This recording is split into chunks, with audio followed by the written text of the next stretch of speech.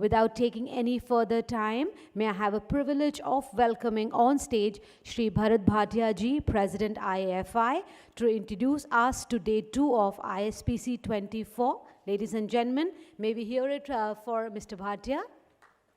Thank you. Good morning to everybody. Thanks for joining. This is day 2 of our India Space Policy Conference. We had a tremendous gathering yesterday and a very good sessions. I think much beyond what we thought originally.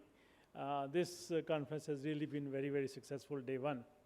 And hopefully, day 2 will be equally or maybe even more interesting.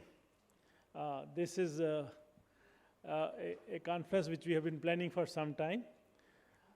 So what I'll do is, before we start the main session, I just want to highlight the 3 sessions that we will do today. I did that yesterday, but I will quickly talk about the 3 sessions that we're going today. So this we all did yesterday. This also we have done. Here we are. So we're going to start with this discussion on how do the GSO and non-GSO coexist. There is a traditional and a long-standing radio regulation framework under which both the GSO and non-GSO have been working. And this has been there since almost 20-25 years. Very, very detailed regulations have been developed. And some of those go back more than 30 years. And this provides hard limits in Article 22 of the radio regulations. So there were some proposals in the previous cycle to try to relook at these, and WRC in its wisdom decided that let this issue be taken up within this studies cycle by the study groups. So the study groups will be reviewing this and working on this over this whole cycle. So that's our first session. We will start immediately now. The next session is going to be also very, very interesting. On the space sustainability, I think it's a big issue that has become more and more important. Sustainability itself is a big issue in the UN development goals, but space sustainability, both in terms of the space debris, as well as preserving the space for the future, both of those areas will be very important, and I think our second session will dwell on that. And the third session, which we will talk about the World Radio Conference. Many of the participants here are fully aware of this process, but there are many new entrants to the Indian space scenario with a lot of startups coming up in India. And they have to really understand how the ITU works, how does the whole World Radio Conference process works. So that is, again, a very important part of the learning for all the startups, because in the space side, ITU plays a very much bigger role than they play in the area of terrestrial. So this describes the process which runs over a 4-year period. And the important thing is that this particular conference, which is the next one, WRC 27, is almost 80% space related. It's in the earlier days, we used to have separate conferences. There's a broadcasting conference, there was a satellite conference. This is almost looks like a space conference, except for 1 or 2 other agenda item, 1.7 being the exception. Again, 1.7 also has a lot of satellite-related issues. But effectively, if you see, there's a whole lot of agenda items related to the satellite services. So after lunch, we devote entirely to this. And I encourage everybody to take very active part in that, because the earlier we start preparing for the WRC 27, the better it is. Next week, there will be the Asia Pacific group for WRC 27 in Shanghai, China. And many of us here would be going there. The key thing is start preparing early. And I was just reminded that China has already submitted some preliminary views and different agenda items, which was not required in this conference, but they have already submitted. So look at how the countries are already moving ahead in terms of preparing for the conference. And therefore, I think it's important for India also to take the lead and start. So those are the 3 sessions in a nutshell today. And we will dive into the session. So we will go ahead. Go ahead, ma'am.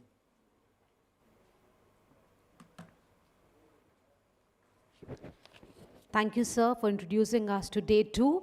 I request sir to please be seated as he'll be moderating session 5 on satellite EPFD limits on Article 22 of radio regulations. I would request our session chair, Ms. Manepalli Revati ma'am, Joint Wireless Advisor, WPC and member RRB, ITU, to please join us on the stage. Everyone, please, with a huge round of applause, please welcome Ms. Revati. Please join me in welcoming our panelists with thunderous round of applauses. Mr. Udrwolf Pika, Senior Manager, Spectrum and Regulatory Affairs, SpaceX. Joining him will be Mr. Christian Gomez, Senior Director, Government and Regulatory Affairs, Asia Pacific Viasat. Welcome, sir.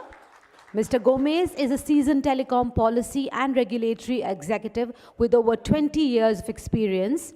Prior to joining Viasat, he held senior policy and regulatory roles within the ITUR, the mobile industry, and the New Zealand spectrum regulator. Mr. Christian is also a member of several prestigious organizations and a regular speaker at industry events.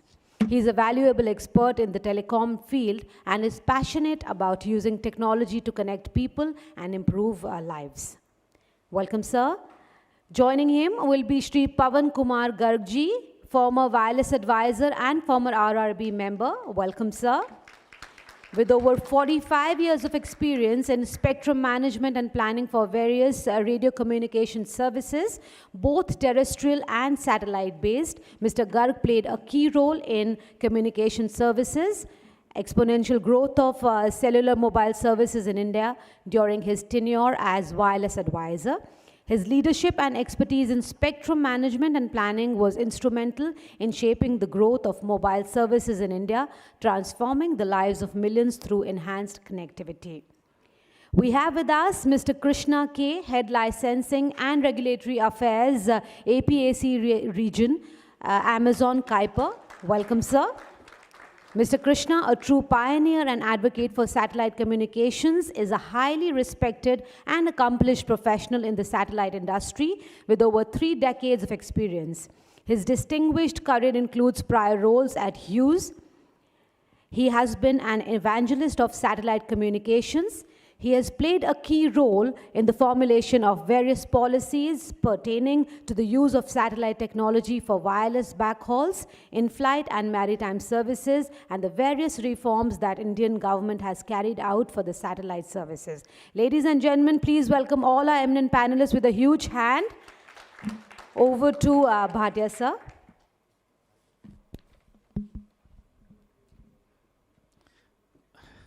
Thank you very much.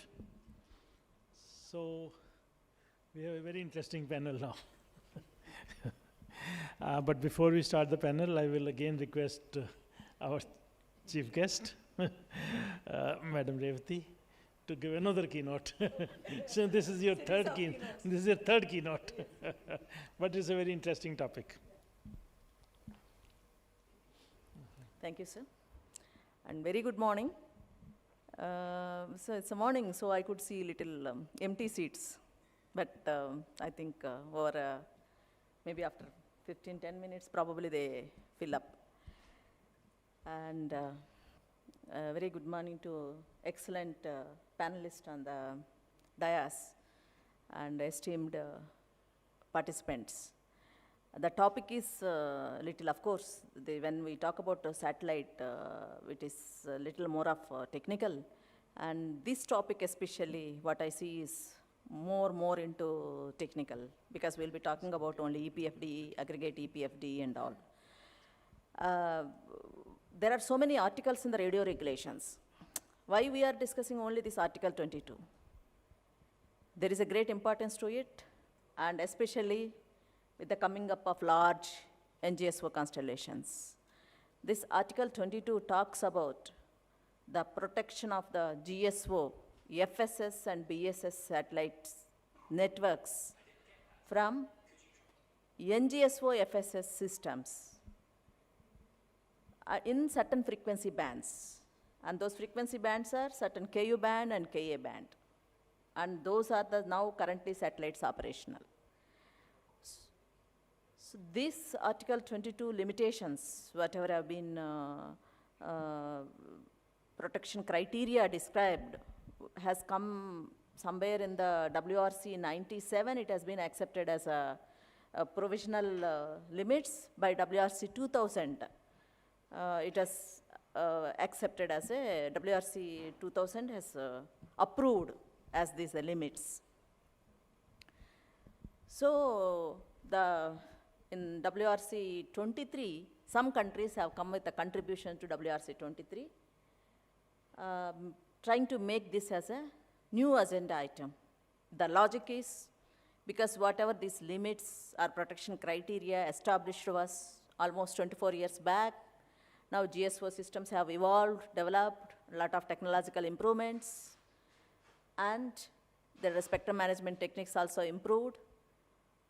Existing NGSO systems constraints are more on existing NGSO systems to protect GSO systems, and GSO systems are overly protected by putting so much, the restrictions, whatever restrictions or constraints or criteria laid down in the Article 22, these NGSO systems are not able to efficiently utilize the spectrum, which is against the tenets of the ITU Constitution. With that logic, some countries have come up to WRC 23 to make it as a WRC 27 agenda item.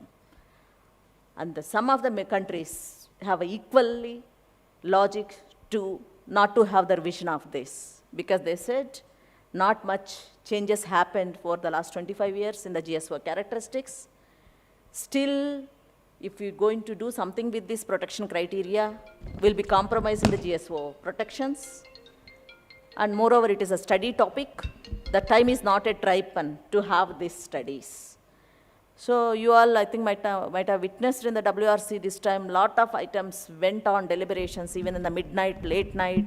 People were working 24 hours. And finally, last plenary meeting, WRC chairman has come up with a suggestion and solution. Let us do studies for the next study, ITR study cycle, with the aim to continue protection, GSO, FSS and BSS system, technical studies on this EPFD, without any regulatory consequences and without bringing any item under Agenda 9.1 for the next WRC. With that, then next study cycle started, and you know, this is the FSS, BSS systems. It will go to working party 4A of the study group 4. And that meeting happened in the last May. Interestingly, you can see there are contributions to that. And one sub-working group has been devoted this EPFD 22 limits. And there were, I could go through all the contributions. One of the contributions says, yes, they did analysis. They did the analysis of the 97 and 2000, what are the technical parameters have taken for the GSM, what is the protection criteria, and what are the links currently operational as per the BRFIC data. And they have proved from their analysis, especially in the KU band, there was no much change over the last 25 years. Hence, there is no requirement of reviewing this. Equally interesting, there were two contributions from other two countries. They did the analysis, and they have done more detailed analysis. They went into this EPFD calculation and aggregate EPFD and how much percentage it is exceeding and all. They have proved there is a requirement to review it, because there is a variation. There are so many outliers. And the networks, what the calculations were taken during 97 and 2000 was only 2 NGSO networks, which were not even operational. Now a lot of NGSO networks have come. So there is a requirement to review this. Then I think finally, who is that? The chairman is Samuel Blando, I think. They have come up with a compromise solution. That final report is some information document they have prepared. Lot of things on the yellow, lot of things on the square brackets. They try to put so many studies and come out with the studies of the results of each study. And they are asking all the administration to give their contributions so that they come out with probably next cycle and all. That is the background. And now, mini set of WRC and mini set of Working Party 4A is sitting on the table. I could see that exactly. I could see both the combinations of GSO and NGSO. It will be very interesting. I am also very eager to look at them and see then how they are going to explain that whether it is required or not required. It is based on the technical study. With that, I thank and I conclude my speech. Thank you.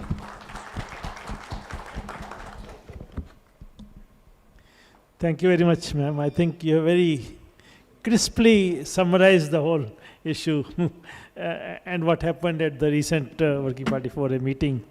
And it was a very interesting meeting, and I think many of you attended that meeting. I just did it remotely, but it was really very interesting, and I think ma'am has summarized it very well. And as she rightly said, we have a mini WRC right here. But leaving aside that, I think there are technical arguments both ways. And over the next 4 years, I think these arguments will be repeated. And let's see if we can find a way forward, a solution that makes everybody equally either happy or unhappy. Thank you very much. Let me first start with you, my friend Udri. I think you are the best to put forward the case, how it is or what it is. So, on behalf of the entire satellite community. Go ahead, please. Thank you. Thank you. Thank you, Bharat. Good morning, everyone. And by the way, I totally agree with you. Thank you, moderator. The summary was really on topic, a really nice summary, so thank you for that. And for those who know me well, you will know that this is my favorite topic by far. But anyway, I prepared a few slides also for today. I see the vast majority of you are basically the same people attending yesterday, so I believe we could save some time by skipping the initial slides that just provide an introduction to Starlink. So if I can kindly ask you to, oh, I have it here as well. Can I move the slides with this, or?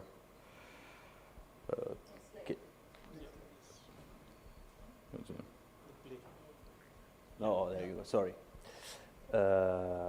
Yeah. So as it was mentioned, the agreement reached at WRC in Dubai is the following that you see on screen. So I thought it would be useful to actually basically copy-paste the exact minutes of the plenary. So we will do studies, and the studies will be on the EPFT limits. And again, the main goal is the continued protection of the FSS and BSS networks. And that's also an important point, without any regulatory consequences. And the work should not be submitted under agenda item 9.1. So as a matter of fact, we do not have an agenda item, and we will do studies. So that's a fact. So now, normally, when studies are proposed or suggested during a study cycle, there is a reason. And in this specific case, the reason is that we believe we can do better. We believe that there are some issues with the way the limits were derived. And now that we have modern non-GSOs, either operational or soon to become operational, the possibility of doing better is more important than in the past. Because it is true that the limits were derived 25 years ago, but until very recently, there were either no non-GSOs or maybe one NGSO with a really small constellation. So, of course, we are discussing about this today because this has become important today after 25 years. Anyway, we can do better and we can do really better. Some preliminary studies have shown that if we revise the limits and if we come up with a more efficient framework to protect the GSO, NGSO systems can increase their capacity significantly. Some preliminary studies, they suggest an increase up to 8 times. And how do you achieve that? Well, basically, a particular non-GSO system can light up more beams to serve the same area on the ground. And this is not possible today because of the current limits. And the studies, hopefully, will demonstrate several aspects. The first and most important one is that, and this is, of course, in this case, the view of SpaceX, is that the limits are inefficient. And there is, let's say, there are several arguments that support this. And we will try to demonstrate that at Working Party 4A in Geneva at the upcoming meetings. So basically, we will reconstruct the history of how the limits were derived, the steps that were taken, and then we will try to highlight why we believe some of those steps were inappropriate or they were leading to inefficient use of spectrum. Actually, I was reading some of the documents from 1998 and 1999 on my plane to Delhi, and I was reading a document that I hadn't read in the past, and this document was containing the various proposals that were considered as the final proposals before the conference in 2000, and the most active countries were United States, Canada, Russia, France, and Intelsat. Intelsat at the time was an intergovernmental organization, so they were quite important. And you could see from that document that these administrations and Intelsat, they all proposed, let's say, potential limits. And these limits were all respecting the protection criteria of the GSO. Yet, they were very different between themselves. Just to give you a background, at the time, France, for example, was proposing more relaxed limits because they were proponents of the nascent NGSO systems.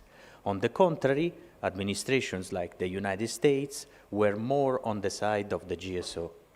It is just a historical background. So there was quite a big difference. And then, as usually happens at WRC conferences, a compromise was reached. But this is, in our view, let's say, an inappropriate way of doing things, because the limits should be derived based on objective protection criteria. So the fact of having multiple inputs, all meeting the criteria, and then choosing a tailored solution, of course, is something that can be improved, and we will try to do that with the studies. Then the second point, of course, after you have reconstructed the history of how the limits are derived, the logical next step is to try to propose alternative solutions. But please keep in mind that maybe there is not even a need to propose a new solution, because if you simply consider the starting point from 25 years ago and the protection criteria that were being considered at the time, you already have a way to derive, let's say, efficient limits. It's just that you follow, let's say, a different approach when you derive the limits, but you can start from the same place. So there are several options, and we would like to look at those options to see, again, if we can define a more efficient framework, but to still ensure the protection of the GSO services. And then the third point, which is something that sometimes is disregarded, is the advantage in doing this exercise for the GSOs as well. Because of course here we need to ensure the protection of the GSOs, but at the same time, the GSO characteristics that were studied 25 years ago, some of them, as also highlighted by some contributions to the last Working Party 4A, some of them are very similar. For example, the broadcasting GSO satellites in Ku band. The operations of those satellites are very similar to those from 25 years ago. And many satellites are still using modulation encoding standards from 1994, like the DVB-S standard. That's totally fine. But then we should also take into account that there are modern GSO operations, especially in Ka, but also in Ku, like the modern Ku HTS satellites, that were not taken into account, of course, 25 years ago, because those satellites and that technology was not there. And actually, taking into account these modern GSO operations may result in additional constraints for the non-GSOs. So in additional protection that should be granted to the GSO. So this is a side of this work that normally is not really highlighted, but it's very important, because studying, again, these limits could be an opportunity also for the GSO. And yeah, as we said,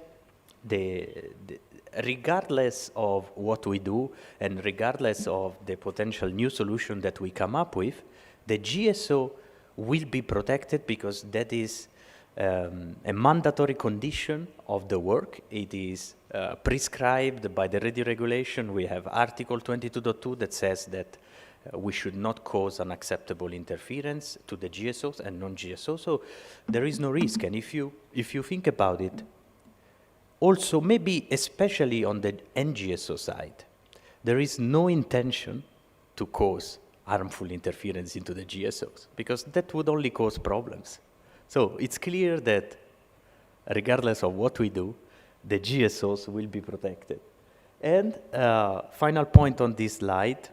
So while it is a fact, it is totally correct that this is not an agenda item, every World Radio Conference is a sovereign body, and the power lies with the administrations. So these studies will be reported to the conference somehow, okay? The ITU Bureau will decide the vehicle that will be chosen to report the studies. This is not up to me or up to us to decide. So there will be some sort of inputs to the conference. So administrations or even regional organizations can act on this input. They can say, okay, we did a lot of studies. We are convinced that this is, let's say, sufficient material to take a decision already at this conference. They can do that. They can make a proposal, and the next conference in 2027 can take decisions, so can change the radio regulations, even if there is no agenda item, because this is in their power. So it is true that there is no agenda item, but it is also true that administrations can take decisions, and the next conference can change the radio regs with respect to the EPFD limits, even if there is no agenda item. So I just wanted to stress that. And honestly, like we live, as we were discussing yesterday, in a much different world now, in a much faster world. So now we will do the studies. If these studies will show that there are clear issues, and if these studies will propose appropriate solutions, why not taking a decision already in 27? In the end, the benefit will be on the NGSO users worldwide. So I don't see any downside. Now, let me highlight the good work that has already been done. So the first Working Party 4A meeting was held in Geneva the beginning of May, and as was said by our session moderator before, there were several contributions, actually from, let's say, substantial contribution from free administration, but then there was also a multi-country proposal from 12 African countries supporting the work. a lot of material was already submitted. The compilation document is already 92 pages long. And that's just the initial step, okay? These administrations, they decided to focus on, let's say, preliminary aspects. So the next working party 4A will, for example, look at the second step. Now, the working document as a structure, as a draft, let's say, table of content, and then the various material submitted to this meeting was added to that compilation. But now we have also a clear guidance for the next meeting, for example. We were kindly requested, of course, this is not an obligation by far, but we were kindly requested to focus on describing how the limits were derived. So just reconstruct the history of how the limits were derived in 1997 and 2000. And this is the point number one, which I also have in my slides. And then, as I also mentioned before, the subsequent logical step would be, okay, now that we have reconstructed the history and now that we have highlighted potential issues, let's see if we can propose a different framework. Or if we can, let's say, propose a solution that starts from the same protection criteria of 25 years ago, but lead to different results because, as we discussed, the issue that we believe is there is about how the limits were derived, not really about the protection criteria that were used. And this is a very important aspect because even, let's take as an example, what is mentioned often, no? And what I mentioned myself before. So the fact that links in KU didn't change. Even though that could be true for some KU operations like the broadcasting satellites, that is not the real issue. Even if you keep the same exact links, if you follow the same process, you can reach a different conclusion. And that's the issue. So even if links did not change neither in KU nor in KA, we could achieve a more efficient framework. That's a very important point. So the fact that the links stayed the same is not at all a justification not to revise the limits. So that's a very important point. And the last slide, this is just a visual summary slide to try to show where we are today and where we could go in the future. So the work on revising the EPFD limits is tightly connected to the ongoing work on a very important ITU recommendation, which is recommendation S1503, which is it has now become one of the most important ITUR recommendations. It's about the modeling of NGSO operations and NGSO interference. The recommendation was developed basically together with the EPFD limits because they needed, at the time, a way to calculate interference. So the two are tightly connected, but they are not the same things.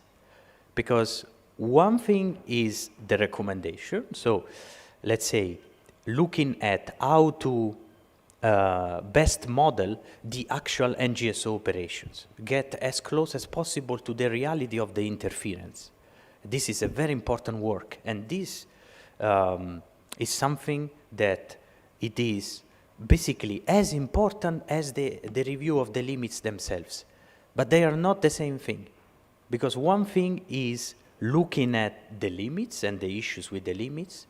One thing is looking at how to meet the limits, so the recommendation to model the interference. Those two, they go in parallel, they go hand in hand, but of course one cannot replace the other. They need to proceed in parallel. But you see, on the right, when we look at the protection of the GSO, you have the part which now is in dashed lines, because we still need to study that, which is the aspect I was mentioning before, taking into account the modern GSO operations. taking into account these operations, for example, in KA, now we know that the GSOs, they employ very small terminals, okay, with respect to those that were studied 25 years ago. That, taking into account those terminals and those link budgets, those operations, may actually result in a need for more protection for the GSOs, which is not granted by the current limits. So we need to look at that. And this is why I put it on the right, because that may be a potential underprotection of the current GSOs. And also, the modeling of S1503 could include some potential underprotection. There was a very good proposal submitted by France to the last Working Party 4A that highlighted an issue like, okay, when we calculate the interference, we don't take into account the side lobe emissions coming from other satellites in the sky. That's an important aspect that should be studied, and that could actually result in more interference from the NGSOs than calculated today. So you see, the picture is not only one way. It's not only on the NGSO side, it's also on the GSO side. So this is a good opportunity. And I mean, ideally, what we can achieve in the future is a very efficient framework. So revised limits, more efficient limits, so to provide more operational margin to the non-GSO, still protecting the GSO, and with accurate modeling of operations and interference. Of course, that's an aspiration, but I believe this is very important because the beneficial impact will be on the users. And actually, let me close with a remark which is specific to India. As we said at the very beginning, this work could eventually allow non-GSO systems to deploy much more capacity. Where is this capacity really needed? In places with potentially high demand, like India. So when in the future, hopefully soon enough, Starlink will be able to provide service to India, in case of situations with high demand, we may be constrained by the current limits because you cannot illuminate the same place with multiple satellites to serve more people and to augment your capacity. But in reality, activating those additional satellites would not result in harmful interference to the GSO because it would be in the noise of the GSO. This is what we want to study at Working Party 4A. But again, this will be very important in high demand places like India. So there is a direct positive impact on situations like this country.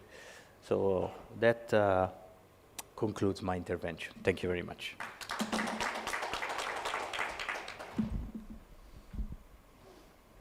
Thank you very much, Mr. Pekka. I think you have summarized it very well, the issues, and these are very complex issues.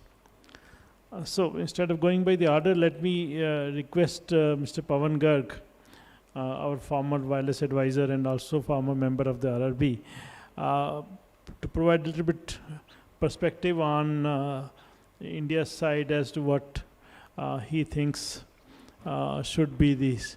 How do we proceed with this issue further? So, Pawanji, if you can. Thank you.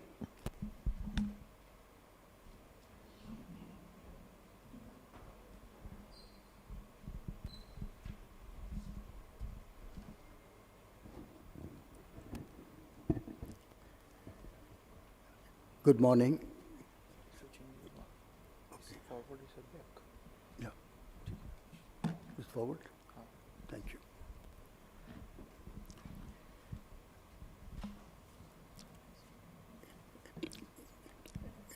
Good morning, everyone, once again. And thanks to ITU APT Foundation for giving me this opportunity to share some of my thoughts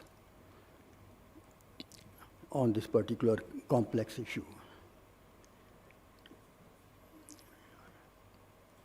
I'll be talking about some basics of RF spectrum and its management, and then a few aspects of this complex issue of EPFD. I know most of you are fully aware of the complexities of the satellite communications, both in GSO and GSO and others.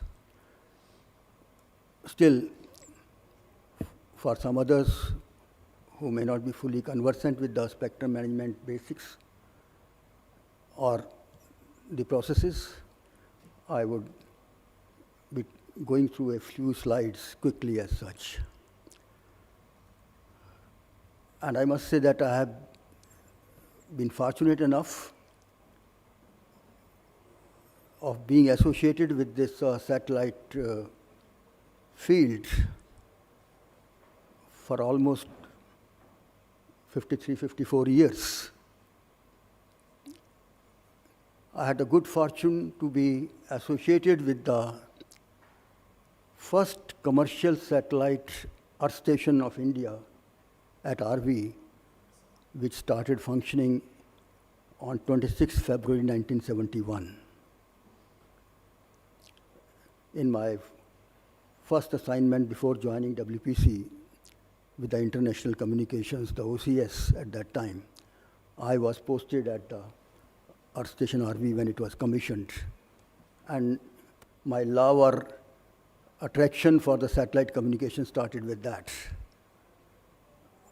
All those levels of minus 140 dBW and other things, they were, before that they were just unconceivable or well, not very common. But when dealing with those in practical terms, measuring those levels day in and day out, using 30-meter antenna with a Intelsat satellite. So that gave a totally new perspective for me to the whole world of communications. And then coming to WPC wing and satellite coordination system for the INSAT as such. So that way, I can say I have been fortunate enough to be associated with this satellite industry for quite some time. So I'll be quickly going through some basics of that, basics of spectrum management and what is spectrum, because many times it has been asked, what is spectrum? So quickly, that spectrum is a group of radio frequencies, and all of us we are aware that the laws of physics, they govern its propagation, and we can't change that. And this particular natural resource, it's an invisible natural resource. It is susceptible to interference, and this EPFD issue is also because of the interference aspect. So whether we call it pollution, whether we call it interference, but that is the main thing. And this is one of the cardinal principles of spectrum management, that all operations should be able to function without any harmful interference to each other. So if there is a harmful interference, then the whole purpose of spectrum management or regulation is defeated as such. So what we have to make efforts that there should not be any harmful interference. And all of us are aware that different frequency bands will have different propagation characteristics. Higher frequency bands can cover only limited distances, and very high frequency bands, any small obstruction at higher bands, even a paper in between, can interrupt the signal as such. And also the spectrum and its propagation, that doesn't respect man-made boundaries between the countries. So that's why its management and regulation has to be international in character.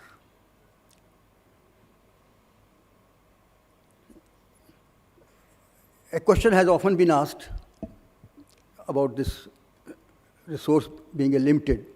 Many people differently have said, no, it is not limited, it's like a sea, anybody can use it. Those proponents may be correct in their own sort of a statement in certain respects. Because theoretically, the spectrum today extends from 9 kilohertz to 3000 gigahertz, and out of which up to 275 gigahertz, the allocation exists in the radio regulations, and beyond that is yet to be considered as such. But even up to 275 gigahertz band, theoretically it may appear to be very large. But the limitation comes when we have to use, or when we have to consider the use of any particular band subject to availability of appropriate equipment in an affordable manner, because that band should be suitable for that particular application, and equipment should be available from multiple sources to bring about affordability as far as the public telecom and other things are concerned. If we are talking of scientific missions, one can afford to pay little higher amounts and spend little higher amounts, investments, but not for the normal communications for the public as such.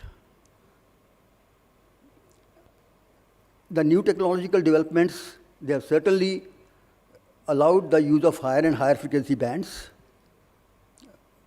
Many of us would remember that about 30, 40 years ago, anything above 400 megahertz was not considered suitable for mobile communications. But today, even for normal Wi-Fi systems, 6 gigahertz is very common. People are talking of using a mobile bands up to 30 gigahertz for IMT as such, and higher bands also will be used for various mobile communications and satellite communications as the technological developments take place. But despite these higher frequency bands being exploited now, and naturally it allows larger availability of spectrum, but the limitation, the shortage still continues, because the requirements of spectrum for various applications, they have grown many folds. So,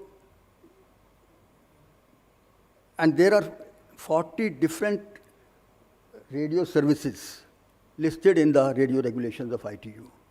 Every service has its own demands. So the net result is there is a shortage. And these EPFD issues and the coordination also is an fallout or an outcome, a result of the same shortage as such. Because if there was no shortage, then there was no need to have GSO and NGSO networks in the same band. They could have been given different bands. But because of the shortage of spectrum, this is it. And because of these factors, it is essential for everybody, every user, terrestrial systems, satellite systems, GSO, non-GSO, HAPS, or anything, to use the spectrum in a rational manner, economical manner, efficient manner, optimal, and all those things are there.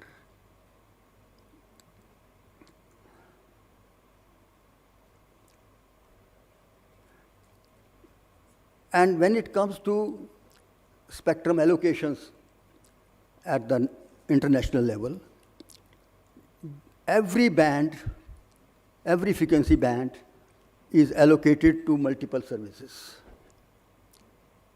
And then it is a decision of the National Spectrum Management Authority that which particular service out of those co-primary services, or even a secondary service, which service they would allow within their own country as such for that particular band.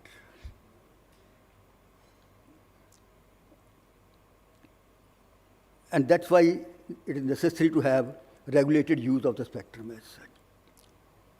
And as I mentioned earlier, the interference nullifies the system benefits, so we have to avoid the harmful interference at all costs and in all respects as such. Coming to the satellites, we all know that they operate at much larger distances as compared to terrestrial systems. And that's why their beams are covering very large areas on the Earth. But at the same time, because of relatively limited power on the satellites, the signals from satellites are very, very weak. And even the satellite signals from the Earth stations to satellite also. We can't pump unlimited power towards the satellites as such, because howsoever directive the antenna we may try, the off-axis transmission will be there, and those off-axis, if we try to put too much unlimited power towards the satellite from the Earth station, then the off-axis signals might cause harmful interference to other nearby satellites. So that's why even the uplink power has to be limited. The downlink power anyway is limited from the satellites because of limitation of power on the satellites. So that's why the link design and other things and the interference thing, they are very, very complex issues.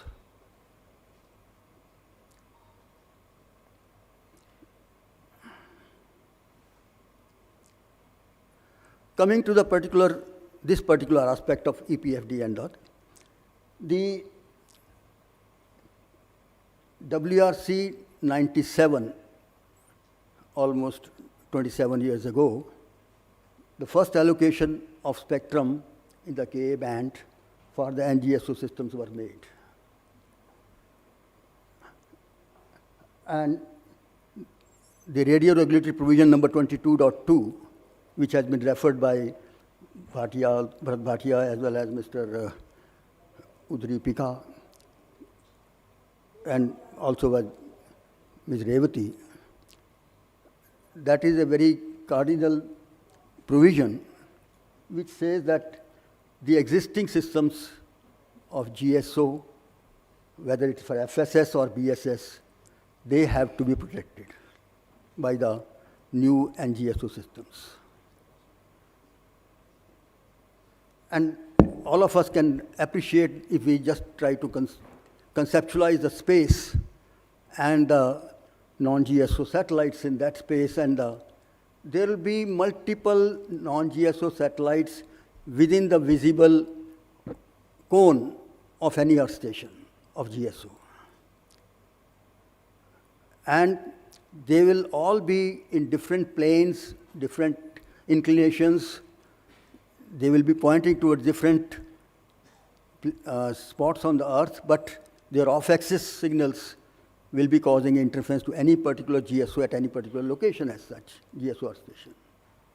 So it is a quite complex scenario to assess the interfering signal from a NGSO constellation into a GSO system as such. And I'm not saying it will be very simple when we come to NGSO to NGSO. It will be rather more complex. But just I want to stress upon what is the complexity as such. And the WRC 2000, next WRC after WRC 97, it had adopted the single entry interference limits from NGSO to GSO system in the Ku and Ka bands. And then the ITUR studies, and based on those studies, the recommendation, the famous recommendation number 1503 was adopted. Rather, it was the basis for deciding those limits by the WRC. So they had the recommendation 1503 specifies the limits of interference from NGSO systems to GSO systems. And just for information, the 4 revisions of this recommendation have already taken place. based on the studies which were put forward from that time onwards. So it is not that the recommendation or this thing which was decided in the year 2000 that has remained static as such. It has been dynamic based on the studies as such.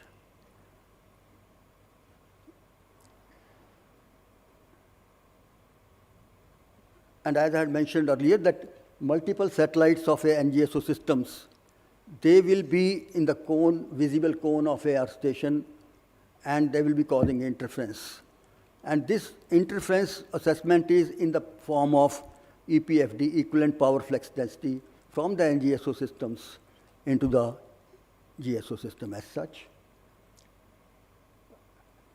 And then the WRC had also decided, and it was based on the practical thing, that software has to be worked out software has to be developed rather, to work out or to assess the interference from NGSO systems to GSO. And because of these complexities, the first software could be developed or could be provided after slight validation in 2016 only. That means almost like 15 years after the limits were set up by the WRC, and the recommendation was there, which had come out with the algorithm for this one as such. So this is the basic thing. And just to briefly comment on some of the observations, many times it has been said that the limits which have been prescribed in Article 22, they are very conservative, they are very old, they are very inefficient, or they don't allow efficient use of spectrum as such. But we have to bear in mind that the GSO systems also have been continuously evolving, continuously developing. So the GSO systems which are being provided today, which are being commissioned today, or which are being developed today, they are not the same as were being, they were in force or they were in operation 25 years ago. So their capacities are much larger. So they also need rather higher protection, but they have to manage within the limits of those limits, because our Article 22 or RR 22.2, because they know that these limits are to be observed by the existing or any planned NGSO system as such. So they are confident that they'll get protected up to that, but they will not get protected beyond anything beyond that. So similarly, the NGSO systems of today, and as they will be also getting developed in future, they will be coming with more and more capacity. They will also be more complexities will be there. Even the present software is quite complex, and the developments which are available in the commercial area, they indicate that the present software which is available with ITU doesn't indicate the worst case scenarios or some of the worst case scenarios. So these are the few things. And one last sentence I would like to say, based on my experience as a spectrum manager and also as an RRB as such, we need to be patient, we need to have a lot of patience, and we need to cooperate with each other. Then only we can get the best out of this limited resource of spectrum and the orbits as such. Thank you. Thank you very much, Garg Saab. And thanks for explaining.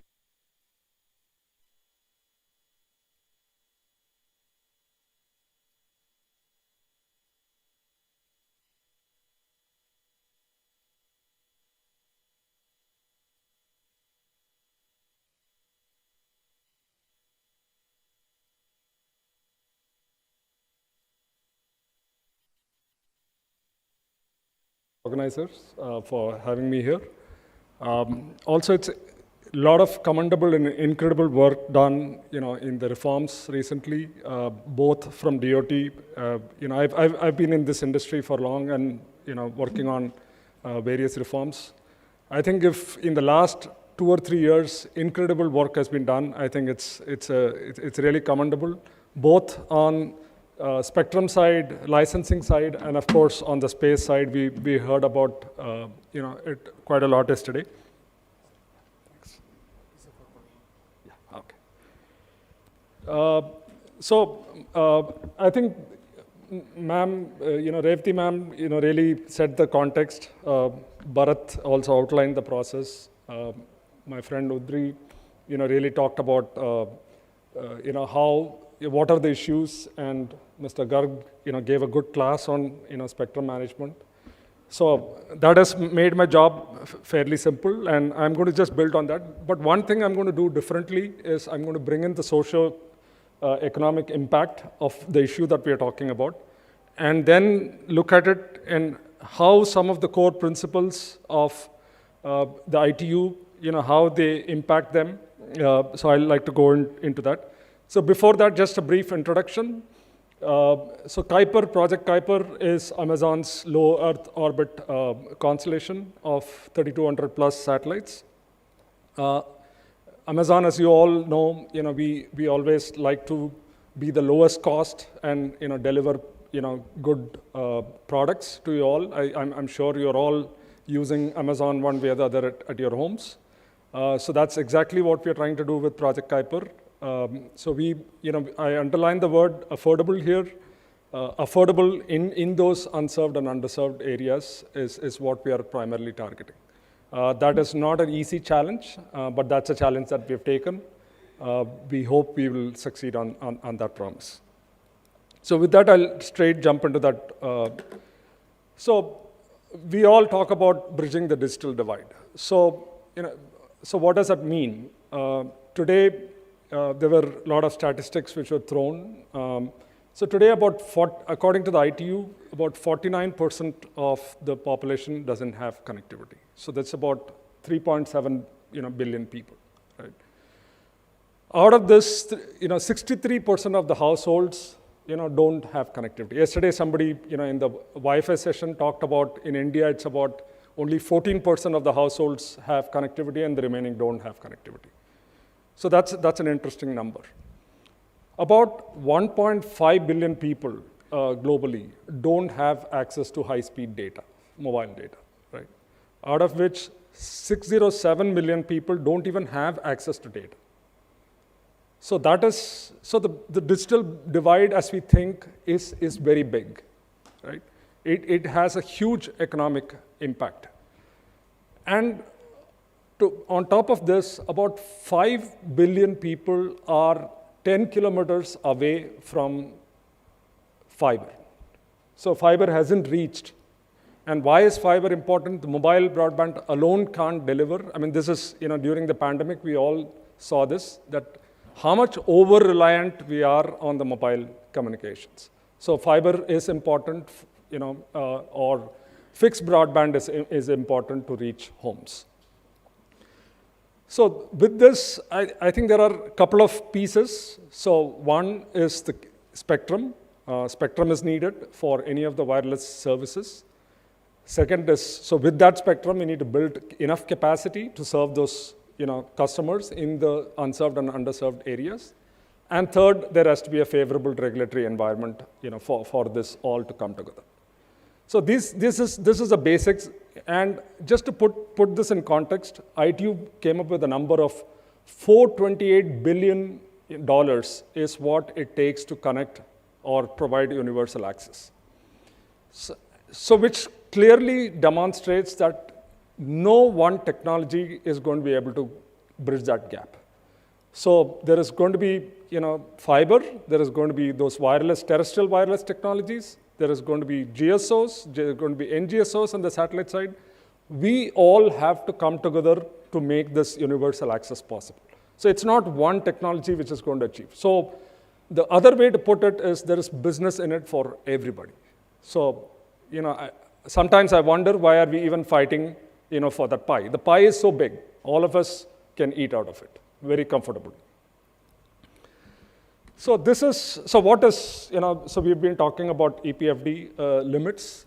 So I think Revati ma'am correctly pointed out, and I think it's been, talked about, that these limits were established in 97 and, first and preliminary limits, and then was brought in 2000, solidified, all of that.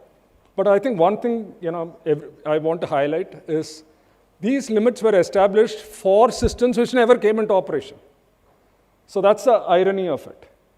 So it was modeled on such old systems, and which does not take into the modern systems into consideration. And I'll demonstrate this. If you see the diagram, so you have those NGSO satellites and you have a GSO satellite on top.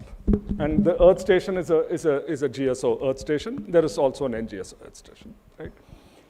So there is an exclusion zone. So that exclusion zone is nothing but, so one thing, so there are EPFD can be characterized as EPFD on the uplink side and EPFD on the downlink side. There is also an EPFD which is inter-satellite links. I'm going to ignore that for the moment.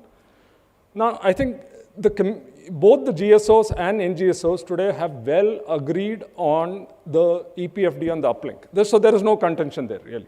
It is all about, we're talking about EPFD on the downlink. So if you leave the exclusion zone, so that is where so what does exclusion zone do? So any main beam of the GSO satellite to the main beam of the, any main beam of the NGSO satellites into the main beam of the receivers is completely eliminated. That interference is eliminated because of the exclusion zone. So now we are not concerned about the exclusion zone. What we are really concerned about is the other satellites in the arc, which are the NGSO satellites. Now there are certain conditions that are applied. So when we do our filings, we say that how many satellites can serve at any point of the Earth on the same co-frequency. That's called NCO. So the NCO is typically different for gateway links and different for user links. So in the case of Kuiper, we operate with 4 NCOs. NCO is 4 for gateway links and NCO is 1 for user links, which means at any point of time, I cannot operate more than 1 co-frequency satellite, pointing to any point on the Earth. So what does that really mean in an economic sense? So which means if you see those green satellites, those are the satellites that I can point to, which can light a particular point on the Earth. All those other gray shaded satellites are my satellites which I cannot operate. I mean, one can argue that those satellites will serve some other point on the Earth, but keep in mind, EPFD is a value that I have to meet in every point on the Earth. So the problem is only compounding. It's not going to be simplified at all.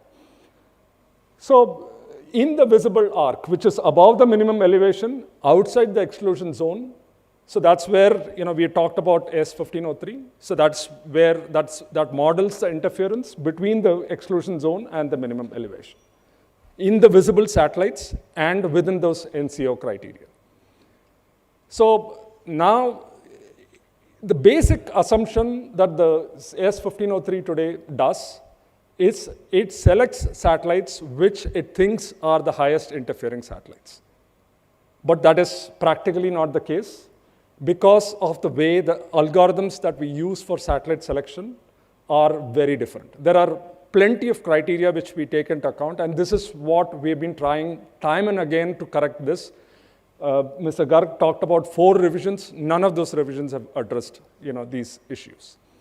So which means, and if you really see, the NGSOs have a potential to share spectrum in a better way because the satellites are all around in the sky. So which means you can select a satellite which does not interfere. And that option possibly does not exist with the with the GSOs, because GSO, you're always looking at the arc, right? So these are important parameters that you need to consider. And one basic, we've all talked about, and this has come as a very common reference in the recent past, which is we talk about Article 44 of the ITU Constitution. Mr. Garg talked about it.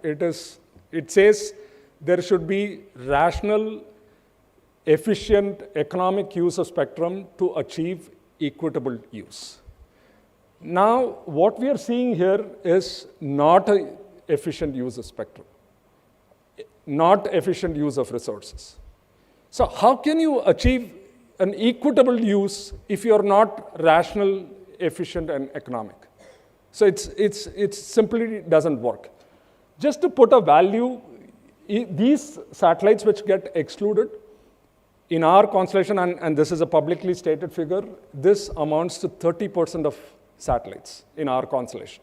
So which means 30% of our satellites can't serve certain areas on the Earth or cannot provide capacity. So it can be interpreted in many ways. In the next session, we're talking about space sustainability. So if we have to put less satellites, that 30% satellites could be less, and if we are more efficient. That's one way to look at it. Second is our bandwidth cost could be lower if there is more capacity that I can derive out of the system, by an order of 30%. Third, I have a capacity constraint of 30%. So there are, whichever way you look at it, so that's an argument that I'll put across. My last slide. I think the core tenet behind Article 22 is protection of GSOs, by NGSOs. Nobody is disputing that. I think this is one thing in this panel and every other panel, we all agree that NGSOs have to protect GSOs. There is no question on that. And there are very, very well-defined rules. Revati ma'am will know this better. There are very, very well-defined rules in the RR and how interference is really, categorized or classified, right? So we have on the left side permissible, acceptable, unacceptable, harmful. So I think as long as we live in the realm of permissible and acceptable, what is acceptable? The interference does exist, but we choose to coordinate and accept that interference. So as long as we are in this realm, and that would lead to the most efficient operation, because all of us are sharing spectrum. We are not in a world where we are not going to cause interference. So we will cause interference. But we like to keep it into the left too and not move to the right too. So if we can find methods, and that is what these studies, Udri talked about in great detail, those studies are aimed to keep the interference within these first two quadrants. And it is important, all we are requesting the administrations is to participate in the studies. And keep in mind, only when you participate in studies can you put forth your concerns. If you exclude yourself from these studies, you cannot put forth concerns. So when you put forth your concerns, that's where solutions will come out. But if you take a conservative approach and say that I'm not going to support these studies and sit outside, you don't know what's going on. The world will move without you. So that is our humble request as an industry. Please participate in the studies. See for yourself, convince yourself that this protection is, on the left too, is not breached. And with that, that's when we will find a solution. So with that, I end my presentation. Thank you.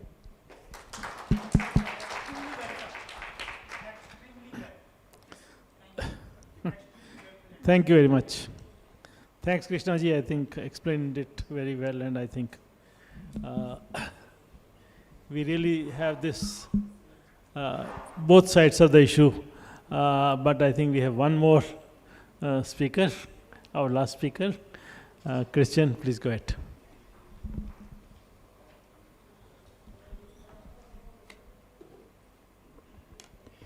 Good morning, everyone. Thank you for inviting me to this conversation.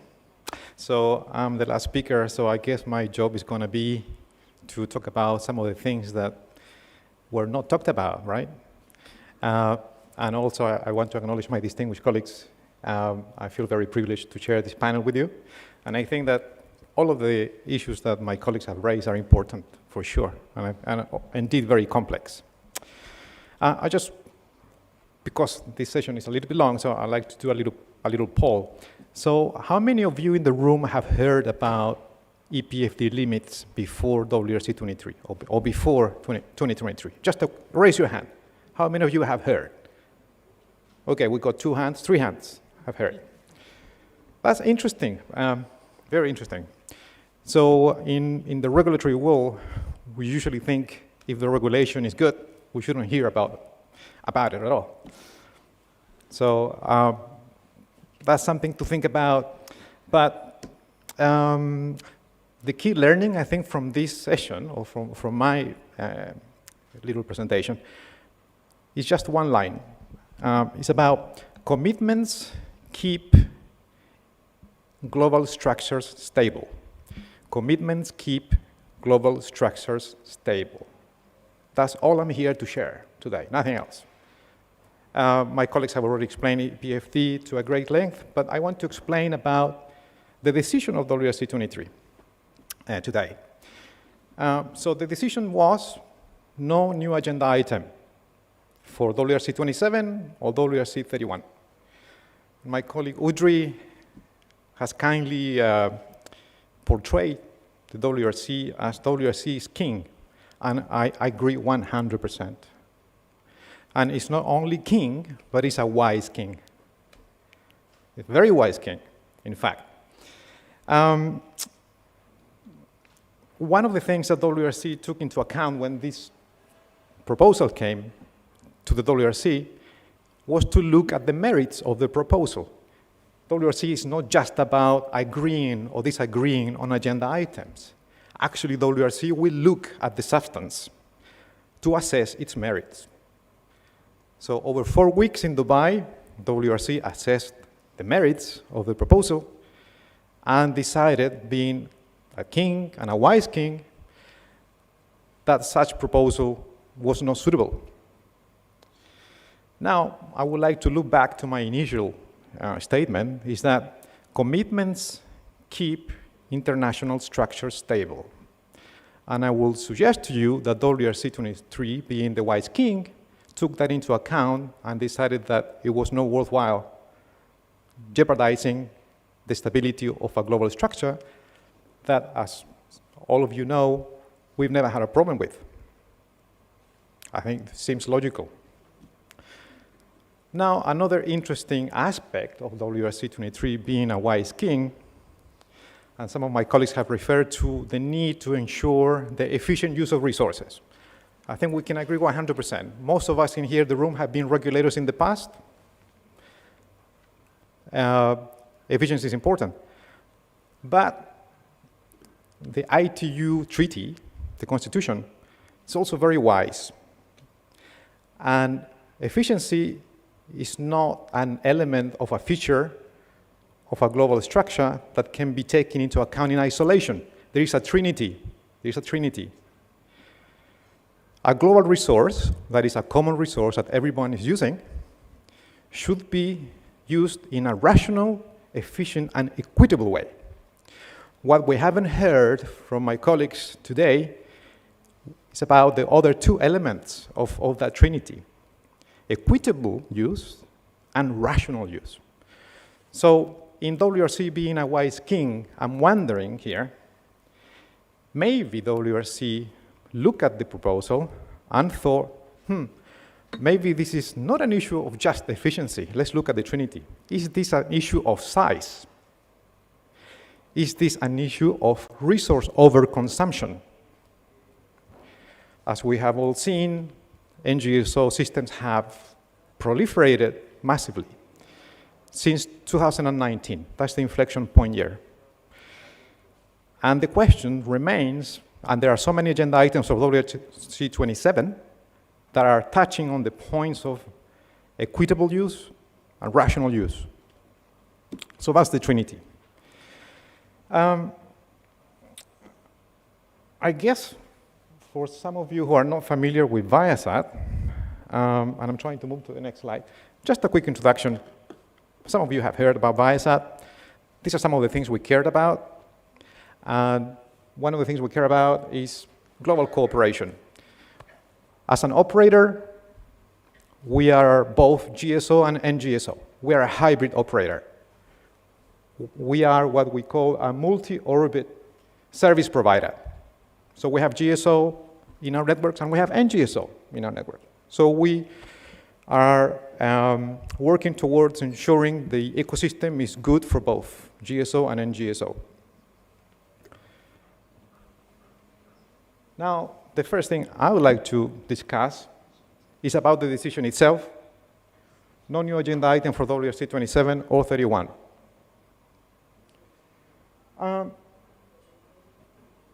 Now, APFD has been explained already, but it's basically a commitment.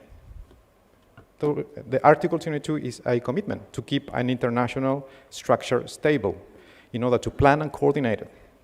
Now, violating the EPFD limits will jeopardize systems in the FSS networks and also the broadcasting networks. So exceeding those limits basically will jeopardize link budgets, which are carefully planned, particularly for critical services. But basically, we are concerned about the exceedance of those limits. Now, the only way you can meaningfully evaluate exceedance is by taking into account the complete network, the complete NGSO system. You can chunk it out in little pieces and evaluate each one of them individually. That doesn't work. That's not how EPFD limits were designed. EPFD limits are designed to take into account a complete network. And we all know that right now there is probably only one NGSO network which is actually a complete network. All the other ones are not complete. Some of them are not even deployed. So we couldn't possibly even measure this in the field. So we have to model it.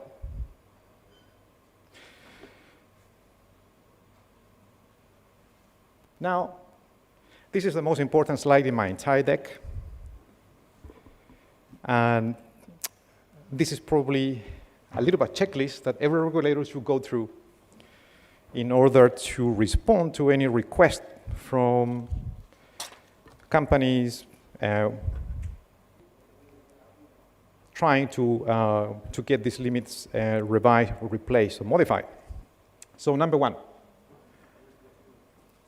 it is true that all NGSO networks file with the ITU, deployed or being deployed, committed in their design, committed in their launch and operation to comply with Article 22 and the aggregate limits of EPFD limits in Resolution 76. So when my fellow colleagues went to the FCC and requested the filing to be put through, they committed to comply with Article 22 and the EPFD limits. They made a commitment. And remember, commitments keep international structure stable. They made that commitment. Now, this is the mystery today that we're going to resolve. What's interesting, though, is that of the more than 50 countries that opposed, rejected this proposal of WRC 23, a large amount, a significant amount of those countries that opposed have actually licensed some of these NGSO systems, have actually provided authorizations. So then you think about, it doesn't really make sense, right, to receive a proposal to revise the commitment or eliminate the commitment, especially when some countries have already licensed those systems on the premise that these systems are there to comply with these rules, right? There is another fact, is that all completed and ongoing ITU coordination for these systems are based on Article 22, the EPFD limits. And because of the stability of the system, we've never heard about the need to replace it in the right regulations. And this is a stable system, and on the other side of the equation, NGSO networks today, most of them are incomplete. They're not fully deployed. So is there a reason to jeopardize the stability of this commitment? Now, what's very interesting is, what would you do as a regulator if a company, an NGSO company, who is not complete in terms of their deployment yet, but is asking you to do this with basically with a commitment? You know? Remember, licenses have been issued on the premises of these EPFD limits are to be complied with, and filings have been submitted to the ITU on the premise that those limits are to be complied. And basically,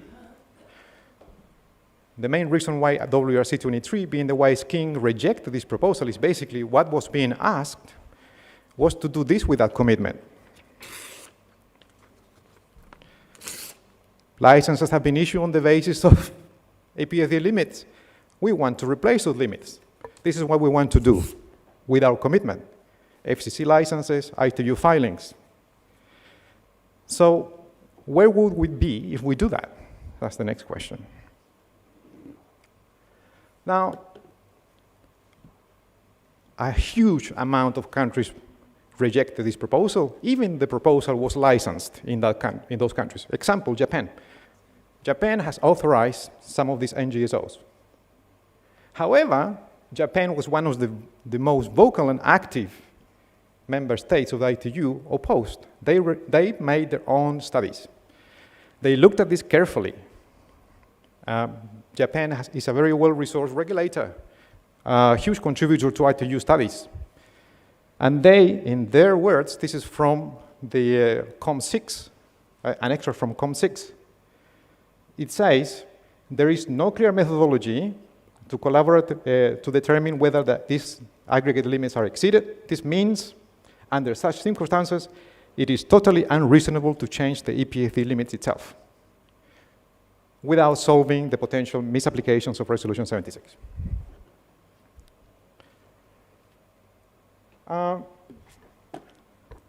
Now, that was the WRC 23 decision. That's why we got there. That's why countries said, we cannot rip up this commitment. We have issued licenses based on this commitment. We have filed networks based on this commitment. However, nevertheless, ITU, being also a very wise international organization, has ongoing work.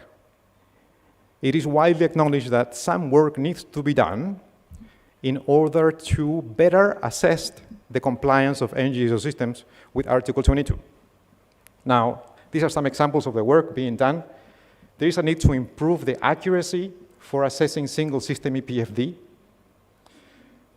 The BR director report has noted as a matter of urgency that the tools that assess EPFD needs to be improved. That's an international independent organization. There's no operators involved. That was assessment of the BR. Then there needs to be improvement of the modeling of single EPFD from aggregate EPFD, and there needs to be improvement of the assessment of aggregate interference. Now, let's remember, aggregate EPFD interference is not just from one network. It is from the combined products of all networks. So it's very complex. We don't have the right tools yet to do that. So if we haven't got the tools to properly measure this unprecedented rate of change in the NGSO ecosystem, how could we possibly ask the WRC to change the role regulations if we can't even properly model the interference contribution of networks which are yet to be complete? Let's don't forget that important fact. Now there are some other issues here. So the complete story is not out there. So there is a fact that if you go through the various filings of the largest NGSO systems, you will find that a lot of those filings were filed on what we call a split filing, which means that the ITU, the BR, received small chunks of those networks for that networks to be assessed by portion instead of being assessed as the complete network, as we were supposed to do with the APFD limits, because that's how the APFD limits were designed, to evaluate their ability to comply with the interference criteria as a complete network. Nevertheless, NGSO systems have filed their filings into chunks. So that creates even further complexity. So we couldn't even begin to consider scraping the rules if we have a situation where the large NGSO networks are being filed as small chunks. But that doesn't show the real scenario, the real picture of interference. So this is from the BR Director's Report. Again, it's an independent organization. Large NGSOs submitting multiple filings for the same network through different administrations, the split filing issue, and I quote, splitting non-GSO filings results in the misapplication of single entry EPFD limits for the sole purpose of lowering EPFD levels and therefore to get a favorable finding status. Now, that's just one layer of it. Now, let's think about the next layer. So, if we have split filings, many different filings, and not even filed through one country, filed through various countries. Now, if there is an interference problem, first of all, which filing represents the network? Secondly, which administration is accountable? Which one should we go to? So that's a problem that needs to be fixed. It still exists. It hasn't been resolved. We can argue that later on, some of these filings were put together again, but the orbital characteristics were changed. So we are no longer dealing with the same network that was filed initially. So that creates a further complexity. But WRC, being a wise king, is giving us a non-GSO regime from these decisions for national regulators to implement. That's the beginning of the good news. So it's not all bad news. We have some good news coming up. So from the WRC 23 decisions, what are we getting, or what did we get? First, the rejection of the proposal to review, replace, or modify the APFD limits of Article 22. So we have ongoing protection of GSO systems from unacceptable interference from non-GSO through compliance with Article 22. So Article 22 EPFD limits will remain there, because there is no reason to change them. There are so many loose ends, the split filings, the lack of modeling tools, the lack of methodology, etc. Now, WRC also decided to work on ensuring or enhancing the procedures to ensure the Master International Frequency Register reflects actual deployment of NGSO networks. So a little bit tighter rules for the recording of these networks so we can actually model them. And then WRC also decided to establish orbital tolerances for NGSOs. They didn't have one, so that means that they could move, variate their orbital characteristics without any form of regulation. Now WRC 27 has given us further guidance, and this is what's WRC 27 is going to be doing as the next wise king. First of all, we have found over the years, and this is no news, this is all in the public domain, that some NGSO networks have provided services without authorization in some countries, without licenses. So that was a huge issue for a lot of member states, because every member state obviously has the jurisdiction and the legal requirement to license systems that operate within the borders. So studies are going to address this issue. And this is not an issue that affects all NGSO systems, of course. Not all NGSO systems have entered countries without licenses, so let's just be clear. Then equitable access has also been talked about. Again, the Trinity, efficient, but rational and equitable. Now, there was an issue of these land grabs in QMV bands in some administrations, where basically first in, first served meant that a lot of operators went there to put registrations to take up as much spectrum as possible. So again, overconsumption issues. So equitable access is being looked at least in these two bands, Q and B. And then the long-term protection of radio astronomy and radio quiet zones from interference caused by large non-GSO systems. No news, we have seen it, it's in the media, the radio astronomers are picking up interference, they are no longer getting reliable readings, but also the development and investments into these scientific areas, the radio quiet zones, are being jeopardized, and according to NASA, there are reports of increasing levels of interference due to large non-GSOs. So, in conclusion, so the ITUR is focusing on improving the assessment methodologies and tools to make sure that NGSO systems comply with EPFD limits. The Radio Communications Bureau has identified areas of urgency on this regard, which include updating the evaluation software and the methods contained in Recommendation 1503. Now, Article 22 is a stable framework. Most non-GSO systems are not complete. So this framework is intended to allow administrations and the BR to check for compliance of the entire non-GSO system with the radio regulations in order to coordinate and plan the NGSOs, but also to protect the GSO systems from unacceptable interference, which means we don't want any exceedances of Article 22 EPFD limits. And finally, while improvements are being worked on, there are a number of work streams within ITUR which are encouraging administrations to develop their own policies nationally for regulating NGSOs.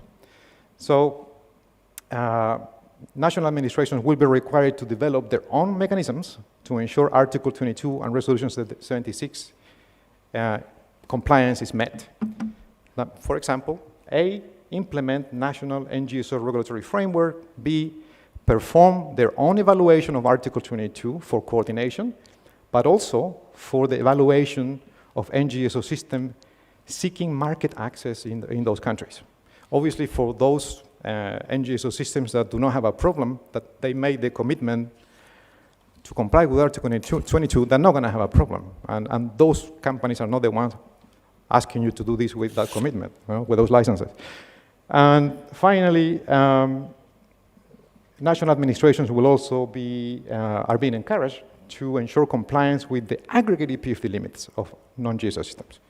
But I think that's more than enough, but I think the point is clear with that. Thank you very much for your attention.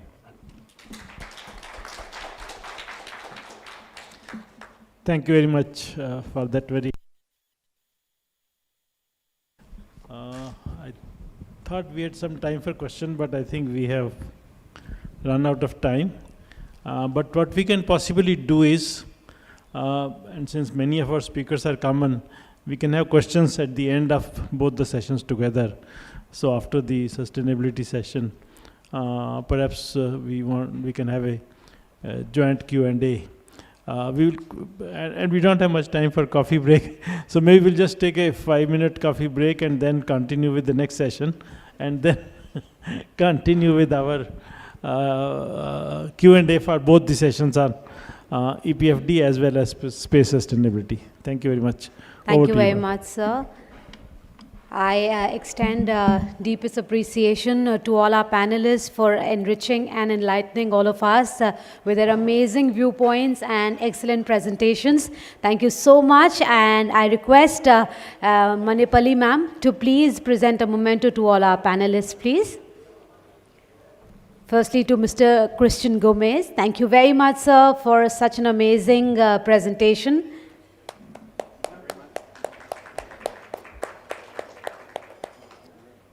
To Shri Pawan Kumar Garg ji, thank you so much, sir, for joining us and sharing your presentation with all of us. And lastly, to Shri Krishna K ji.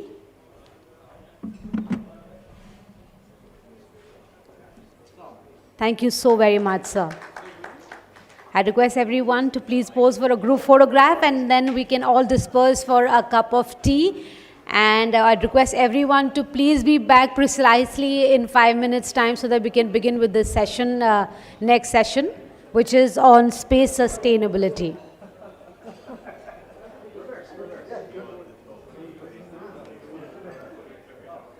We request everyone to please grab your cup of teas and coffees and join us back on the tables for the next session. Thank you very much.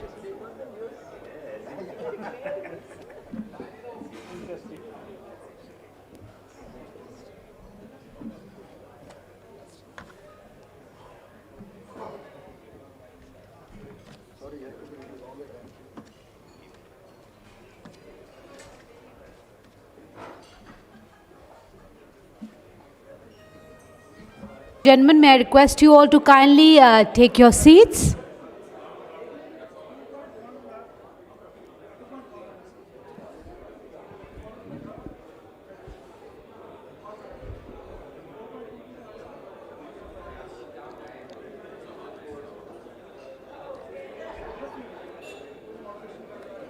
I'd like to request everyone at the dining area to kindly be seated.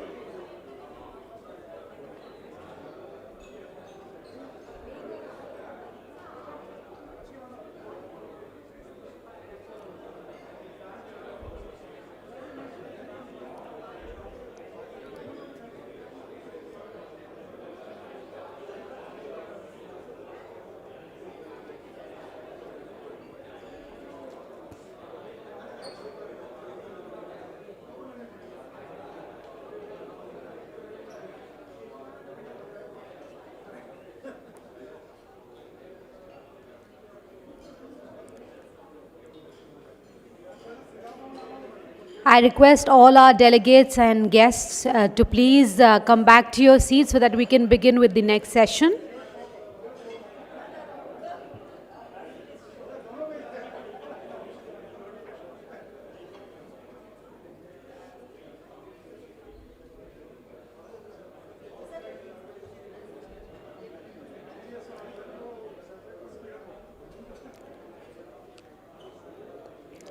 Welcome back, ladies and gentlemen. I hope you all enjoyed your tea and coffees. I'm pleased to welcome the panel members of our upcoming session on space sustainability.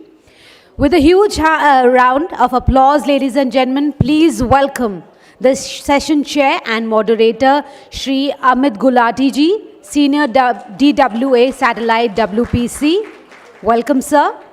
Shri Gulati is a Group A officer of the Indian Radio Regulatory Service and has over 22 years of experience in spectrum management in various domains, including spectrum monitoring. Currently, he is looking after key policy issues related to frequency assignment of existing and new satellite networks and satellite network filing. His contributions to the field of spectrum management are truly significant. Please put your hands together and welcome our panelists, Shri Arun Agarwal ji, DDG Satellite Department of Telecommunications, Government of India. Welcome, sir. One more time, Mr. Krishna K, Head Licensing and Regulatory Affairs, APAC Region, Amazon Kuiper. Welcome once again, sir. Mr. Keyur Gandhi, Associate Director, Space Regulatory, Dhruv Space. Welcome, sir. He is a leading expert in space law and policy.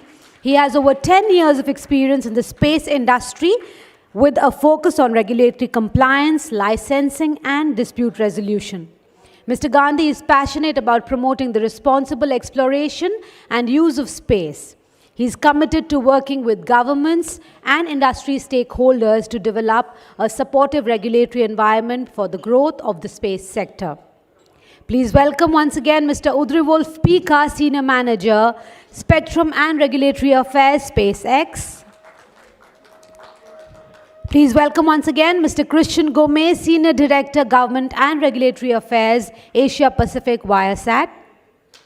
Welcome, sir. And last but not the least, Ms. Kriti Khatri, Deputy Director, Program Management and Authorization Directorate, InSpace, DOS India. Welcome, ma'am. She has worked as a scientist for 17 years with Space Application Center, Indian Space Research Organization, Ahmedabad. She has developed many navigation-specific hardware innovations for satellite, including modulation schemes, signal switching, and onboard clock synchronization. Since 2016, she was associated with Earth Station activities in Delhi, a part of SAC. Her pioneering contributions in system engineering, hardware development, and strategic collaboration underscore her pivotal role in shaping and advancing India's satellite navigation and communication domain. Welcome, everyone. I now hand over the session to our session chair and moderator, Shri Amit Gulati ji. Over to you, sir.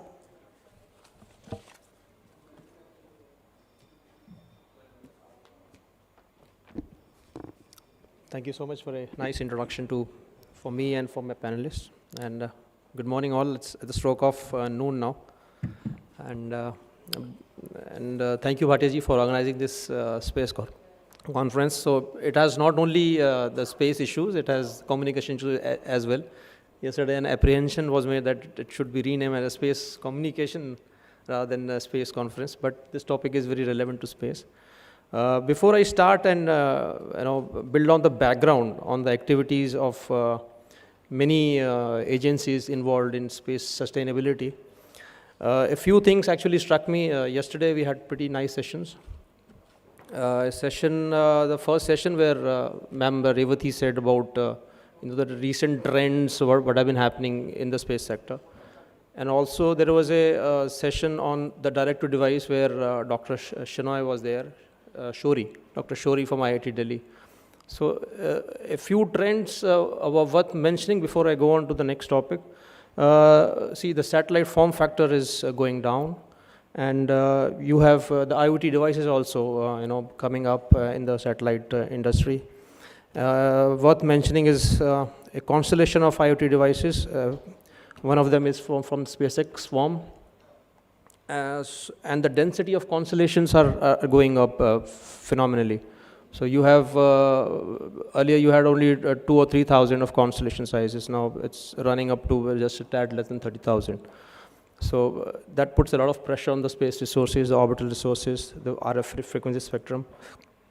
And one of the trends which is happening is the speeds which used to be in several hundred kbps are now running up to several hundred Mbps. So, and it's all driven by, the user demand, because user has been very demanding. So the costs have really gone down. So this has really, catapulted the industry towards all these things. So now I'll look at the role that has been played by UN, various intergovernmental agencies, and I'll come down to what ITU has been doing. I don't have a presentation here, I'll just be speaking from the notes which I have made.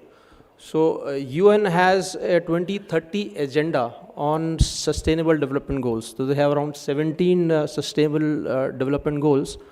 So they want all these goals to be taken up together, like removing poverty, or maybe removing hunger, or maybe increasing the availability of potable drinking water to the masses, or removing inequality in society, gender equality and all. So based on that, under UN they have a body called USA. It's a Office of Outer Space Affairs. So that has been given the task of Space 2030. So that USA actually, is considering how space technology can be leveraged to increase availability of space to the masses and to achieve those 17 sustainable development goals.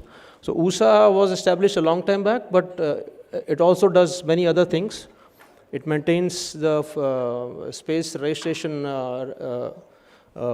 space register also, which takes keeps a track record of all the space objects that are there. And apart from that, it has a subcommittee which is called COPUOS, Committee on Peaceful Use of Outer Space. Now that has come out with in 2019, as far back as 2019, come out with a 48-page booklet. It's called Long-Term Sustainability Booklet. So that's a guideline for administrations or operators on how to achieve about space sustainability. Now it has, it talks about the guidelines on policy and regulatory framework for space activities, talks about safety of space operations, how you should share information on space objects, how, what mechanisms you should use for deorbiting.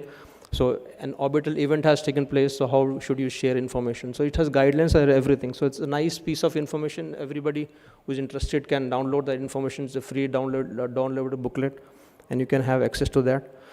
And in 2021, based on the inputs given by this committee, the UN General Assembly adopted the Space 2030 agenda, which talks about space as a driver of sustainable development. And there were many overarching objectives. Out of those, I'll mention only two. So it is, first objective was to improve access to space for all and ensure that countries can benefit socio-economically. And one of the other objectives of the resolution which was adopted by the UN General Assembly was to build partnerships and have strengthened international cooperation, so that you can have much better understanding of what each and other countries are doing, administrations are doing, so that you can have much better governance of that. So I'll come back to how it is correlated with other bodies are doing. And now the work which I have mentioned right now is different from the existing UN activities. The UN has many treaties. So India is also signatory to many of the treaties. So one of the treaties is an outer space treaty. So it talks about now how we should explore outer space areas. And one of them is the registration convention. You have a moon agreement, and also there are a couple of them which UN has actually come out with. And apart from what UN has been doing, there are a lot of work that has been done. So there is one interagency space debris coordination committee. India is not India, ISRO is a part of that. So it's a body of, I think, 8 or 9 or 10 agencies which collaborate together on debris coordination, and they come out with guidelines, acceptable guidelines, which are acceptable to all the members. And I've seen a lot of mention of one of the in space agreement, in space letters, a mention of IADC. So that's how I found out about IADC. Apart from that, ESA has a zero debris approach. So European Space Agency. So it's like the best practices being followed by each of the agencies. And then you have a World Economic Forum. So they have a recommendations on space industry debris mitigation. And then you have a Paris Peace Agreement on net zero space. Now, having said that, so ITU there's a supreme body of ITU called Plenipotentiary Conference. So they took cognizance of what has happened at the UN. And in the last held conference in Bucharest, in Romania, in 2022, so they came out with two resolutions, Resolution 218 and 219. So 218 took cognizance of the Space 2030 agenda on what was being said at the UN level. And the 219 actually, it instructed another ITU body called Radio Communication Assembly to do the work on certain activities. So what kind of activities were there? So they informed Radio Communication Assembly to perform necessary studies through the formal structure of ITUR on the issue of increasing the use of RF, because the RF use has been increasing exponentially over the course of years. And since it's a natural resource, and not only the RF spectrum, the associated orbits are also very scarce. So how the exploration and exploitation of the resource can be such that they are available to all. So based on those two resolutions, RA took cognizance of that in the meeting which was held just immediately previous to the WRC. So in that meeting, three things were said in a resolution which was adopted by RA, that is called a Resolution 74. So it mentioned three things to be done by the radio communication study groups. First was to develop a handbook. Now this handbook is to be developed, which should have best practices being followed on space sustainability. Now this best practices could be adopted by any country or maybe any agency involved. So that handbook will be a compendium of all the best practices being available.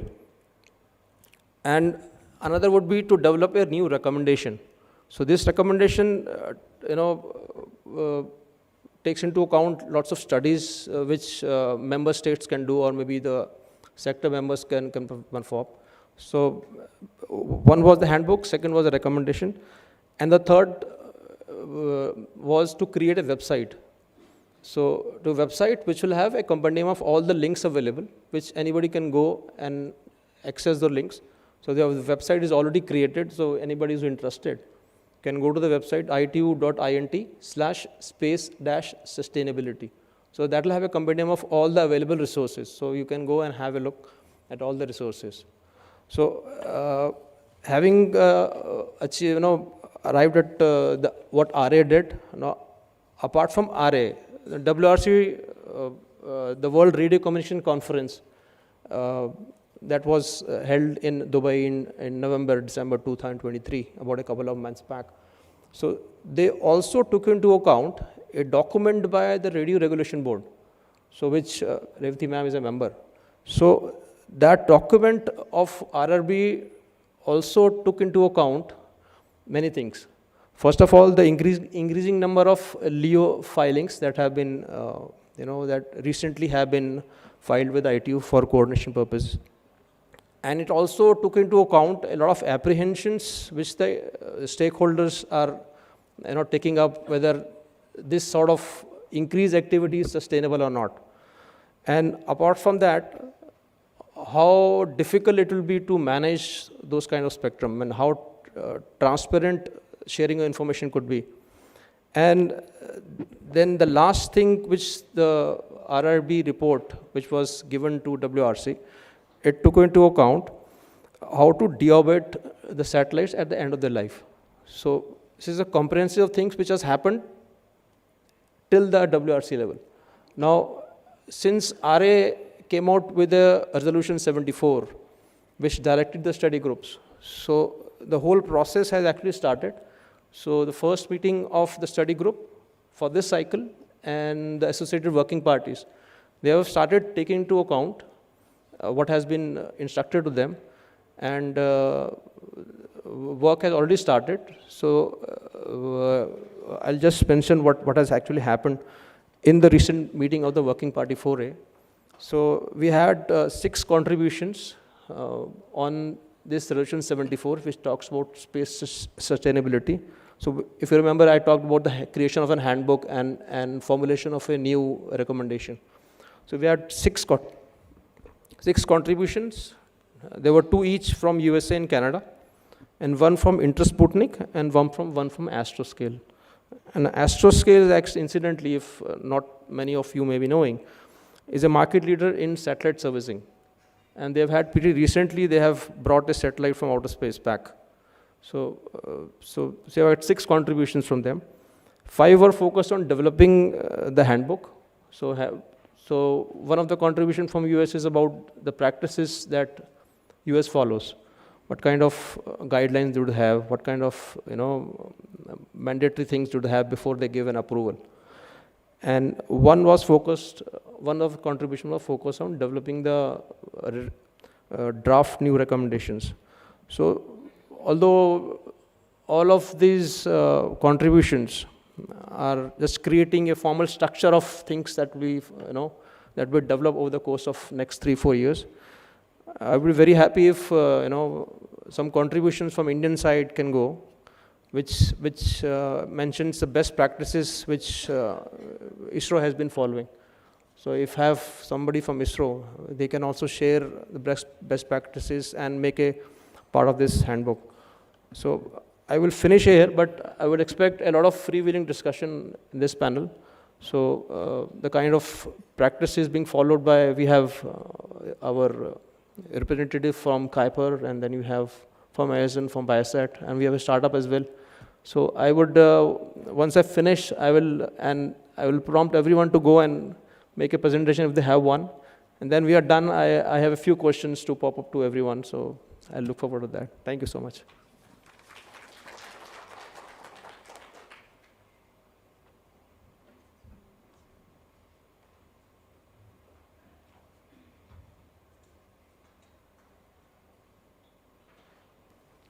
I request Mr. Pika to please take the floor. Thank you.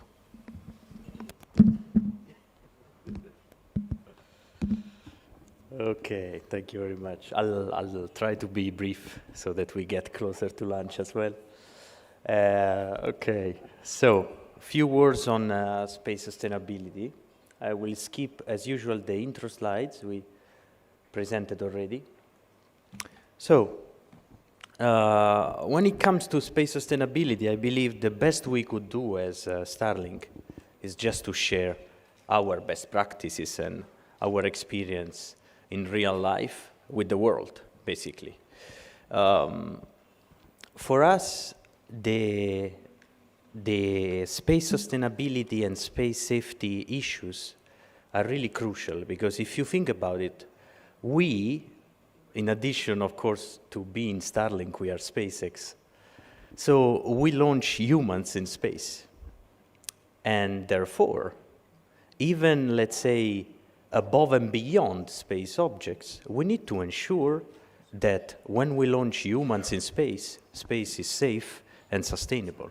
So, in a way, if you allow me, we are among the most concerned parties that want to keep space safe. And this is, I think, a paramount aspect that I wanted to stress at the very beginning, and that goes even beyond Starlink.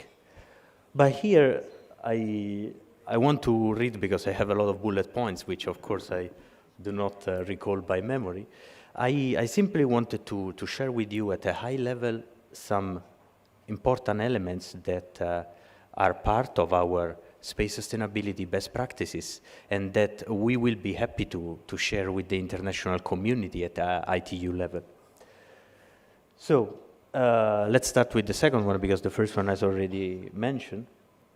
Employee maneuverability. This is, of course, fundamental, not only for large NGSO systems like Starlink, but for all non-GSO systems. So you need to ensure that your spacecraft is maneuverable.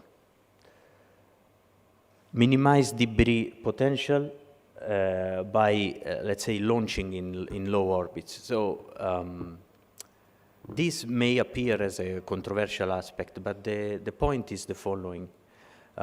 Because of the environment in low Earth orbit, if you fly, for example, below 600 kilometers, then your satellites will feel and be affected by the atmospheric drag, by basically the molecules of air.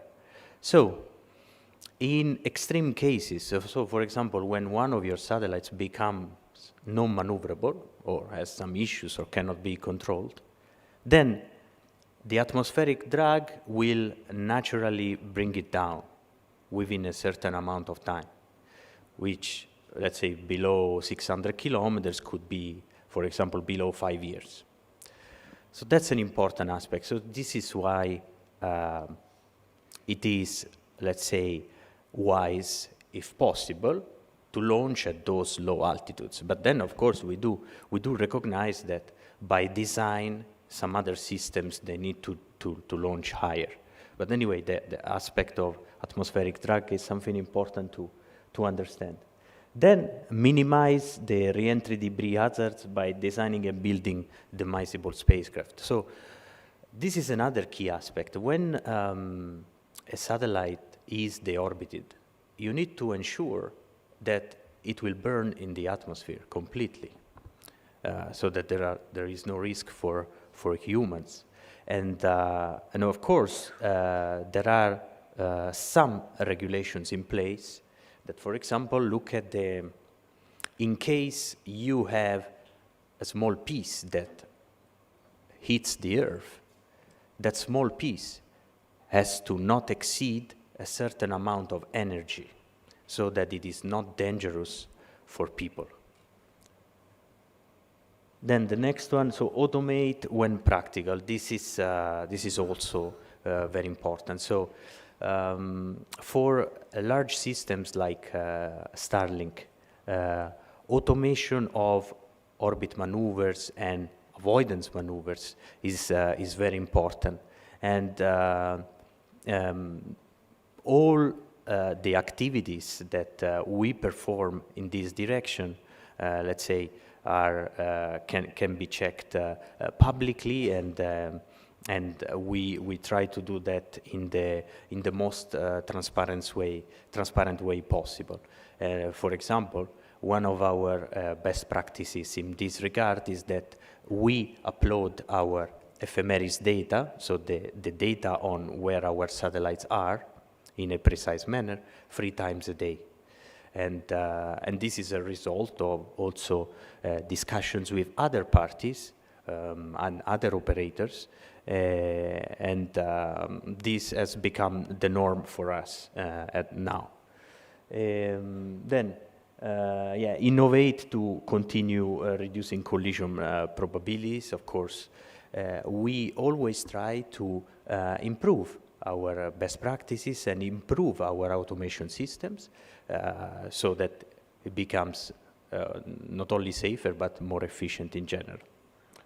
And demonstrate transparency. So this is really, this may appear as an obvious recommendation, but it is actually more fundamental than it appears, because what we experienced on our own skin is that whenever the concerned parties interact with each other and exchange data in a regular and transparent manner, then everything works well.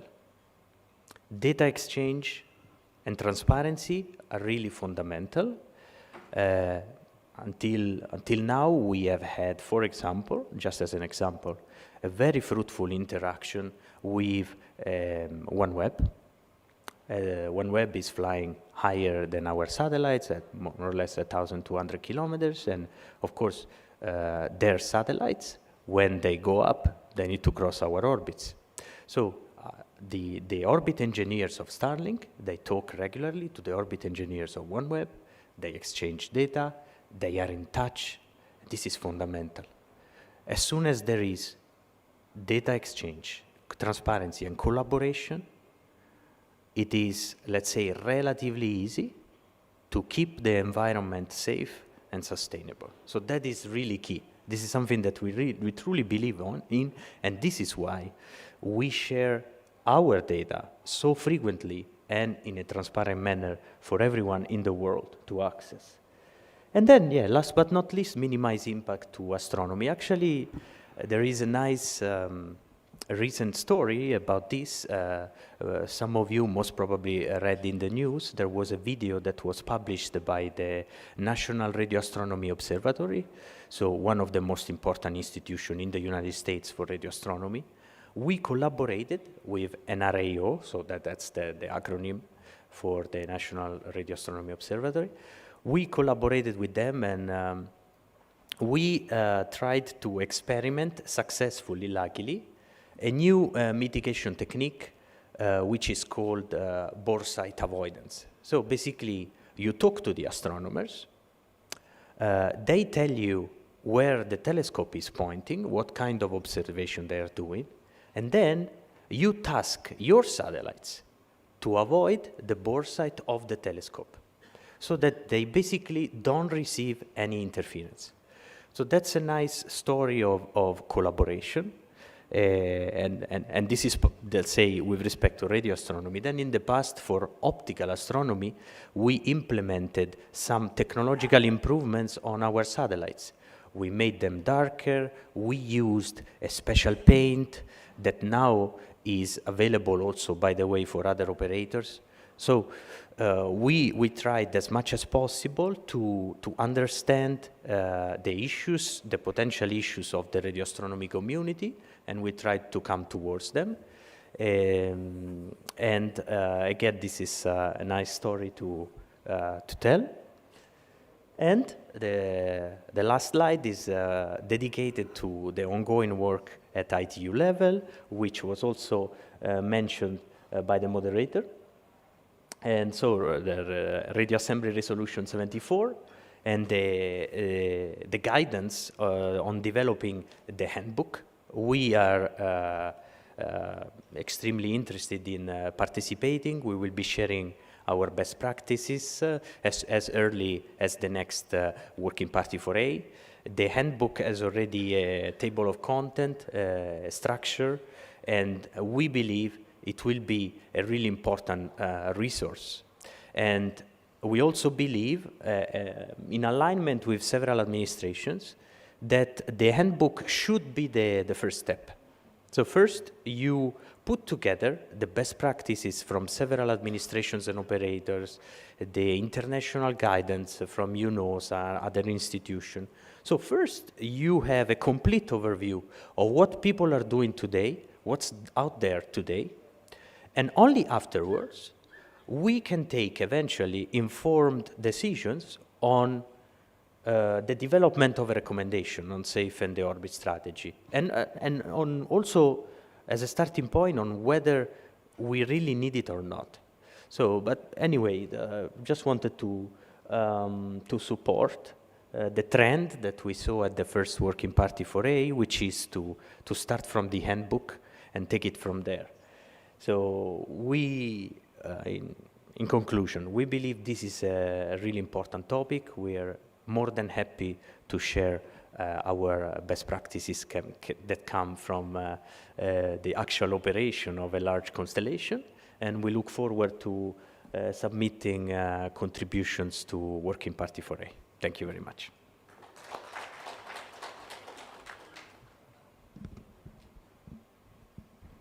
Thank you so much, Mr. Pika. That was a nice, enlightening presentation by you, outlining everything that you have been doing. And we sincerely hope that some contribution from you goes to the next meeting of the Working Party 4A. Thank you. Now, I would like to invite Mr. Krishna, who is Head Licensing and Regulatory Affairs, Asia Pacific region for Amazon Kuiper. Sir.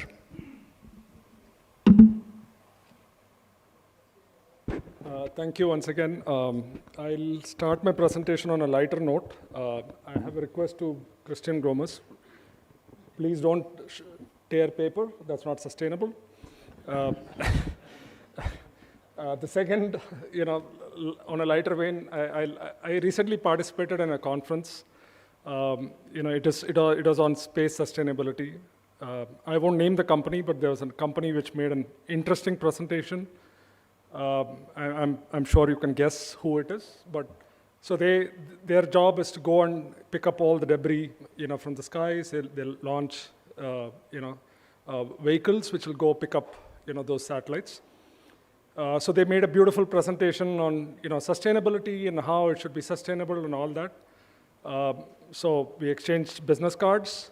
So I come back home, I get a mail with a proposal. This is our cost to bring back the debris, right? So sustainability is a business. So please make no mistake, it is a business, right? So with that, I'll just quickly start my presentation. But I think, a good base has been set by Mr. Gulati and Udri. So I think I'm just going to build on that. I'm going to skip some slides because Bharat had alluded to the fact that we will have some time for questions towards the end. I don't want to take that privilege from you to, or the time from you to ask those questions. So these are, I'm not going to repeat some of this, but these are, there is a great framework, under the UN, which today exists on how, the peaceful use of space, the Registration Convention, the Liability Convention, so all of this, today exists, right? So it is not just the UN, it is also the governments and the private industry has a great role to play in both sustainability and safety. These are two different issues. I want to bring that distinction, and I'll talk through it in a minute. So there are governments which are, putting certain, rules, and these rules are, to make the space sustainable, and safe. And similarly, there are a lot of multilateral efforts, governments getting together and putting those initiatives, taking those initiatives and putting rules across. And similarly, it is also the industry which is also bringing in the best practices. So one thing which is a clear focus of this panel is also to share those best practices and see how we can make it sustainable and safe. So one thing that I want to highlight is, as Udri alluded to the fact that it is humans who are going to space and they have to be safe. So I want to draw a parallel example. There are luxury cars which are I'm not referring to any example because I have anything to do with them, but there could be a Rolls Royce, there could be a Mercedes which you see on the road. But those cars are always scared because somebody will come and scratch, somebody will come and hit them. So they are always the slow ones, if you have noticed. There are certain brands which have become notorious of late, but I'm not referring to them, but there are cars. What I'm getting at is, today, Amazon is putting $10 billion of investment in space, right? If at all anybody is concerned about sustainability and safety, we are. Because that is the investment which is going, and irresponsible behavior will destroy that investment. So we are more concerned than anybody else, and we should be. But at the same time, I think I'm not trying to be disrespectful here, but there are governments, there are startups which have to be equally responsible, and it is not a lack of a will, but many times it is lack of resources. What, as a company, we can spend, or what SpaceX can spend, or what Viasat can spend, so the startups have to be able to spend that, and they need support. So they need guidance, they need support. So it is the best example that I can draw as a parallel is the airline industry.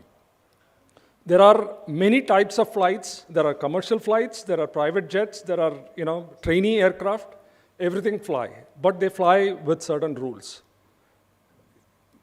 Anytime you sit in an aircraft, you don't think even once that there could be a trainee aircraft which will come and crash into your plane. Because there are very, very well-laid rules how things operate. So I think that's the level of maturity that the industry has to get to, and that is going to be a collective effort. So I think, as Udri rightly pointed out, a lot of this is data exchange. So operators have to exchange data. There has to be a collaborative effort. So it is in two domains. One is the RF interference domain and the collision domain. I mean, these are two issues that we are dealing with here. Again, this is my personal view. ITU is more interested in the first, which is the RF domain, managing interference. But there is also an important element which is more on the use of sustainable use and safe use of space is also a very important element. So I think the governments can play a very, very important role in facilitating, in making sure these best practices are formulated and are equally applicable, very similar to the airline example that I gave you. And as I said, resources, I talked about resources, that a lot of startups and other companies, new age companies, can't afford those resources. So today, if you really see, the satellites that we are putting up in space have a fair amount of maneuverability. So they are maneuverable, they have active propulsion in them, and today we're deploying above the 400-kilometer orbit, because that's where the International Space Station is. It's all above.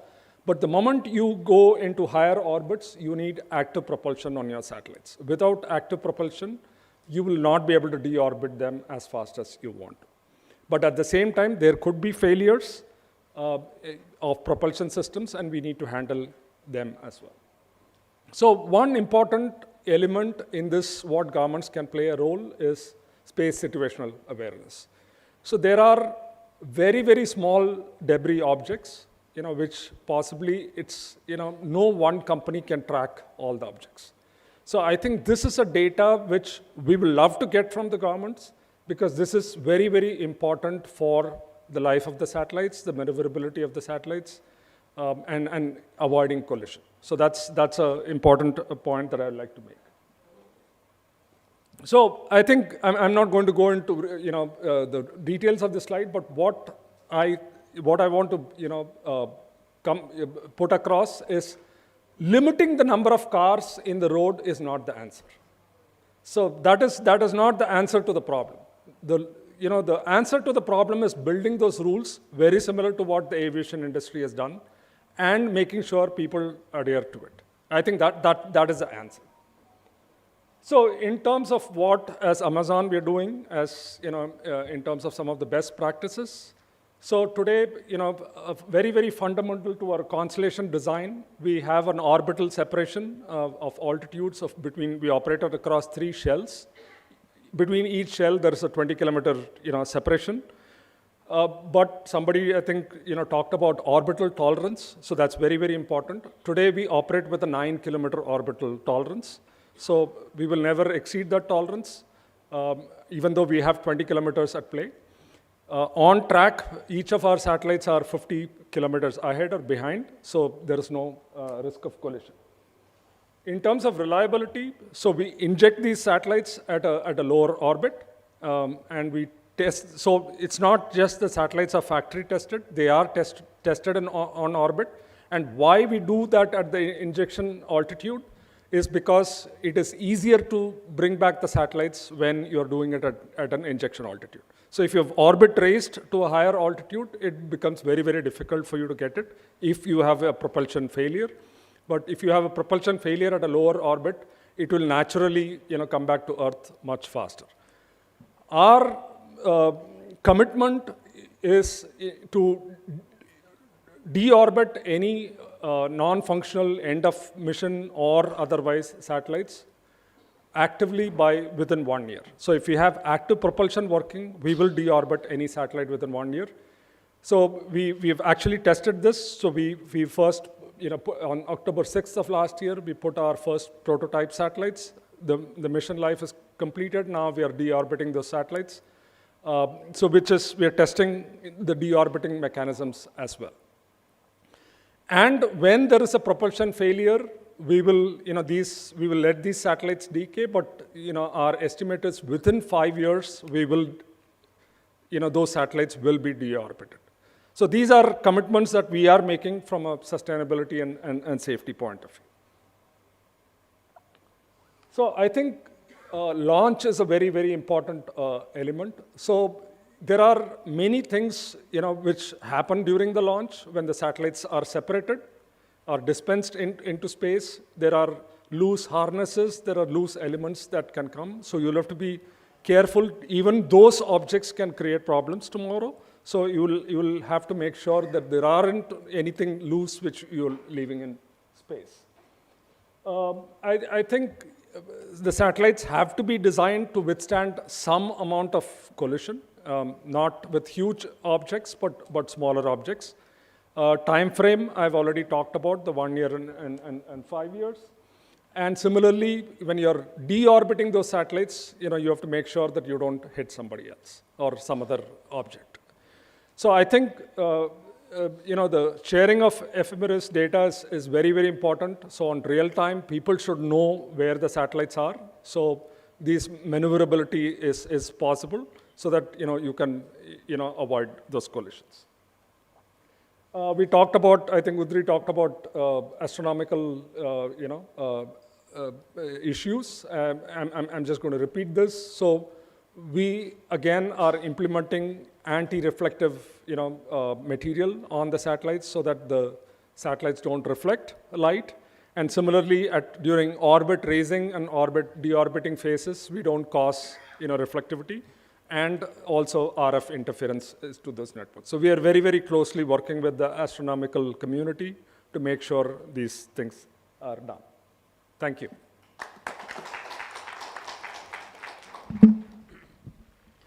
Thank you so much, Shri Krishnaji, for an excellent presentation, which you went into the finer details of what actually Kuiper will be doing when they are, launching and doing it. Especially the one which you said, we have vested interest actually in addressing space sustainability, because actually you are all in it together, either together or no one is there. So now I would request Mr. Christian Gomez, he's Senior Director in Government and Regulatory Affairs, Asia Pacific for WISAT. Please take the floor. Thank you.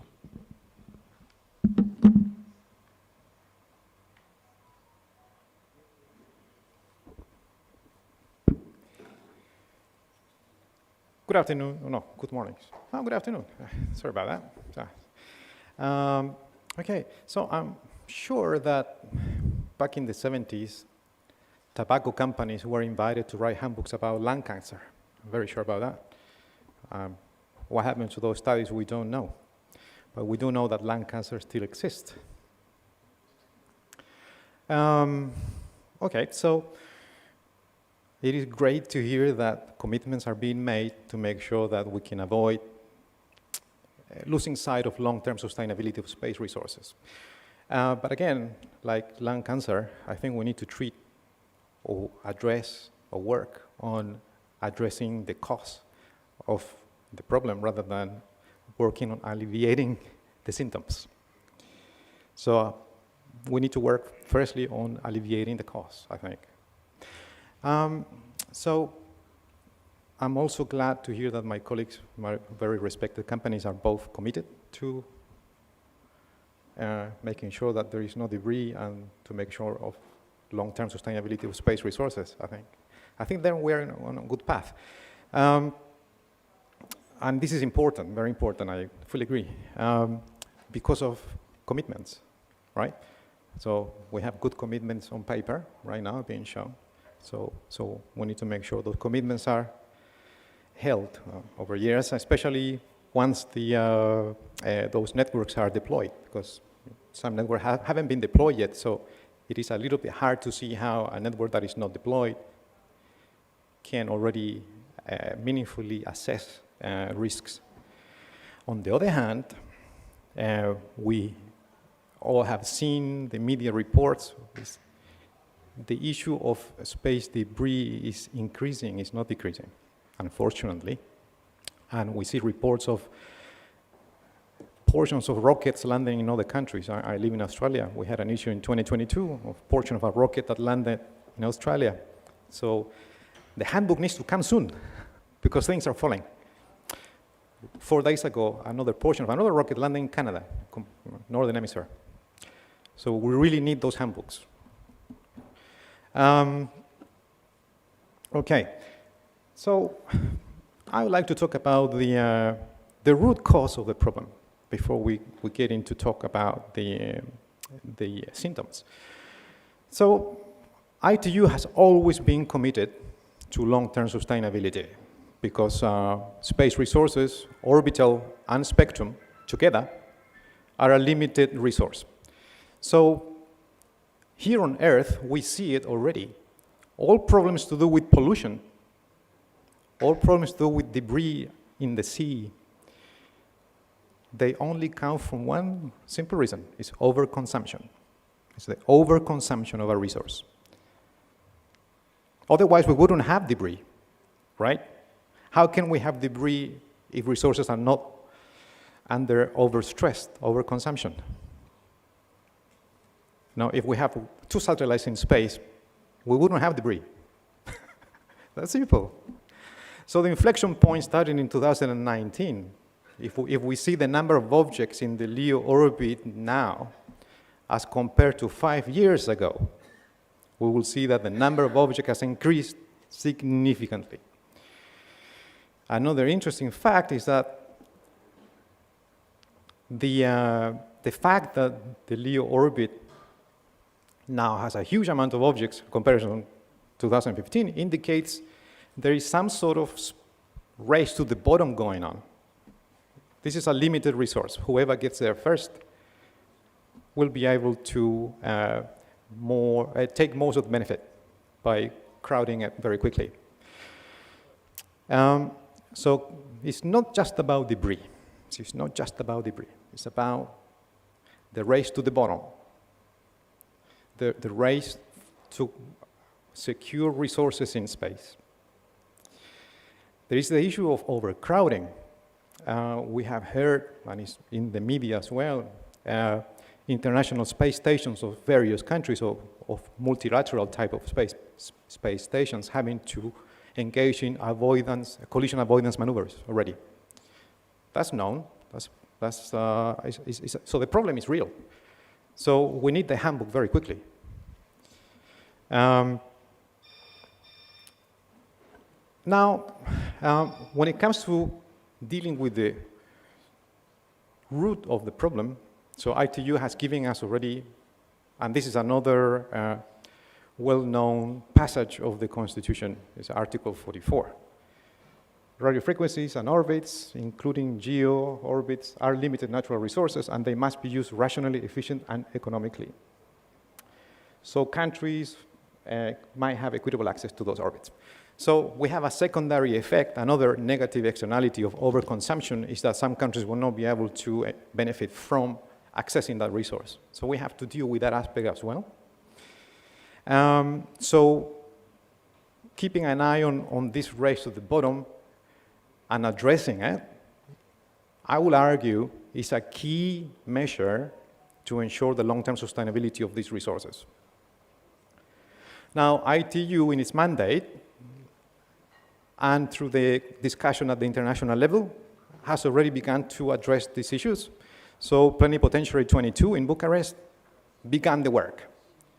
So Resolution 2019-219 on sustainability of the radio frequency spectrum and orbits used by space services resolves to instruct the Radio Communications Assembly as a matter of urgency to perform the necessary studies to relevant ITUR study groups on the issue of increasing use of radio frequency spectrum and orbital resources in non-GSO orbits and the long-term sustainability of these resources. So, Plenipotentiary, this is where the highest level conference of the ITU already began to look at this issue in 2022. And it's to do with overconsumption, again. Before we go into being able to implement maneuver technologies, we need to look at this issue. There wouldn't be any debris problem, there wouldn't be any risk of collision if we had 2 satellites in space, right? So it is an overconsumption, overpopulation type of problem. So we need to deal with that problem. Another part of the same resolution is this one. It's quite important, this one. When authorizing non-GSO systems to take all necessary actions to avoid unacceptable interference to GSO and other non-GSO systems, as well as other radio services, and here I skip to go a little bit quicker. To this effect, the necessary regulatory frameworks need to be developed for the operation of non-GSO systems. So again, we can't talk about long-term sustainability if we don't take any action at the national level, because we are accountable for what happens out there. We license networks. We need to make sure that we want to be regulated. So companies like Viasat, we are GSO and non-GSO. We want regulators to give us the rules of the road in terms of becoming sustainable, because that's in our best interest. If we lose sight of the long-term sustainability in space, that means that the future of our own systems will be in jeopardy. That's one angle. The other angle is the future of optionality for countries to have their own NGOs systems who operate free of collision risks needs to be secured as well. So it's about optionality for member states as well as the companies involved in space. And again, the problem is the overconsumption. That's the root cause of the problem. Then we have more. The same resolution instructs the BI director to report to WRCs on the implementation of the resolution, and instructs the BDT director, this is a very excellent decision of the plenipotentiary, to include every year in the ITUD sector's digital development dashboard reports of member states' adoption of policies to support equitable access to the radio frequency spectrum and associated orbits. So again, equitable access means more rational use. It means ways to manage the overpopulation and overconsumption of the resource. Now, the risks of overconsumption and equitable access are obviously not linked to networks of 10 satellites. They're hardly creating an issue of overconsumption. So the issue is not at that end of the scale. The issue is at the different end of the scale. Then the Radio Communications Assembly, 2023, took up the mandate of plenipotentiary and also came up with a resolution, Resolution 74, which resolves as a matter of urgency to invite the ITUR, taking into account the ITU Constitution, to continue technical activities, including those on interference assessment and mitigation techniques amongst NGSO systems in support of long-term sustainability. So again, this is a long-term issue, long-term sustainability. It's not something that is for us to worry about just today or tomorrow or for the next year. This is for the long term. Because again, we're dealing with a global resource which is common to all countries. Now again, the issue of overconsumption comes up. and to develop the handbook, of course. So it is expected, of course, that this endeavor of developing guidelines will be welcomed by every country. I think it's in the best interest of every country to help develop this, to help develop these guidelines. And I think it's the best interest of every country to avoid shifting responsibility to other UN agencies. I mean, ITUR and ITU is the agency for telecoms, and satellite is a major user of the space resources, so obviously we have to be involved, since we are the ones deploying systems and objects into space. And just a few conclusions here. So given the mandate of the ITU, given what the ITU Constitution says, Article 44, the Trinity, rational, equitable, and efficient use, long-term sustainability, the orbital use, so there is no question that ITU has a role to play. It has never been a question. Then the relevant part of this whole question about space debris, safe space flight, is about, again, overconsumption. The more objects you have, obviously, that is an indication that some symptoms will result in some negative externalities. We need to deal with the overconsumption. So ITU is encouraging member states to pay due attention to the authorization of non-GSO systems to prevent interference, but also to develop national regulatory frameworks to manage spectrum consumption, radio interference, and also ensure the safe, reliable, and equitable access to the orbits. And ITU has recognized that member states are in a position to develop such policies, national policies, to support equitable access to those orbits. So I think the main conclusion is clear. While the ITU is doing its work, to the ITUR, member states need to also do their own work at the national level to ensure that the cause, the root of the problem is addressed on a timely basis, because the reports of issues continues to grow, is not decreasing.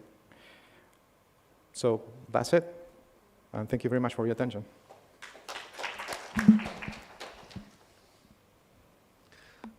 Thank you very much, Mr. Christian, especially the one where you refocus your attention to Article 44. Your earlier session also focused on Article 44, the Trinity. Thank you so much. Now I request Mr. Keyur Gandhi. He is Associate Director of Space Regulatory through Space. He's a lawyer by profession, but the kind of knowledge he has is no less than an engineer. So please, Mr. Keyur, thank you. Good afternoon, everyone. I think just a quick introduction. Thank you, Amit sir, for the introduction, and thank you to all the co-panelists for the lovely presentations. It has set wonderful context on the topic, and special thanks to IAFI for actually taking up this topic. I think space sustainability as a topic has been long discussed. As a lawyer especially, you would imagine you also have to answer questions on sustainability in your due diligence. Only if it was as simple, I would say, yeah, all my satellites are electric, they give me excellent mileage and get done with it. But unfortunately, it's not as simple. I thought today, while we have this excellent background on what has been the policy, what has been the international outlook, we've all been seeing that the number of operators and the number of companies which want to enter into the space sector has increased drastically, and not just in communications, but also in remote sensing, in strategic applications like SIGINT, ELINT, and much more. I'm sorry, can the presentation be put up? Yeah. So I'd like to just start with this small image.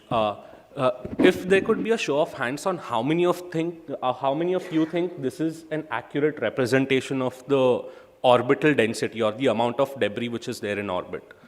Do any one of you think this representation is actually real? Future. Okay. It's real. So unfortunately, to the best of my knowledge, I don't think we would ever know what is the real density, because most of the data that we get today is limited to, I think, about 10 centimeters for civilian use. So any objects which are smaller than that, you can never know how small they are. Just to give you context, imagine I'm walking blindfolded from the stage here, and there's someone entering from the second gate, and I just get a notification, don't walk straight, someone's coming your way. But hey, this prediction could be off by about 15 feet. Now, do I keep walking straight? Do I change which way I'm walking? And what if, because I changed my path by 2 feet, that is what actually caused a collision? Now, these are, I know this is quite in contrast with the best practices and everything that we've seen today, but these are just the thoughts of a lawyer. Please, by no means, take it as an official representation from the small sat industry.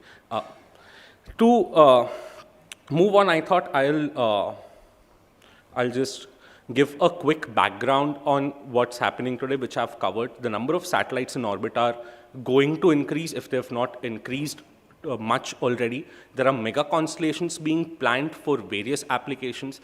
Each country today is focused on building its own space capability, because applications which space can enable are going to be fundamental for development down the line. The size of satellites is getting smaller. The turnaround time to plan, conceive, and launch satellites into orbit has reduced substantially. There is a lot of investment which is being put into the global space ecosystem to enable this fast, easy, and reliable access in orbit. This has been this is the current scenario. And in this scenario, when sustainability comes as a question, what is it that we are really looking at as issues which will be fundamental to determining how sustainable we can be?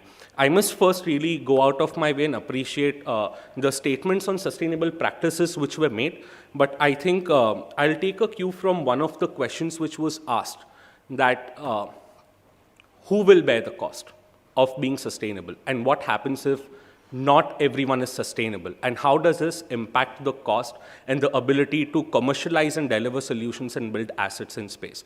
Just to give a quick background more practically as to what we see on the ground being assessed prior to launching a space mission, is that first, you build your space assets in a way that they are safe to be in that environment, which means vacuum and the temperature cycling in space is very different from what we have on Earth. That means when you build space objects, you have to use novel materials and you have to test them effectively enough on ground. And with that, of course, there's radiation activities against which you need to shield electronics so that you never lose operational control of the spacecraft. And all of this is done with reference to certain standards which have been translated by certain space agencies to pass on their know-how to the private industry which has come up. This has also resulted in development of some standards against which most satellite operators and launching agencies would benchmark to find out how safe a satellite is. For example, if I'm a launcher today, I'm launching 7 satellites in orbit in the next month, then how do I ascertain whether an operator has given me something which is called a spacecraft, which is safe enough to be put into orbit? These standards are used as reference to determine that. But unfortunately, if all of us would look at this very, very, very carefully, there's only about 20-25% of the necessity in terms of achieving total space sustainability, which is addressed in these parts.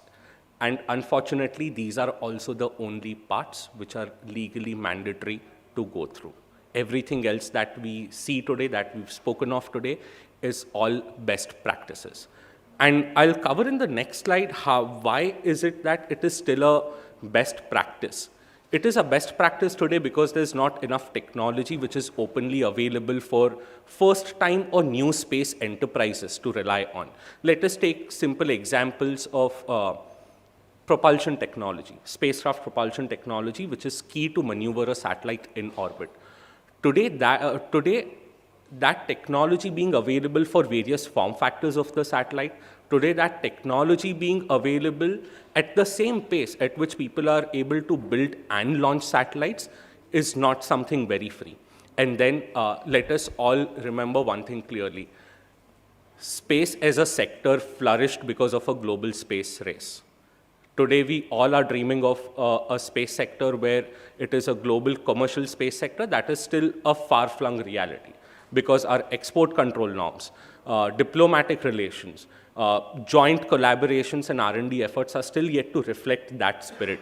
To give a small example, I think if this same conference would have been done about, say, 7 years back, we would be able to count the number of companies sitting here and representing the interest of the space sector. But look at all the other companies and startups which are here today. So, of course, this presents as one of the biggest challenges in diplomacy, in regulation, and in practical application. So, the first part is how do we build such standards and how do we translate what is there as fragmented best practices into something which is binding on each and every operator? To what extent should these best practices be translated into something which is legally mandatory? Now, here I'll play the devil's advocate. I think ease of access to space and promoting the space sector, especially when there are lots of new entrants coming, a lot of promising innovation, which is still finding ground for commercial traction, it is the need of the hour. So to what extent should the government make certain practices mandatory? I think the answer to this lies in what can be done to make sure that problems which are there with the private sector today in addressing those compulsory standards can be solved effectively. Which brings me to the second part. Who will bear this cost? Most of the smaller operators do not have enough resources to factor in sustainable practices in the most effective way. For example, if say in an orbital lifetime of about 1 year, a satellite is supposed to do 25 to 30 odd collision avoidance maneuvers, that significantly diminishes the ability of the satellite to do orbit keeping. That means the mission life of the satellite would decrease. But as opposed to that, if you just add on more propellant, you add more fuel, you add a solar sail or anything else, which is either an active or a passive way to control that satellite, it contributes to the increased launch cost. So these are the two practical problems which are faced today with putting maneuverable satellites in orbit. But let me remind you that even one satellite which can cause any loss today can be a big loss, and we've seen examples of that, especially in the space insurance market today, where the news of any probable damage or a total loss can lead to a fundamental increase in premiums, can lead to a lot of disputes. I'll get to the part of disputes in the next slide. Being a lawyer, that's my favorite, so I have a whole slide for that. But let's look at the last point here. Now, are there enough resources even available today to practice the sustainability which is there? Which means to make sure that we can keep our orbit safe, we can accommodate the ever-increasing number of satellites, which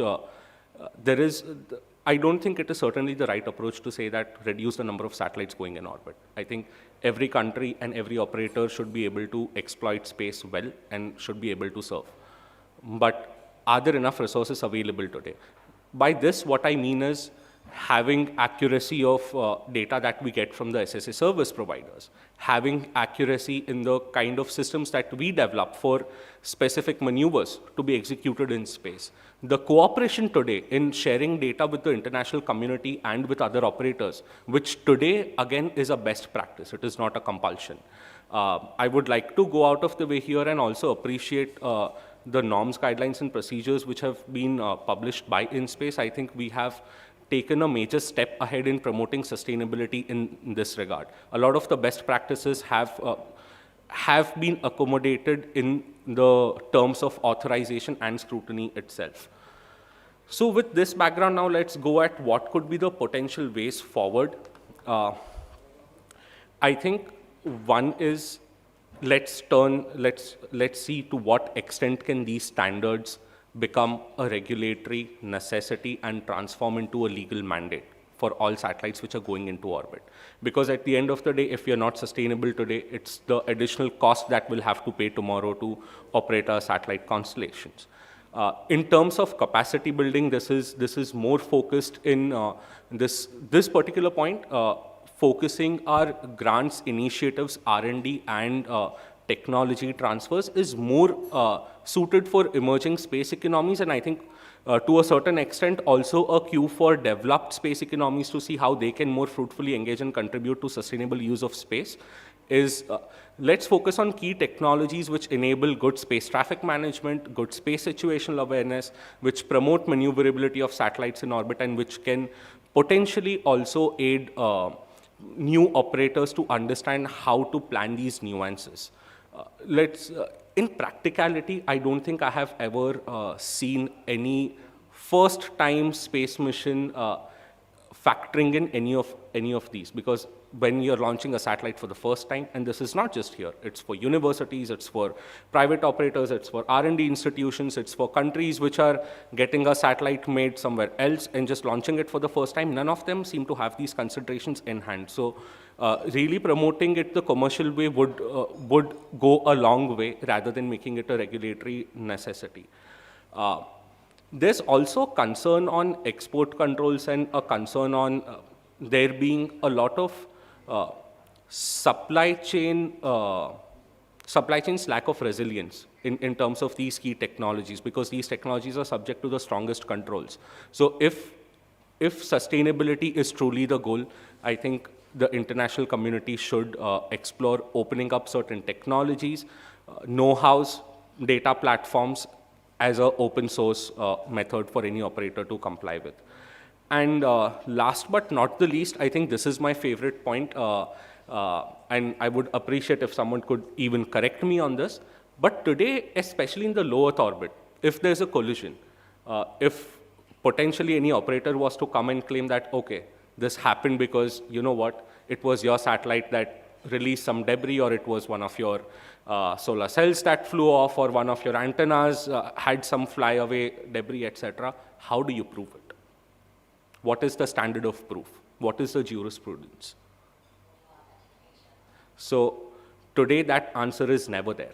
And that is a big loophole, because not being able to prove who was not taking reasonable standard of care or who was negligent is a big loophole. Unless we can prove that, there is no legal basis to determining in-orbit liability either. And there is a whole market of lawyers and insurers who are still waiting for this answer, and I think we are all reliant at the end of the day on the innovations which are happening in technologies which can enable SSA and space traffic management to give us those answers today. And I think I'll end with the last point, which has always been the most contentious one, which is, are we at a position where we as an international community should be exploring options like active debris removal? And if there is such a big cost to be borne by the space sector, who should bear this cost? It will certainly not be a single operator who would opt to do it. And it is certainly not beneficial for an operator to pay to cut that bigger check, especially when the amounts are ridiculous. And rightly so, it's a new technology. So is there a need to ensure that we factor in OTVs, or we factor in compulsory deorbiting mechanisms into spacecrafts that we authorize today to go on orbit? These are all open questions, but thank you. That was it. Thank you so much, KOC, for an excellent presentation. And you put forward your views on many things which are relevant to a startup, like the cost and having an open source software and technology and platform. And especially you ended with a nice note of the burden of proof. How would you come out with it from a legal angle? Thank you so much. Now I would request our representative from InSpace, Kirtiji, to please present your point of view. Thank you.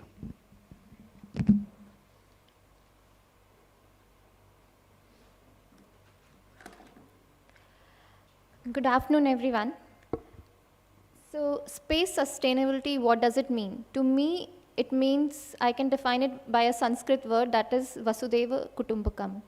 The space is, the whole world is one. We can imagine that we are on a spaceship, the Earth, and we all are the crew members, and we need to take care of our environment, our neighbors and everything in order to move forward.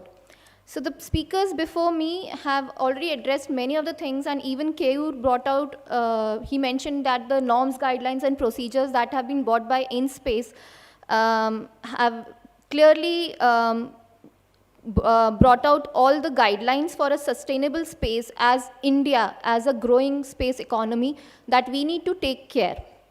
We are already following UNESA guidelines, IADC is there. There are treaties between among different nations. There is exchange of data. That is the best practice that needs to be done if we need to have an sustainable space.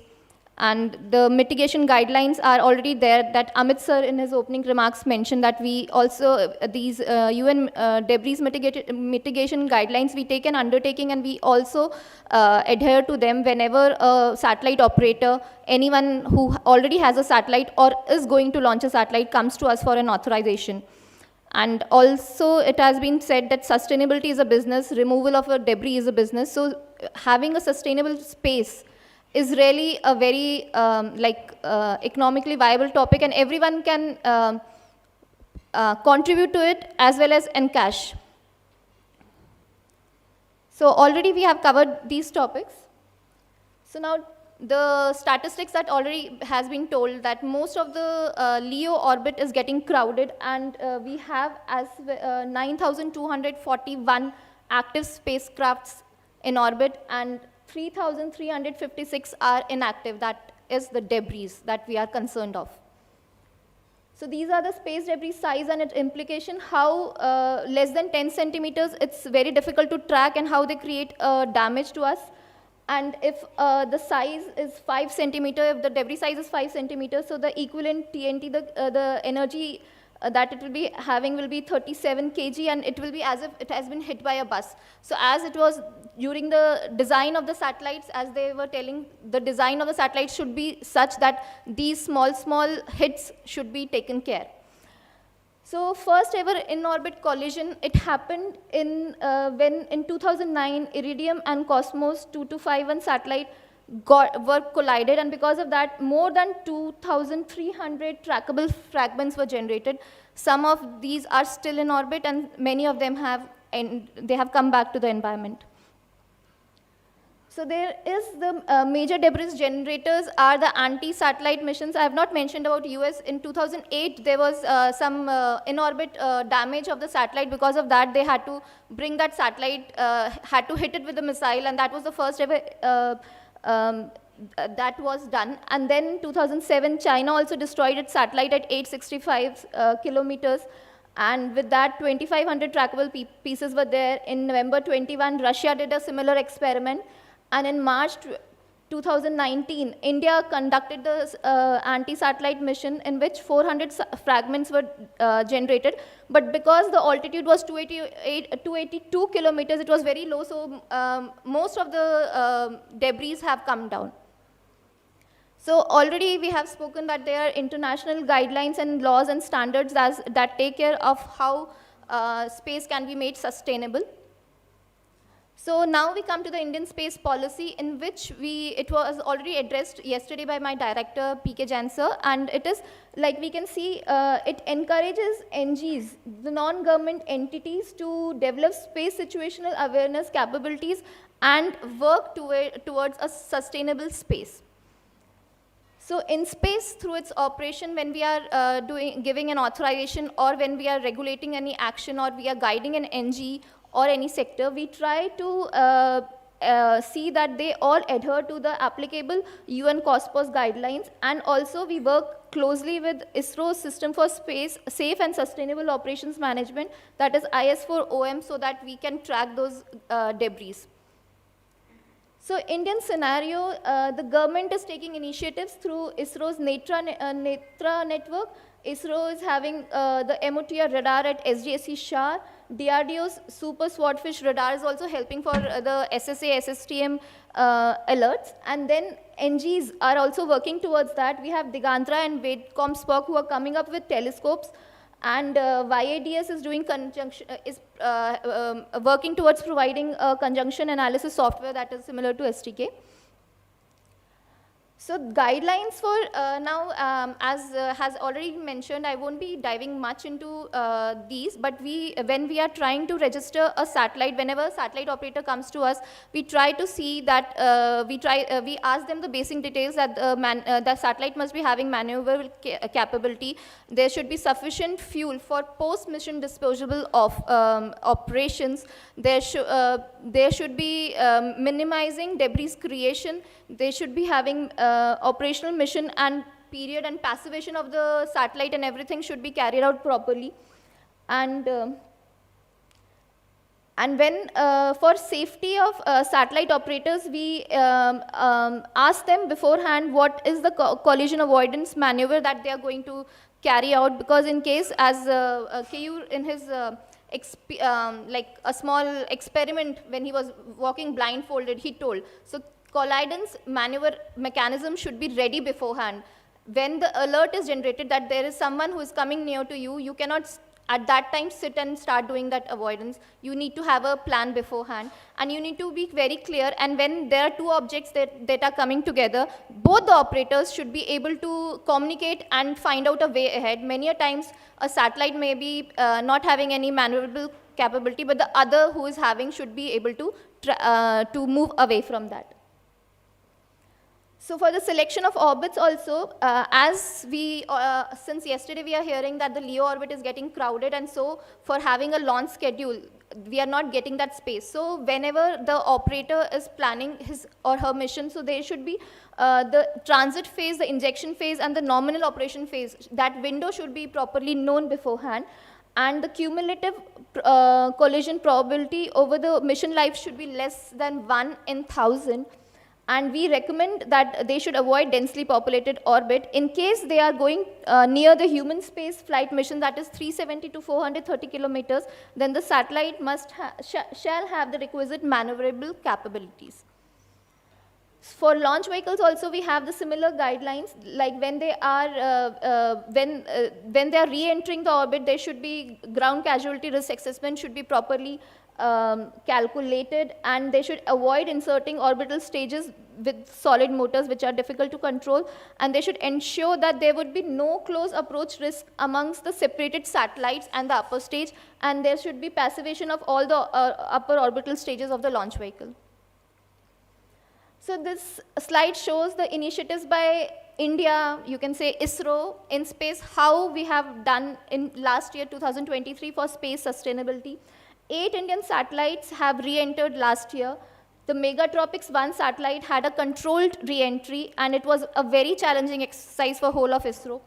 Around 2,700 close approaches that were within 5 kilometers were reported, and on certain occasions there were coordinations with ESA, with even Starlink, and we can see 23 collision avoidance maneuvers were done in 2023 by ISRO.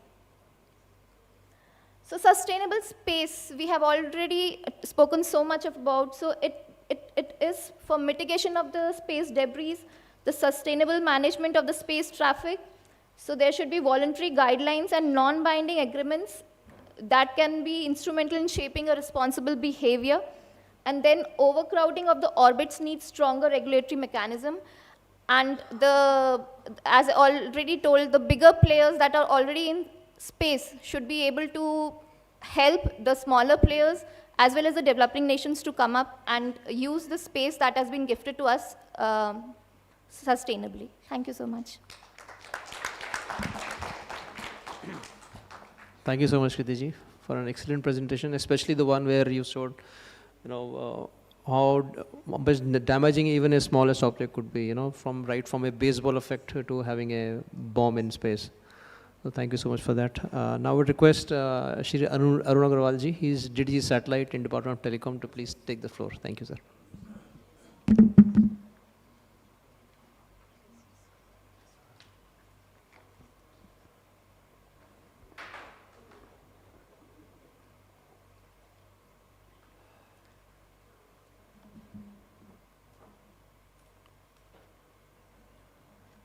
So,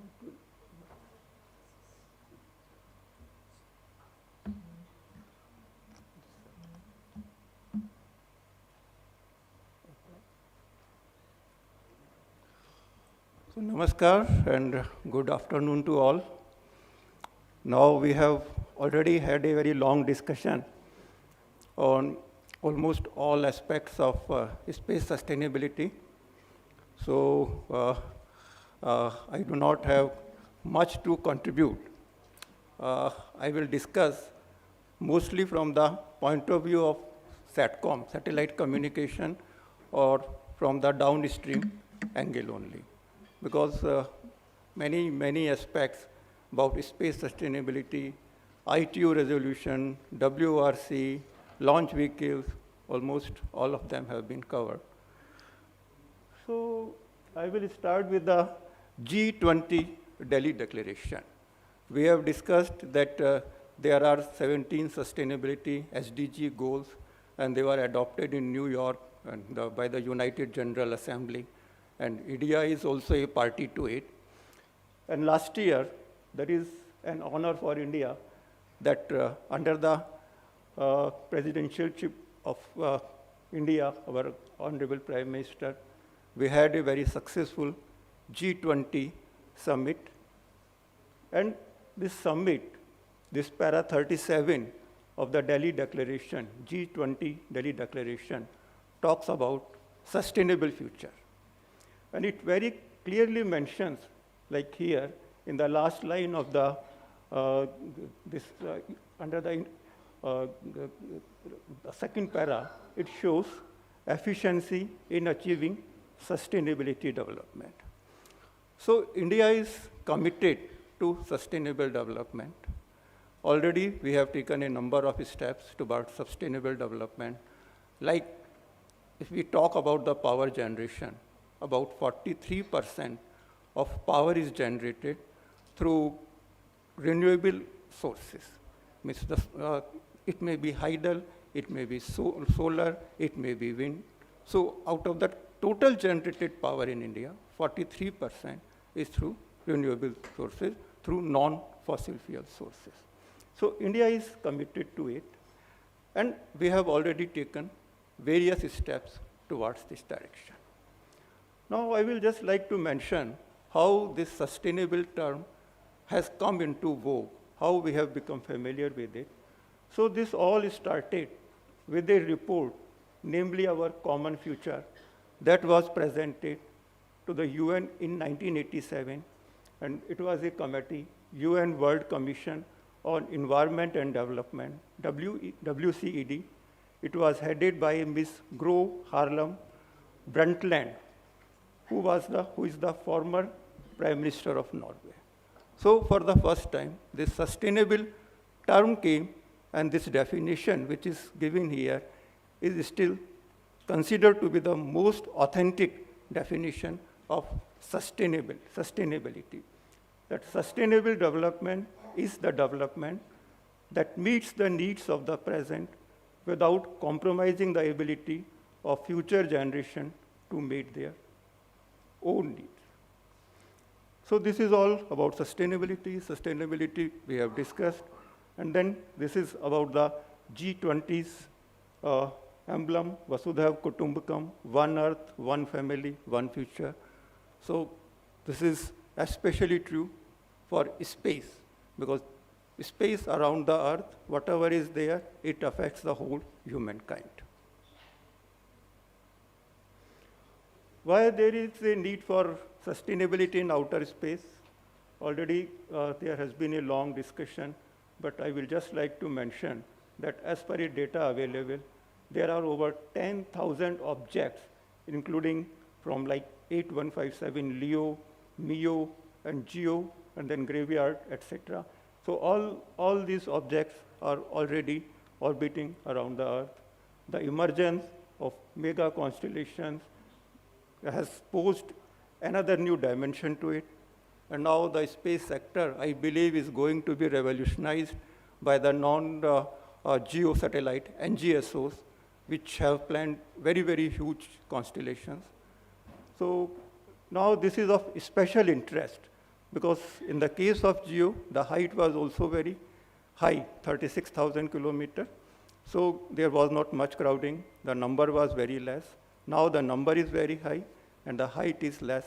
So this has become of special interest and importance for all of us.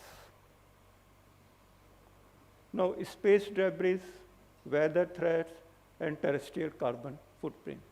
So one of the things I will like to mention is about the carbon footprint, because with the emergence of the commercial space industry, there is a surge in the number of launches and satellites in orbit, and it leads to sustainability challenges, both on Earth and in space, such as increase in greenhouse gas emission. So there is an urgent need to increase efforts to identify these footprints of outer space missions. So the greenhouse gas emissions, we know about the Paris Convention, that the Earth's temperature should be preferably not to rise beyond 1.5 degrees centigrade above the pre-industrial era time. So the same thing is applicable not only for the Earth, but for the outer space also.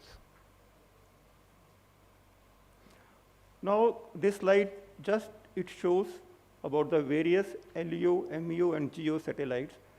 And why I have included it? Because it contains, the third row contains the life of various satellites. Like for LEO, the life is quite short, 5 to 10 years. For MEO, it is 10 to 15, and for GEO, it is 15 to 20. This is only indicative, just to show that now there is double whammy. We are having more number of satellites and GSO satellites, and the second thing is life is also short. So we will have to replace them. We will have to launch more satellites in quick succession. This may add to space debris if it is not managed properly. The idea is not to launch, but according to me, to optimize, how to optimize, and then how to manage it. That's the idea. So what space sustainability model can be? This involves conducting space activities in such a manner that meets the needs of the present generations while preserving the outer space environment for future generations. And the second thing that is also very important is, because the space is infinite, there is no limit to it. We always say the sky is the limit. The sky has no limit, space has no limit. But the space of interest has got there is very limited space nowadays, which is of commercial importance. That is near Earth space. So near Earth space environment remains preserved and protected for the continued exploration and utilization. So this is the area in which our LEO satellites will orbit, that is around 400 or 500 kilometer area. This seems to me that this is similar to like low frequency spectrum, that is 1 to 2 gigahertz, or we can say up to 4 gigahertz or 6 gigahertz, where there is huge crowding and huge demand for satellite. Similarly, now the new trend is to go to exploit this near Earth space area. So there should be a proper mechanism, proper ITU resolution, and proper United Nations space agencies recommendations and guidelines for management of all these issues. We have talked about COPUS also. It was formed in 1959, Committee on the Peaceful Uses of Outer Space, when for the first time this space sustainability issue came to notice.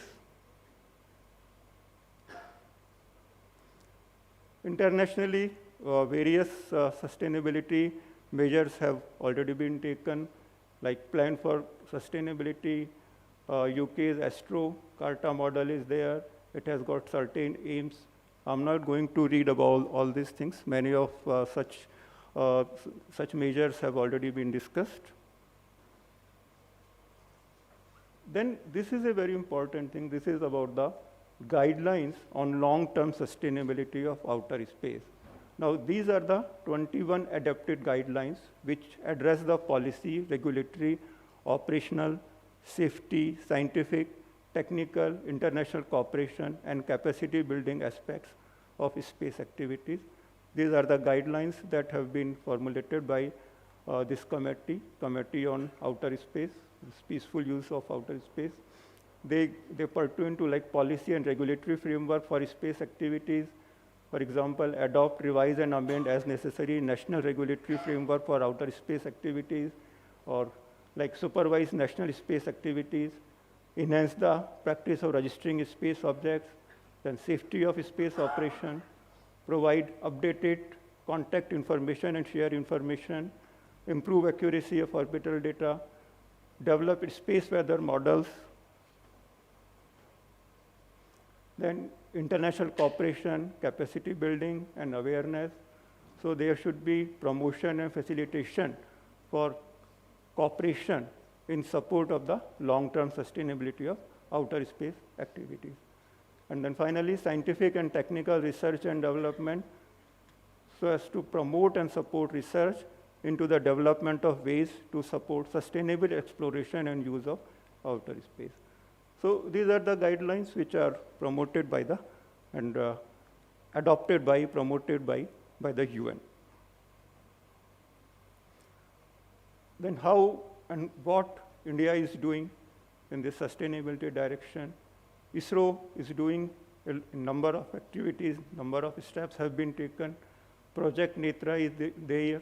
There is space docketing experiment, which India is doing with other things. Then a new pact. India and US have signed a pact for monitoring space objects. InSpace has taken a number of steps which have been discussed in detail. And then startups, they are also doing a number of things. Dhruva Space, their representative has also discussed many issues. Now I come to the Indian scenario, because space sustainability, how it affects the satellite communication, that is my objective. Because in communication, it is very important that the prescribed standards should be followed.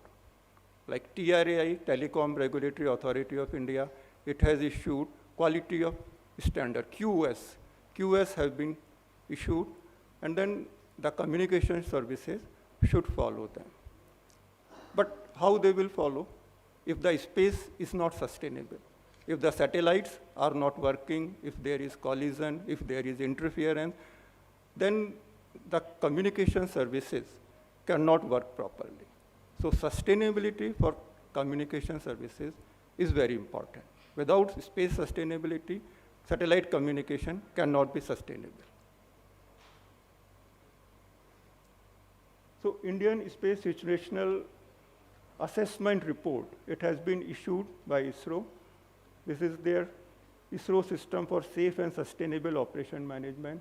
They have given the data, how it is happening, how many objects, how many launches have been there, and how they are tackling it. Like globally, there have been 3143 objects originating from 212 launches. In India, there have been 127 Indian satellites, including those from private operators, academic institutions that have been launched. And as of now, operational satellites, there are 22 in LEO, low Earth orbit, and 29 in GEO orbit. These are the operational satellites in India.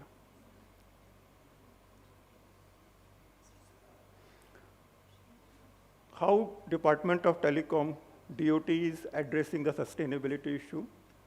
Now our NOCC, or as it is now called SATCOM Monitoring Center, they are working on this mitigation of radio frequency interference for satellite-based communication or coordination with different satellite administrator agencies for resolution of the interference problem and compliance of satellite users. So this is one of the main mandates of SATCOM, and DOT is working so that the SATCOM, satellite communication, works as per the quality norms. If there is interference, quality cannot be maintained. Now, these are the satellites which are monitored by DOT's SMC. These are 15 satellites for communication purpose for civilians. We have not included the defense satellites in it. So these are the 15 Indian satellites, and these are the 19 foreign satellites that are monitored by the Satellite Monitoring Center, so that there should be interference-free communication. We have a huge thriving satellite communication sector. Like Department of Telecom has issued a number of licenses for satellite communication. For commercial, we said there are 12 licenses have been issued. For captive, there are 23. And then the total number of VSATs, 2.54 lakh VSATs are already working. So it is important that they should work as per their quality of standard. There should not be any interference, and this is possible only through sustainability. This is for the BharatNet project. Under BharatNet project, we have got a huge VSAT base. Like through BBNL, we have got over 5,500 VSATs that are working, and BSNL is operating about 1,400. In total, about 6,900 VSATs are working. And these VSATs are working in very far-flung and remote areas where no other service is required. So there is no backup available. So it is very important that the communication should be interference-free, and it should be available. Secondly, because SATCOM is used where no other terrestrial communication can operate, like for disaster management, during natural calamity, during earthquake. So it should be very resilient, and the availability should be very high. This is possible only if space sustainability is maintained, interference communication is observed, and the standards are adhered to. Thank you very much.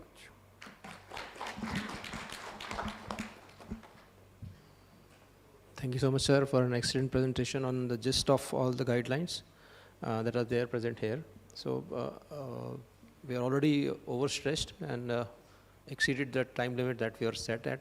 So I'd like to thank all the panelists. We had an excellent mix of established players sitting on my left, and a startup which already has a space object, and one more an aspirant, and we have a representative from InSpace, a very new regulator coming up with excellent guidelines. They have done excellent, and I'm sure they would keep coming out with more such guidelines and promoting the space sector. And sir, thank you so much again. And I have a mixed bouquet of questions. I had one question. I had two questions for SpaceX, but I'll skip the first one. There's a background to the first question. Pretty interesting background, but I would like to inform everyone out here. So I'm a member of one of the WhatsApp group. I mean, it's about amateur astronomers are there. So long time back, somebody had sent me a video, not me, in the group. So there was a train of sharp objects, light objects moving up in the sky. So, and he asked everyone, what is this? Are they satellites? So in my eagerness to satisfy the urge of the members, I said, no, they can't be satellites. Satellites, we don't see satellites like that visible. But it turned out those train of sharp, bright objects were Starlink satellites, moving up in space and perhaps going to the orbits. He's already replied. So my question to him was how they are addressing this particular phenomena. He's already addressed that they have put some dark shields, and as soon as they go to the orbit, they are not visible. And another question, which actually has a linkage to what Keyur said, reducing the cost and making more open standards, softwares and technologies. So I hear that SpaceX does not have any patents. So they promote everyone to come and copy the standards. So where exactly can startup like this get hold of the the standards and all? So can you please elaborate on that? Thank you. Thank you. Very good questions. Let me start from the first one, from the so-called train of satellites. So, when we decided to apply, let's say, mitigation measures for optical astronomy, which are now implemented in our new satellites, this is employed when the satellite reaches the operational altitude and when it becomes operational.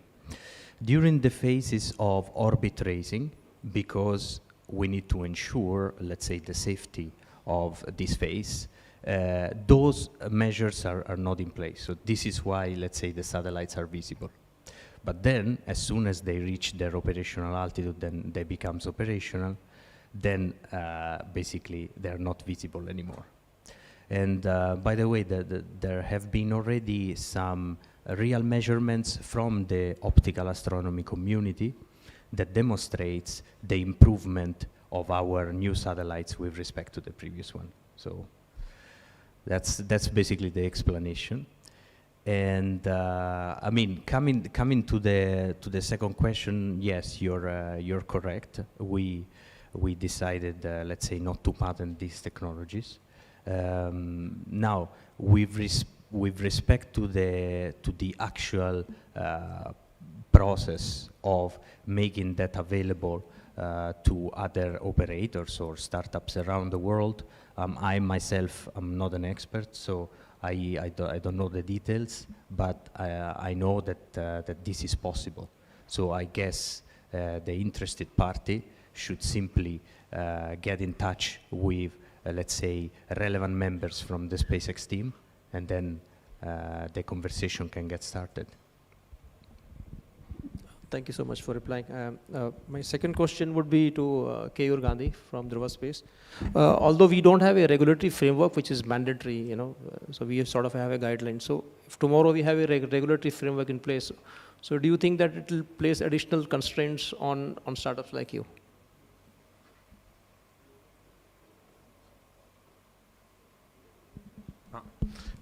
Actually, a very valid question, because sustainability always comes with a cost.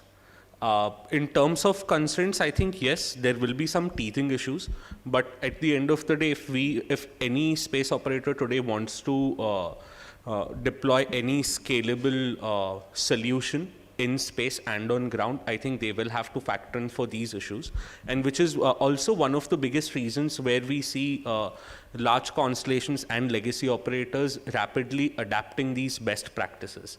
Because unless we adapt this, it would be difficult for us to ensure safety of our own objects in orbit. So really, it comes down to the question of how many more people are willing to adapt it in earlier stages of deploying space assets.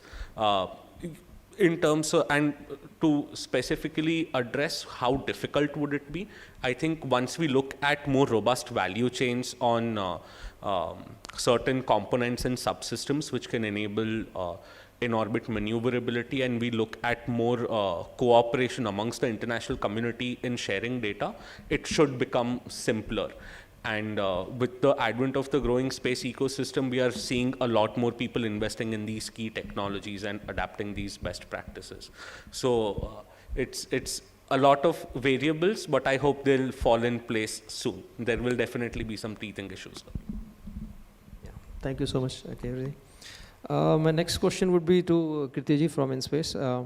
How are we actually involving the non-government entities in our efforts to enhance space sustainability?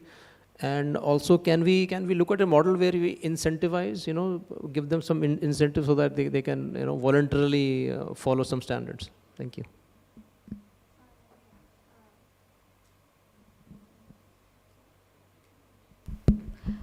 So for the first question, we are encouraging NGs like what I showed in the Indian space policy as well as our guidelines to work in collaboration with ISRO to take technology transfers of the already established technologies in the domain of space sustainability and provide solutions. And these the NETRA and the MOTR data that is there, we provide them to the NGs when they are launching their satellites. And to the next question, sir, can you repeat it? The next. It's about how, is there a model where we can incentivize? Yeah, so NGOs? many of InSpace is really giving them incentives when there are discounts on the technology transfers that are being done by ISRO. So we, on our behalf, we give that discounts. So that way, and there are collaborative projects also that we are envisaging, in which both the NGs, ISRO, can come together and they can find out a solution to the existing issues on space sustainability. Yes, sir. Yeah, thank you so much. My last question to Christian Gomez from Viasat. I understand there is a recommendation on the deorbiting of GSO satellites, but none so exists for NGSO. What about the bouquet of NGSO satellites you have? Any specific measures you have? Because I didn't see anyone from any presentation on your side on specific measures that you take for space sustainability for your NGSO constellation.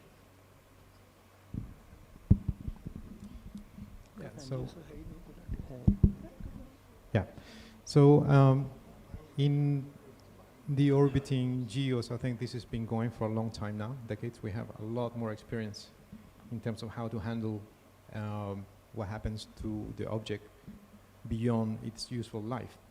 And I think a lot of the development is also happening in GEO.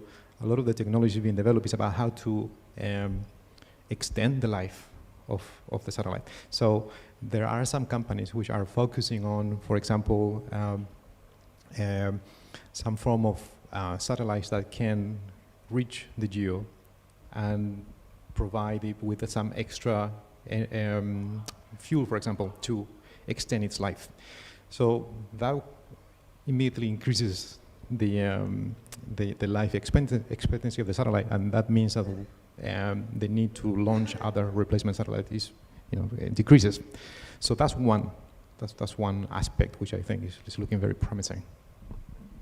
Thank you so much. Yes, please. Actually, we were supposed to have question answers for both the sessions. I don't know now whether it will be possible to have that.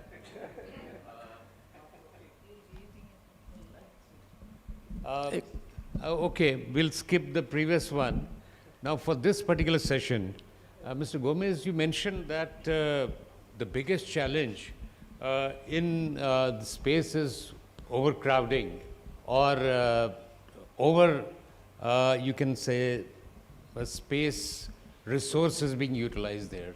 What is the solution you think for that?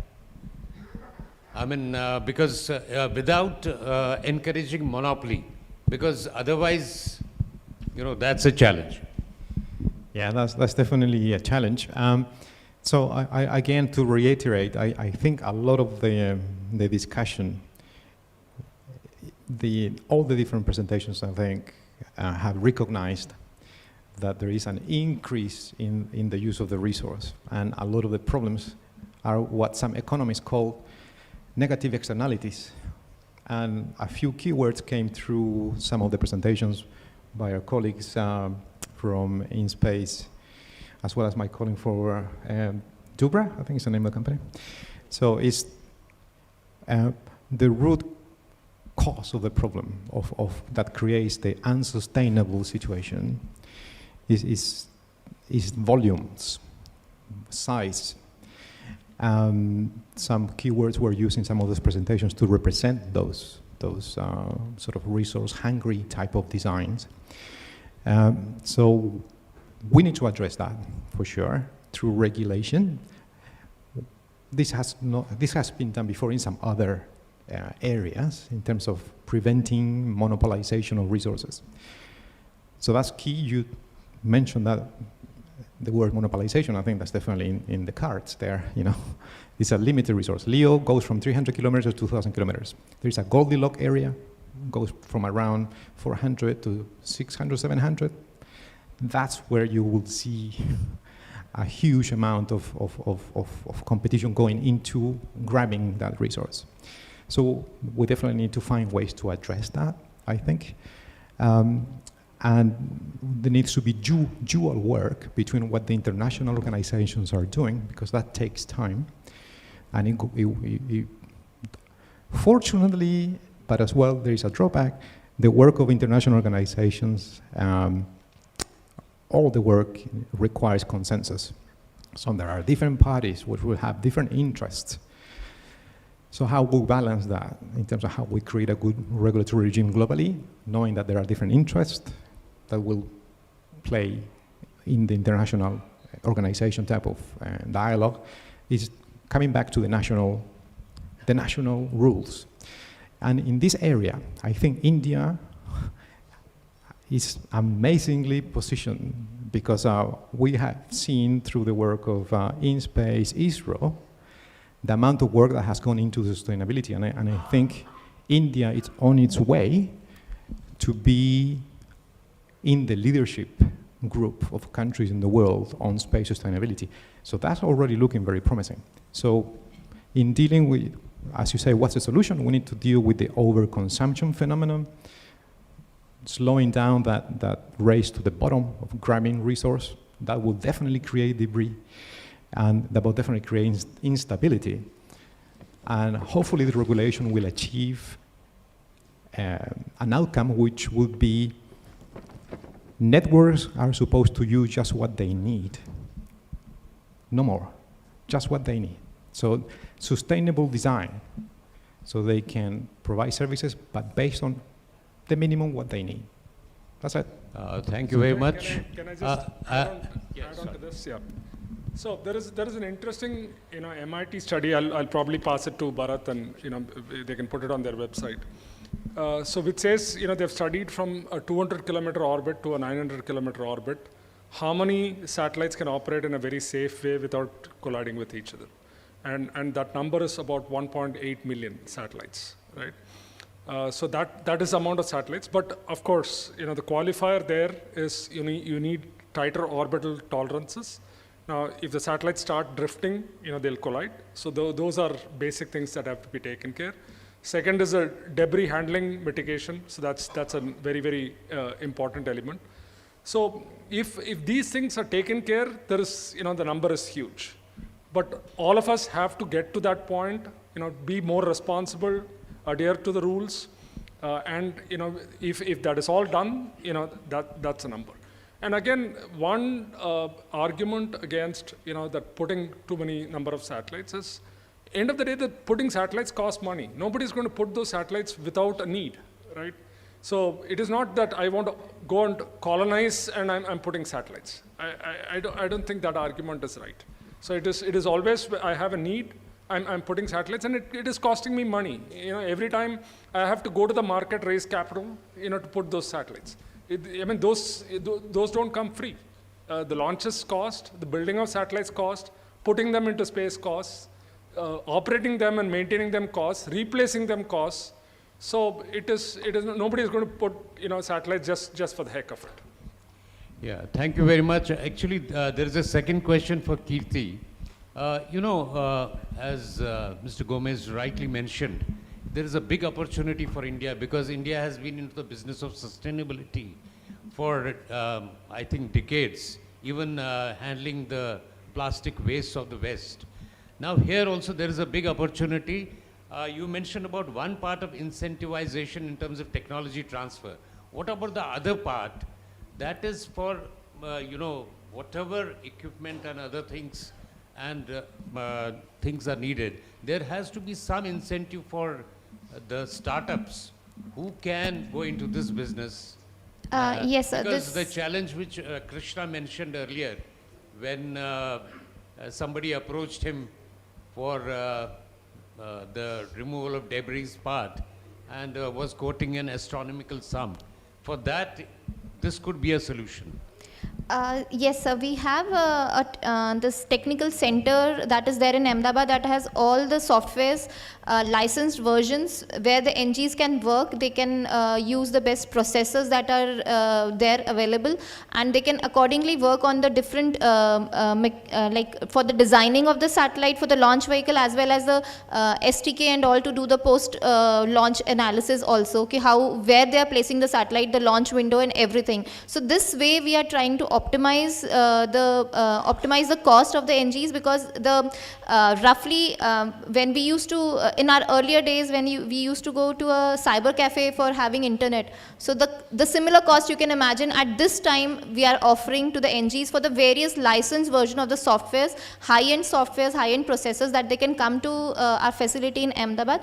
And also we are providing them co-working space in case they have an idea and they want to work with ISRO experts. They can come over to our center over there, design center, and there are different facilities that are there, the thermovac chambers and all, so that they can do those analysis while building of the satellite, and post analysis and post work also can be done over in these labs. And guidance from ISRO experts are also provided, and collision avoidance alerts and etc. also from IS4OM is provided on regular basis. And Dhruva, who launched, Dhruva team, they launched Thibault 1 and 2 satellites, and it also re-entered the like Earth's atmosphere, and it like how the communication and how the alerts they got from the support of ISRO in space, like we have worked with them closely to help the ecosystem grow. Yeah. But I was referring to the debris part. So the debris part, as he told, first of all, one person should go into the space, one capability, one spaceship should go and pull the debris from there and come back. So it cannot be like, we as India, we don't have those many debris as compared to the other nations. So it is how there are few... So there are few startups who are coming forward for this concept also, but it will take time to realize, because going in the space and having an arm, controllable arm, pulling that debris and bringing it back to the earth, so it has to be, there are people, there are projects that are going, even academia is taking up such kind of, but they are not matured enough that I can like tell, but there are ideas floating in the Indian society also, in market. Thank you so much, an excellent response. I'd just like to supplement here. So if you reduce the overall cost for a startup, so you can very well expect them to actually be following the space standards which are there. So if you do not share the protocols and standard with them, obviously you'll end up reducing the cost. I can take a final question from there, please. Just one final. You too? Yeah, fine. Please. I mean, I'm happy to either cede the question. Lunch is I saw more him first important. raising that, so I'll ask him to please ask the question. Please, go ahead. Can we have a microphone, please?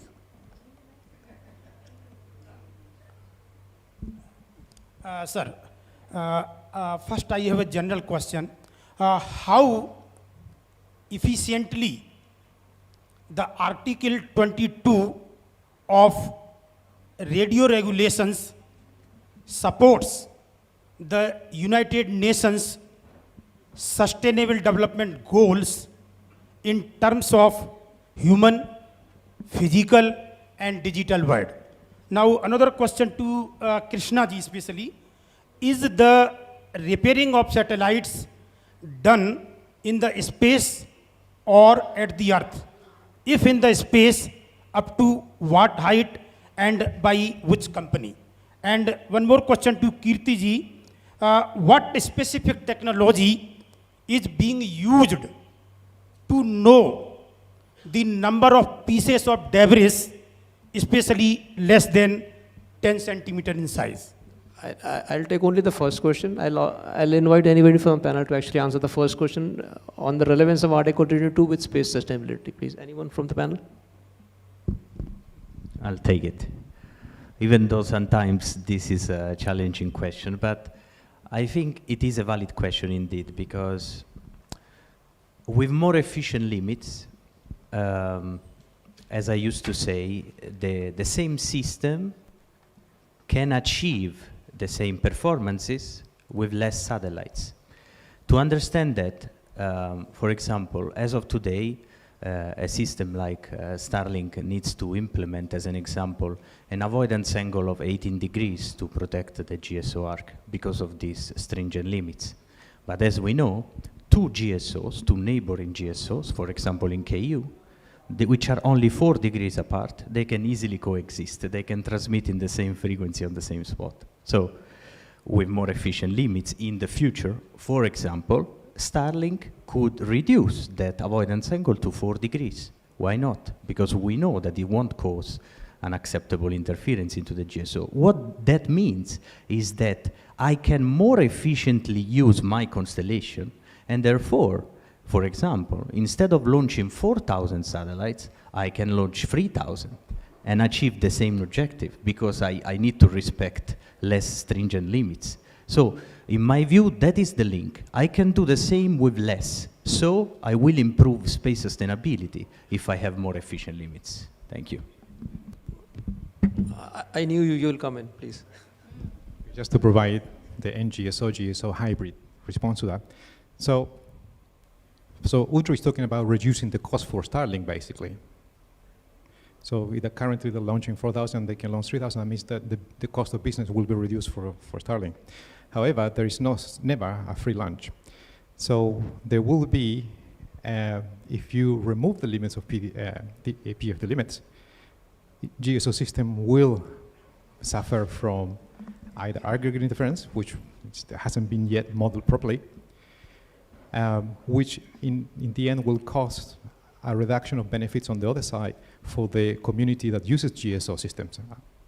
And so in that way, the EPFD limits today are perhaps keeping the ecosystem in place.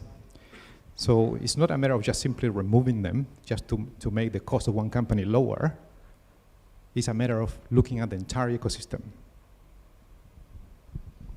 I'm pretty sure both of you can be the best of buddies. One final question from Mr. Panel.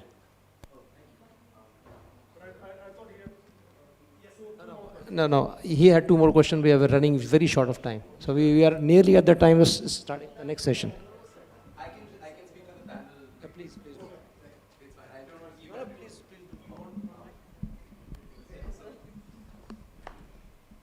My apologies, a lot of pressure for a question before lunch. My question is really for the entire panel and on the question of resources and overconsumption. Overconsumption being something we often hear legacy users talk about when it comes to newer users. India has been accused and been told of using less, whether it comes to natural resources, whether it comes to how we consume coal or oil. And it's always been a Malthus's sort of argument that otherwise the world will run out. Malthus famously predicted that population will be far more than food. That didn't happen because we innovated and actually decided that agriculture could be more efficient, something India innovated in. So I suppose my question about orbital resources is, or any sort of space sustainability question is the approach to limit use, or is it to ensure more efficient, smarter use of the sort that, for example, we heard from KU or we heard from the in-space guidelines, which is the satellites can be smarter, the information we share can be better, we can make sure that there is more room per satellite per nation as we go into the future.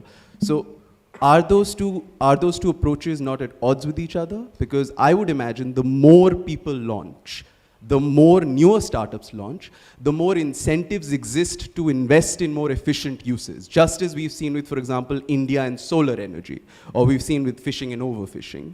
Wouldn't it make more sense, therefore, to focus on making sure there's technology exchange, rather than saying anybody that's now trying to get into space needs to stop, there needs to be a hard limit, and that's because people in the future should also have a hard limit before which they can try and get access?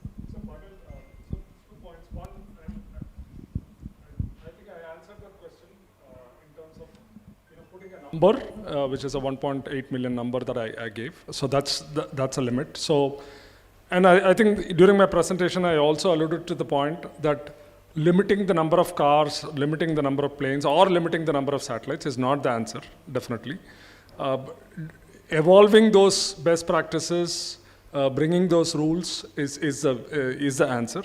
And I think, going back to what, was discussed earlier, are those rules enforceable? Are we making a commitment? Are we breaking a commitment? Simply put, if I were to break a commitment, I won't be sitting in this panel, right? I would be doing what I want to. The very reason we are arguing about these rules, because we stick to those commitments, we respect those commitments, but at the same time they are constraining, and we want to improve those rules. So that's a simple answer. So with all this, limiting is definitely not the answer. I think everybody should get a fair share. On one side, we talk about equitable access, which means everybody should get access. So what now if so many people have launched and now you suddenly stop and say no more?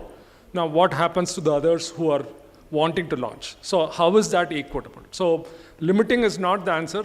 Making responsible decisions, making those rules, making everybody adhere to those rules is the answer, in my opinion. Just one quick response from my side. Sure, thank you. And unfortunately, that's not the world we're living in terms of this duality that you have pointed out. And the fact that we have situations that obscure the reality in terms of how LEO, the LEO ecosystem is evolving.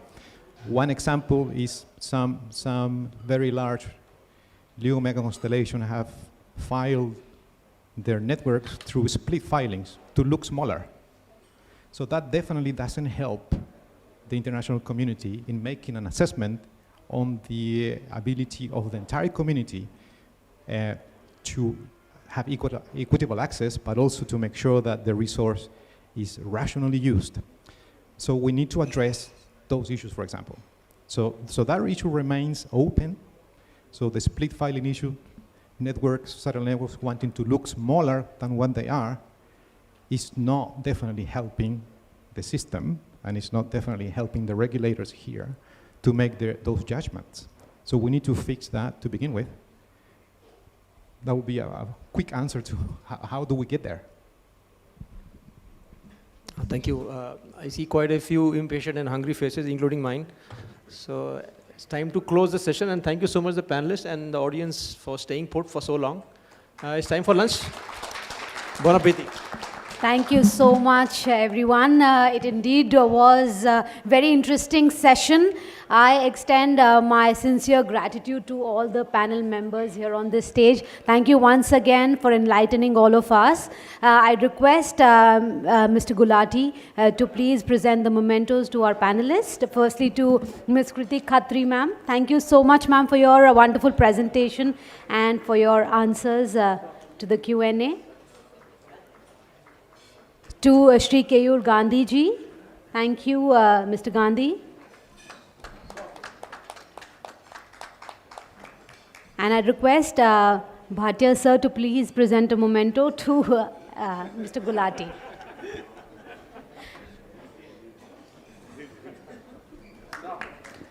Thank you very much, gentlemen. Thank you so much, Kriti ma'am.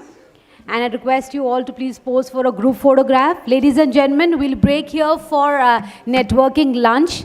And as we're running really short of time, I request you all to please be back in 30 or 40 minutes time for us to begin with the next session. Thank you all very much. See you on the other side of the break. Thank you.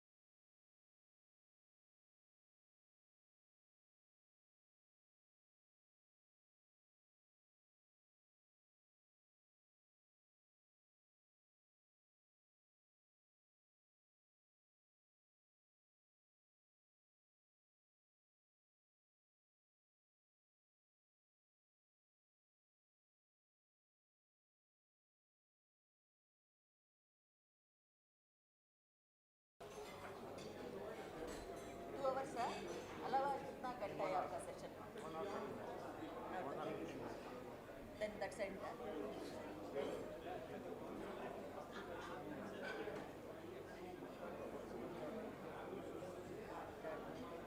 ये दोनों तो virtual है.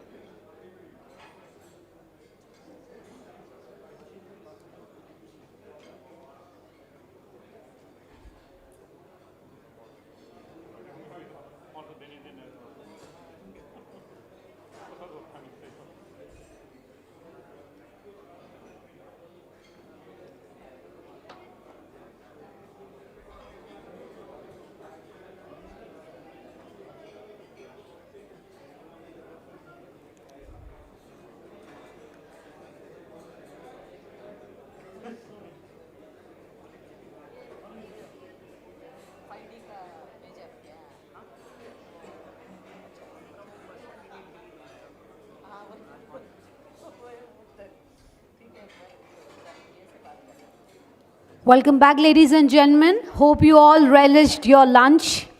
I'm delighted to introduce you all to our upcoming session panel. They'll be talking about preparing for ITU WRC 27. Ladies and gentlemen, please join me with a huge hand and welcome the session chair and moderator, Shri MPS Alavaji, Senior Deputy Wireless Advisor, DOT. With more than 25 years of experience in the field of telecommunications, he regularly coordinates with stakeholders on various radio frequency spectrum issues to frame our country views for the international bodies such as ITUR and APT. Shri Alavaji holds Master of Engineering degree in Electronics and Communication from IIT Roorkee and well known due to his deep knowledge and expertise in radio frequency spectrum management. Please join me in welcoming our panelist, Shri Arun Kumarji, Assistant Wireless Advisor, WPC DOT. Welcome, sir.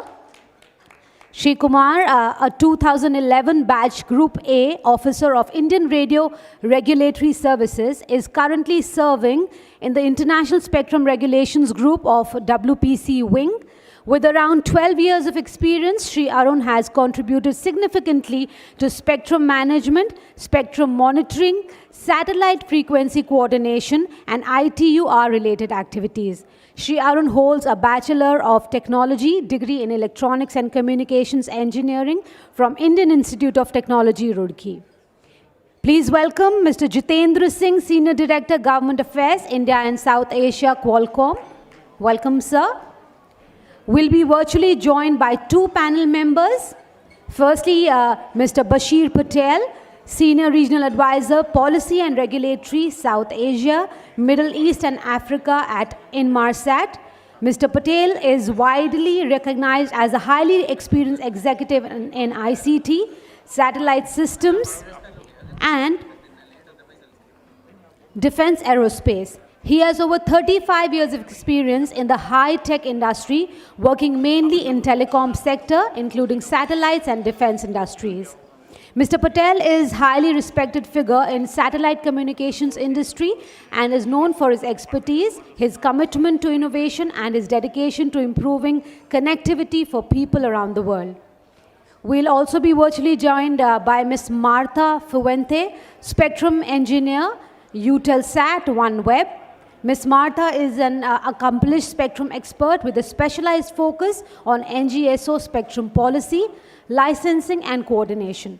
She has demonstrated a strong commitment to enhancing the company's global footprint, particularly her efforts in cultivating relationships within the Americas, Africa, and recently APAC regions, advancing Eutelsat Group's worldwide outreach for WRC and spectrum regulation.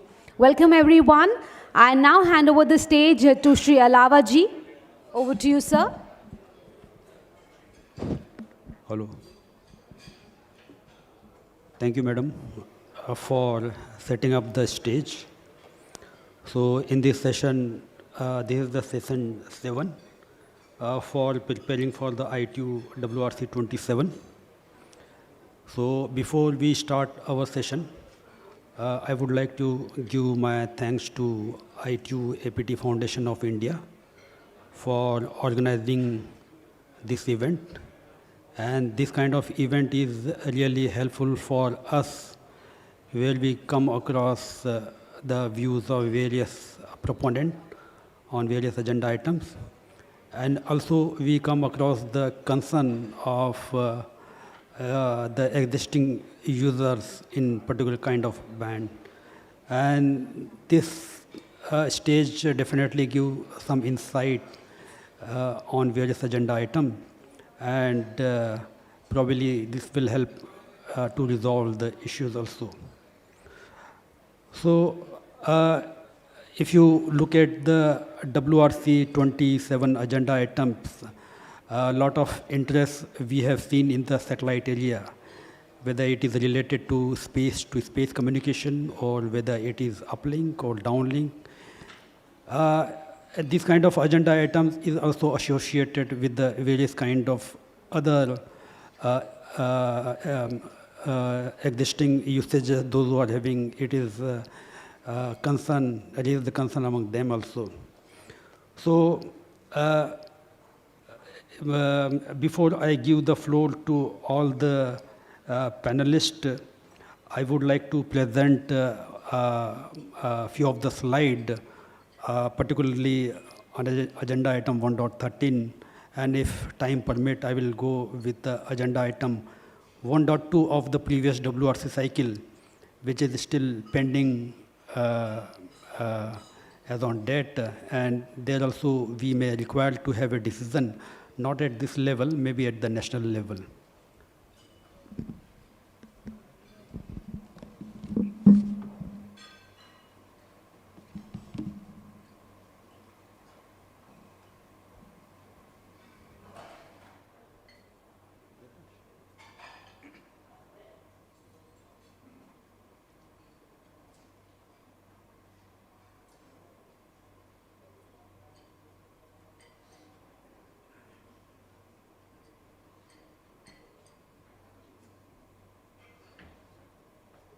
कौन सा है ये वाला? हाँ यही वाला button ये वाला.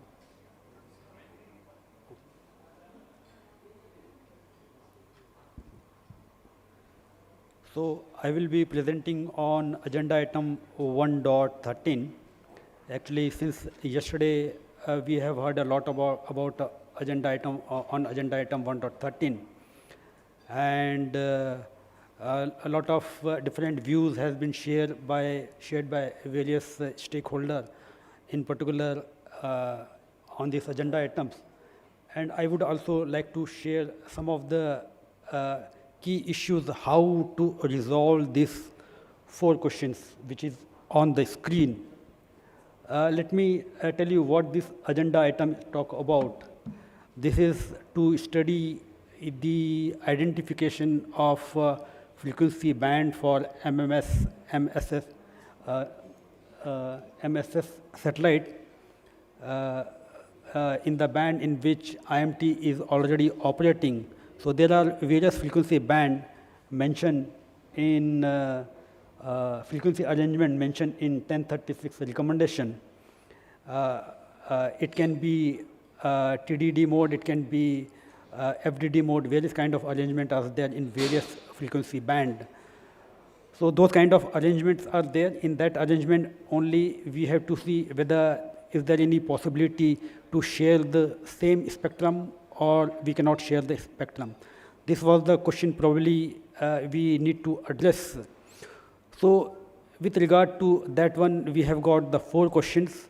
First questions is from the resolve 1 only, study on the possible allocation to MSS in frequency range between 698 megahertz and 2.7 gigahertz, taking into account the IMT frequency arrangement addressed in most recent version of this one. So what are the possible spectrum which needed to be studied? Probably in the last slide, I would like to answer these questions.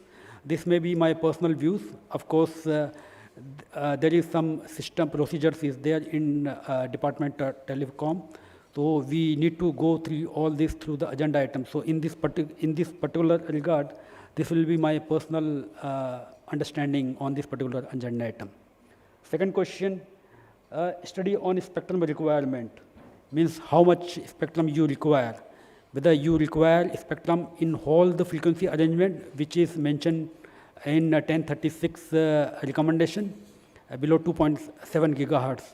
This is another question which also I would like to answer in the last slide of this presentation. In further resolve, there is a requirement to conduct the sharing and compatibility studies. So I would like to recall that in the previous WRC cycle, there was a study on Higgs. During the last WRC cycle, the agenda item was 1.4. And it was also similar agenda item in which all the IMT band has been studied and which was below 2.7 gigahertz. Now instead of HIPS, now HIPS has been replaced with the MSS. So there is a lot of similarity between the previous WRC cycle agenda item 1.4 and agenda item of this WRC 27 1.13. So probably in further resolve, we may like to get the answer from the what studies has been done in the previous WRC cycle. Last question, to study possible technical and operational measure to ensure that the station in MSS do not cause harmful interference to claim protection of. This probably also after doing the sharing study, it is possible that we can have answer. So moving to this slide, this is the frequency arrangement given in 1036 section 3. Some of the frequency arrangement has been given in table 2 right from A1 to A13. Similarly, A4 section, there is a frequency arrangement is there. 5 section is also there, 6 is also there. So these are the 7 section which normally deals with the frequency band below 2.7 gigahertz. And coming to the last part, with regard to region 3, this band 2500 to 2570 megahertz and 2620 to 2690 megahertz, the direction is little bit different. Here in this bar diagram, it is shown that in 1036, C1 and C2 frequency arrangement, in which 2500 to 2570, it's an uplink, whereas in region 3, MSS R3 region 2500 to 2535, it is a downlink. And this is as per the footnote 5.414. It is a little bit editorial mistake over here. Similarly, in 2620 to 2690, as per the frequency arrangement, it is a downlink, whereas the footnote 5.420 and RR frequency allocation table, it is uplink. So most probably this part will create a problem in doing the studies. So before going ahead for the sharing studies, we need to consider this frequency arrangement also. This frequency I have taken out from the DOT website, and these are the frequency given to the telecom operator. Various frequencies are there, right from 600 megahertz to 2500 megahertz. And most of the frequency are in FDD mode. Only the second last row, which is 2300 megahertz, it is in the TDD mode. So except that one, it is in India, we are using FDD mode. But if you look at the frequency arrangement in the first two row, that is A6 in that TDD mode has been given in the recommendation 1036. And if you look at the third last row, 2100 megahertz, there also the frequency arrangement B3 and B5. I am reading out the last column of the remark.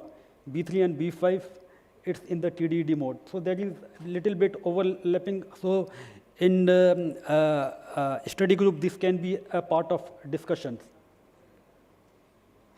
So in terms of doing the sharing studies, let us look how the IMT normally works. It's a very simple diagram. Only three component I have used it. First one is the user equipment. Another one is the GNB, that is the next generation node B. In earlier 2G, 3G network, it used to be BTS and BSC. Now this GNB has been included with more functionality. For example, it is managing the radio resources. This is the main component which is managing the radio resources. And last part is the 5G core, and 5G core is again connected with the data network. So crux of this is GNB. Basically what is happening, GNB what is doing. Let us take an example. GNB has been given 5 numbers of frequencies, and few user equipment wanted to communicate. So it is a function of GNB that how it allow the user equipment to send use the channel. GNB used to transmit the signaling. This is the basic concept. And while it transmit the signal, it transmit which are the free channels available for the user equipment. And user equipment normally keep a watch on all the signaling transmitted by GNB. And if any user equipment wanted to communicate to another user, it will grab the free channel and may make a request to GNB. It will update its database, and again it will transmit the request to main core, 5G core. It will update again various levels. It will go through the security, it will go to the accounting section, it will find it out where other users is there, and so on. So this is the way, and after the user equipment grab any particular channel in the next signaling transmission, it will transmit that now that signal, channel has been occupied. Now these are the free available channels. So basically what GNB is doing, it is managing the resources, and no interference is faced by any user equipment. This is the basic concept, and whether it is 2G or whether it is 3G or whether it is satellite, if it is come to manage certain kind of channels, fundamental remains same. There is no change on fundamental till today. Now let us see this diagram. Now, with the introduction of, with the release of 3GPP release 7, this diagram we have taken out from the 3GPP. So now, what is happening, again, GNB has come into picture. There are two GNBs are there. One is serving a small cell area, that is the terrestrial area. Another GNB is serving the satellite area. The resources distribution is like, it may be, satellite may be having some set of resources managing user equipment in particular cell, and another terrestrial component with the smaller cell may be serving with another set of frequencies. So basically, spectrum resources is managed by GNB in coordination with the 5G core. So I don't think so there is a question of any kind of interference. If 3GPP specification release 7 is followed. This is the main things. Even if we allocate the same set of frequency for the MSS and same set of frequency to user equipment, it is up to the main core what set of channel GNB which is served by for the MSS and which is served by the terrestrial network is. So I think so if the specification work fine, work perfectly, there can't be any kind of interference. So what are the benefits of this kind of application when we start using the satellite? So main benefit is coverage extension, connectivity to underserved community in rural, remote area, in agriculture, mining, and forestry.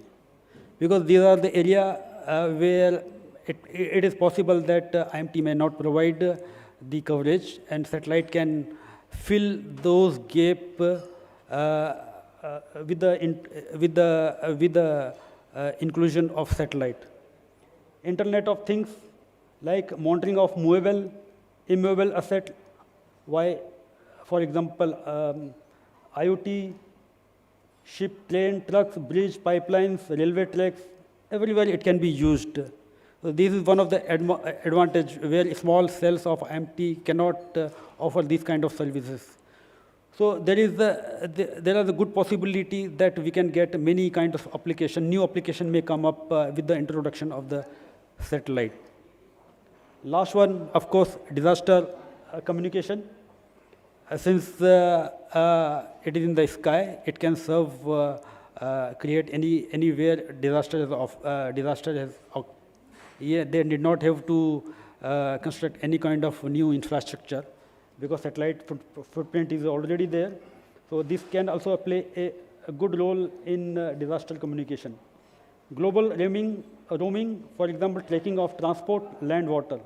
So these are some of the new advantages of bringing MMS in the same frequency band where IMT is using with the same, with the 3GPP specification. So this is one of the main advantage that a 3GPP specification has come into picture, and there is the integration of satellite component. Of course, I don't know whether it will function with the TDD mode or not. That is another issue. I have not gone through this. I think so. Maybe who is following 3GPP release 7 may tell that whether in TDD mode it is possible. Now, coming to dealing with the interference issue at the border area. So this is the basic things what I could able to understand. This is with this I am comparing HIBS and the satellite. If you talk about the HIBS is just a 20 to 50 kilometer above the sea, above the ground. So, and the footprint area can go up to 100 kilometer also. Whereas MSS is at the larger height. Definitely it may go as small maybe having as small footprint as possible, like 17 kilometer. So it is a sharp beam. If you compare both the figure, if you take 0 degree as a horizontal and 90 degree as a vertical, if you compare it, so so incident rays over the ground is close to the 90 degree, whereas it has got a good distribution from 0 to maybe 70 degree or 60 degree.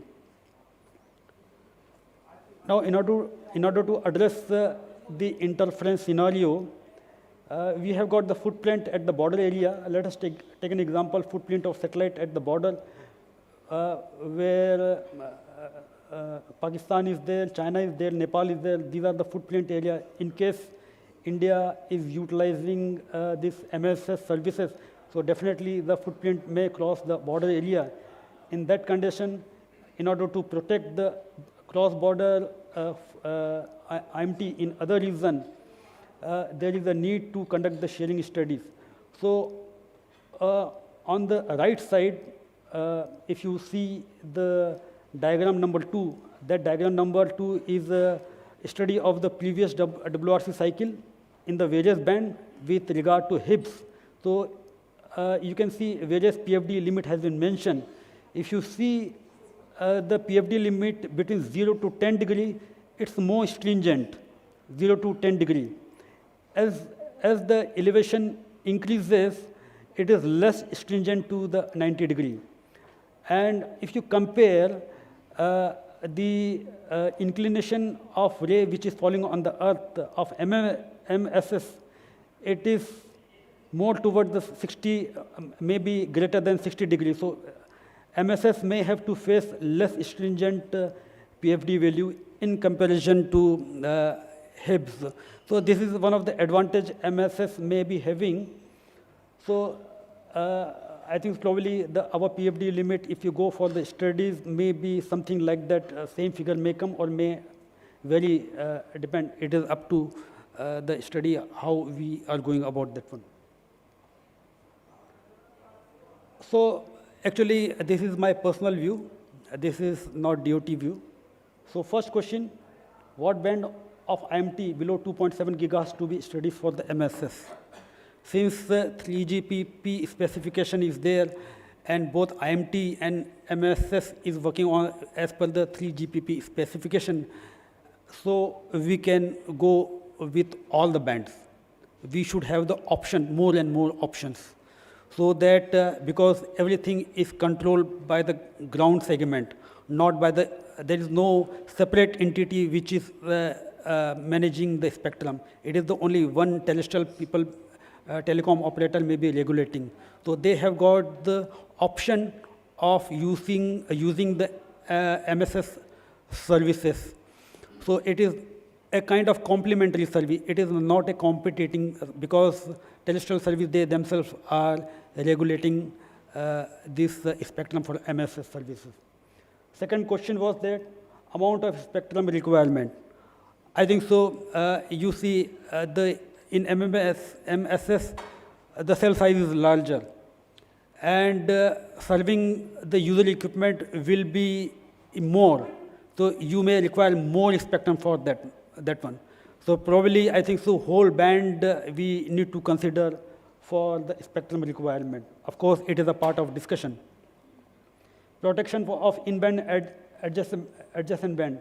It will be the same kind of study which we have already conducted for the HIPS in previous WRC cycle, and may result with the same PFD limits.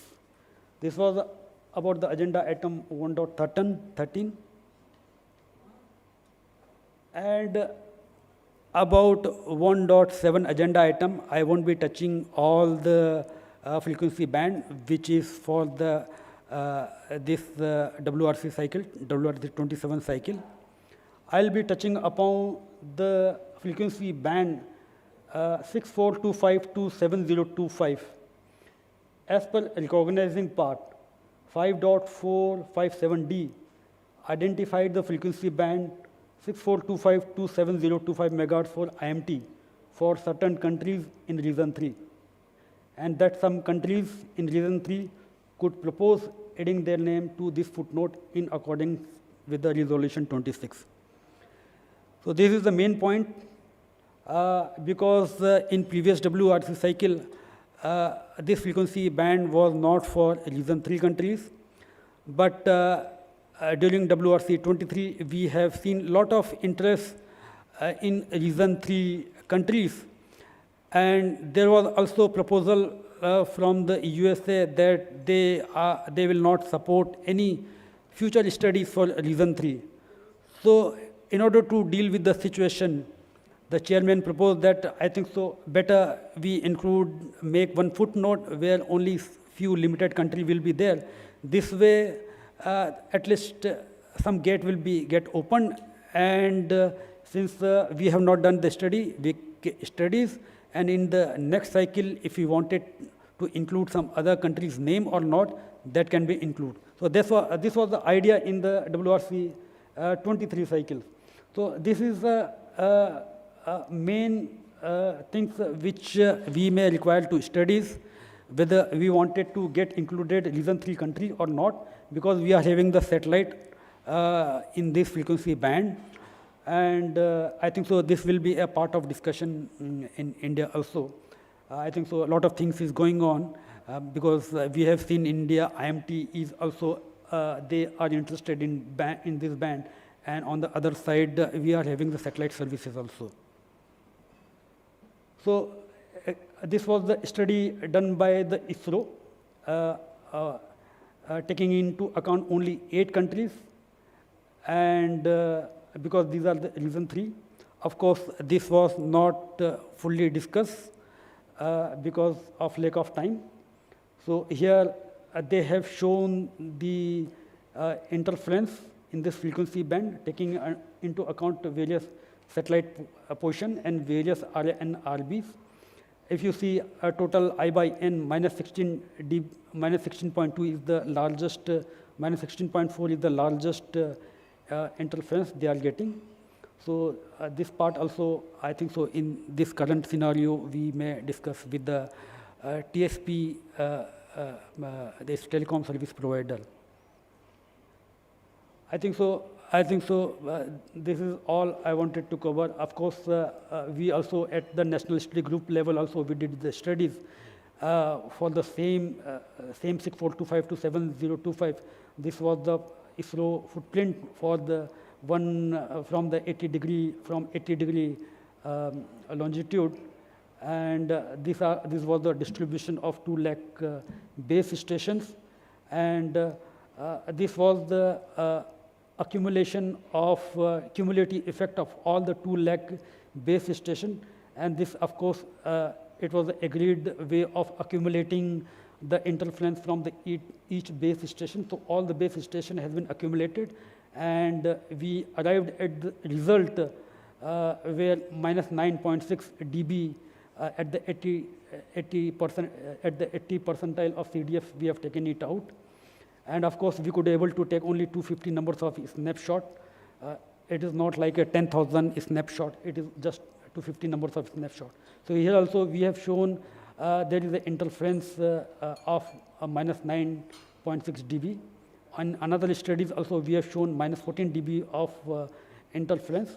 But of course, we have not discussed with IMT proponent of this frequency. This required to be discussed. I think maybe this year we may be discussing.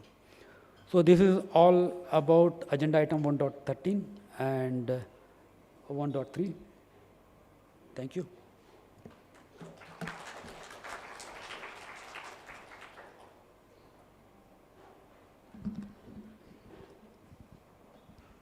So thank you very much for listening on this one.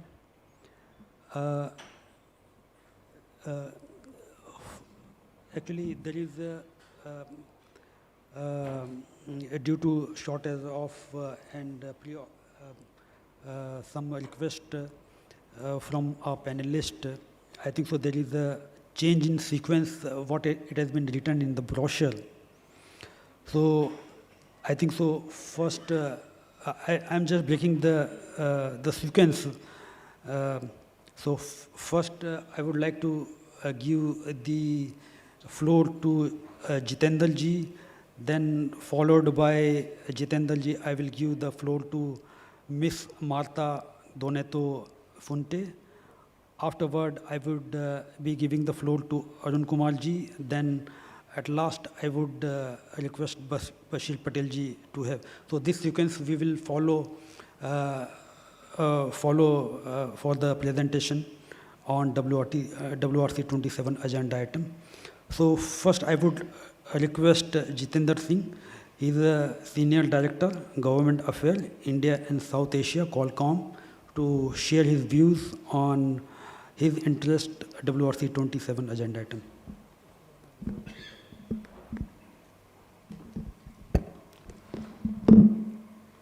Thank you, Alawaji. Good afternoon to all of you. So this is, yesterday I said that I will not talk about spectrum because that was 5G NTN discussion. Today it is spectrum. So I will be focusing more on MSS in IMT bands. So this is the agenda item which is very important for us to follow and then to see, because here we are talking of bringing a new service in some cases, and in some cases existing service to use as spectrum where already there is extensive deployment of live networks. So this is an important agenda item which we'll be discussing. Next, please. Yeah, so I see some new fresh faces who have not been into the discussions of what is happening in WRC. What is WRC? What is the kind of complexities which we see in WRC? So I will not go into this because I will start my timer and I'll try to close in 10 minutes, noting the time limits which we have. So this is a complex process, just to say in most simple words. And this is a 4-year cycle where you need to actually follow each and every step to ensure that your interest is taken care of. So right now we are in the situation of going through study groups and doing the studies. The discussion has already started on various topics, subjects. And after doing all those studies, as Alavaji mentioned, during WRC, there are still new things which pop up, which you need to be aware of and to be part of those discussions during WRC. But that is only possible when you are fully aware of what happened in these 4 years in these study groups on those issues. Next, please. So in this particular WRC, that is WRC 27 cycle, there are a number of agenda items. Interestingly, as Revati Madam mentioned yesterday, this seems to be a WRC of satellite issues only. And that's what you can see on the top left. We have all various number of agenda items which are for Working Party 4A. On top right, Working Party 4C. And then on the right corner, we have a number of issues of scientific studies and stuff which is again dealt by mostly by satellite services. Again, if you go to left corner, there are a few items which is to be handled by study group 5 working parties, but they also have issues with respect to satellite issues. So this is a good satellite and it is good that we are having this kind of event organized by IAFI to discuss this, and I hope we'll have more such events in future to handle the satellite discussions. Next slide, please. One important thing which you always forget, and that's what I noted in last 2 cycles also of WRC, that we forget that there are various frequency bands under various agenda items which are overlapping. So when we go to WRC with different kind of, because these will be probably discussed in different working parties for different issues. So maybe it is important to keep a note on that, what is happening on a particular spectrum portion which is having overlapping agenda items. So it is just important to keep an eye on that, because otherwise on one place we may be supporting something, but in other working party maybe it will be giving a different result which may not be favorable. Next slide, please. So again, when we go to WRC, there's a process of going through a CPM, which is Conference Preparatory Meeting, and the text is prepared based on the inputs from various working parties on different agenda items. This is the flow of that particular process, how various chapters dealing with various which is being dealt by various working parties. They have to provide their inputs on a certain date, and based on that, the draft CPM is prepared, and then that goes to WRC. So again, this is for folks who have not seen this entire process. This is a simple looking process, but it is a complex process which we saw in the previous slides. Next slide, please. Now, same thing in a different format. What are the agenda items with various working parties? What different agenda items are dealt by working parties? So that complexity, who is giving the input to a particular working party as a contributing group or as the lead group. So all those inputs can be seen here, and it is important to actually know this because if we are working on a particular issue, which we'll be seeing now, for example, 1.13 or 1.7 different agenda items, we know their inputs are coming from different working parties, and what is happening, which working party is dealing with what, and what are the inputs they are going to give to the to the lead party is something which we need to follow. And this is one example which we'll be discussing is on agenda item 1.13. Next, please. So agenda item 1.13 was actually also covered by Alavaji in detail.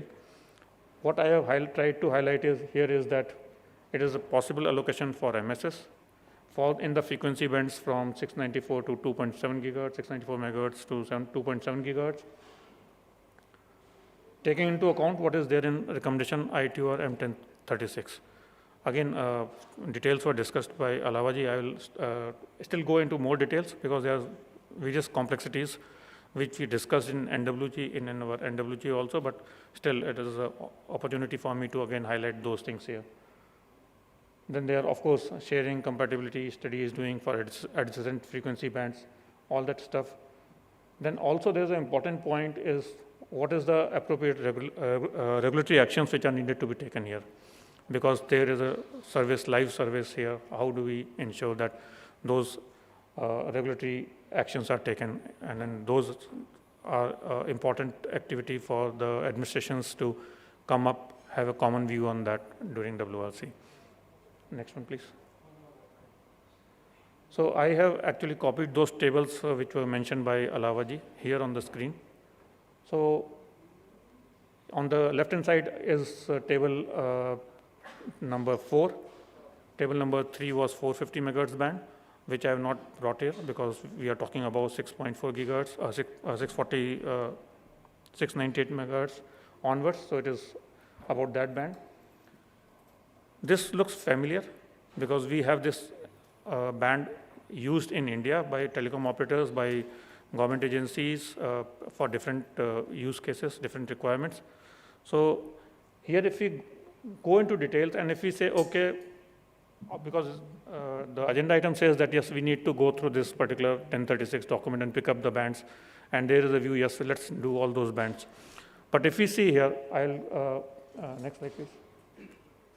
So if you see here on for example, band A1 and A2, these bands are used in India, but what configuration we use is, for example, 800 megahertz band, our band closes at 890, but the countries who use eGSM or used to use eGSM, their band used to start from a much lower portion, which was 880 megahertz. So there was an overlap on uplink and downlink.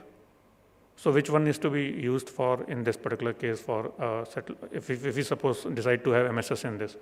Similarly, we have 935 to 960 megahertz on the downlink of 900 megahertz band in India, but the 1036 A2 says 925 to 960.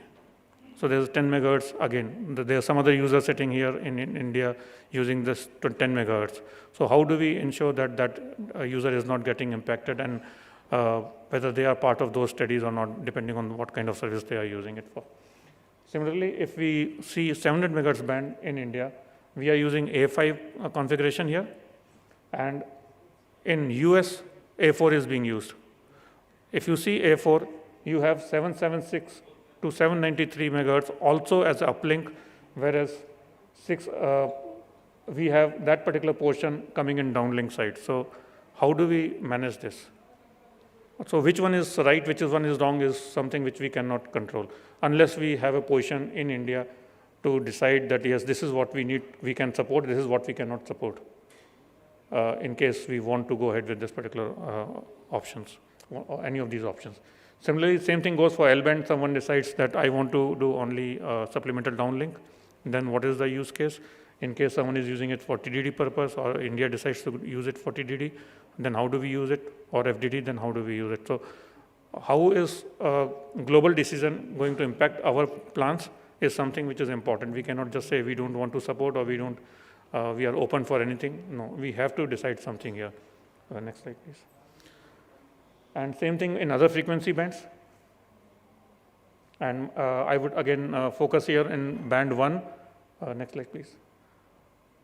So if you see band 2 is 1805, and if you see the higher side of band 2, which is 1805 to 1880 megahertz, which is a downlink in India. We have band 3, of which is some other countries is using, is 1850 to 1920 as uplink. So there's an overlap of huge amount of spectrum in this. So which band is actually then selected for doing MSS? Both cannot be there. If it is one of them, then it impacts the other person. So how do we decide that? So I think we should consider all these aspects, that what is good for our country, that should ensure that protection of our existing services in these bands. Because this will also have implication on the directionality of uplink and downlink of MSS. And also if you see in 2.5 gigahertz band, which was also mentioned by Alawaji, that this particular band is, we have 2 TDD blocks in India, and then we have also it is band 41 or N41, which is entire band is TDD. In some countries it is used in mode of FDD, which is band 7. In some other countries it is used as band 38. So there are different band configurations which are legacy bands which are being used as this entire band, if we take this entire 196 megahertz. So how do we handle that? That is important for us because we also have MSS in this band, uplink and downlink. Next slide, please. So if we, in the recent Working Party 4C meeting, number 31, there were various questions around these discussions. Different administrations have different views, and I just tried to put those views here. I am not going to go into details of this, but yes, important was whether we should only focus on FDD arrangements or we should also see TDD arrangements. Of course, you will see no decisions were taken in most of the cases. Next, please. Similarly, the other questions also, how to take care of MSS uplink or HIPs should be protected or not protected. So all those things were also part of this because if you remember, some of these bands were also identified for HIPs in the recent WRC and under agenda item 1.4. So next slide, please. So one of the discussions was what should Working Party 4C do with respect to LS in asking the inputs from various working parties who are supposed to provide input on these services which are being which are in these various frequency bands. So again, important is that it is not only IMT. There are other terrestrial services or other mobile services or other fixed services. There may be various other services in these bands.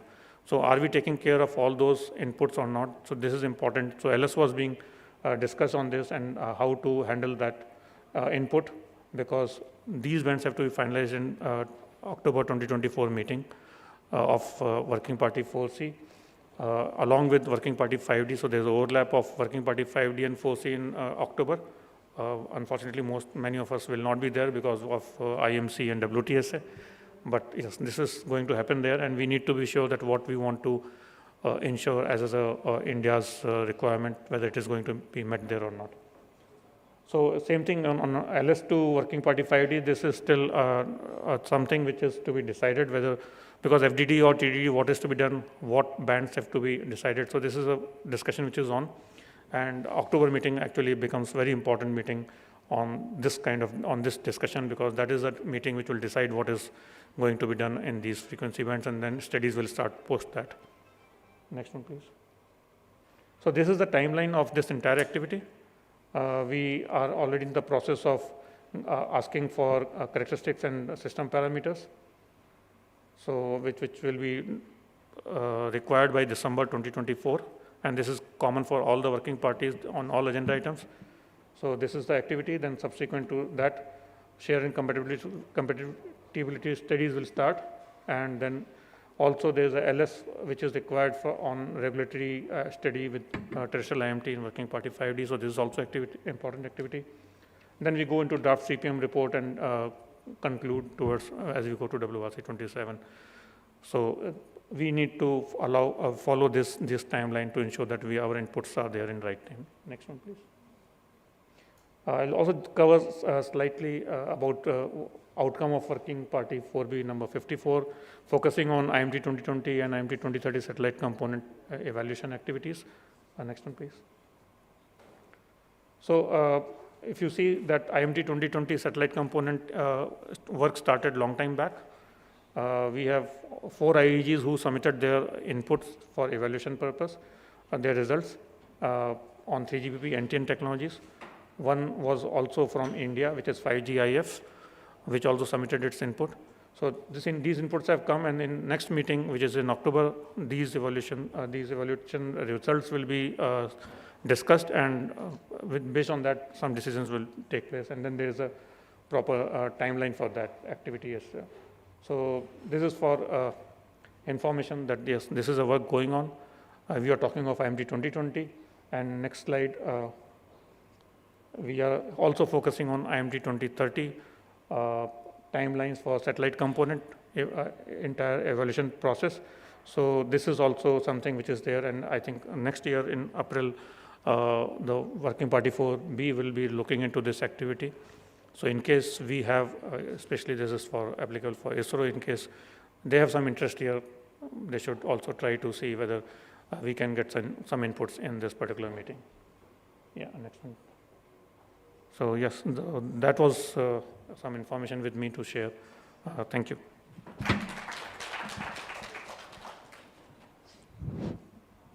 Thank you, Jitendra ji, for highlighting all the issues of various agenda items.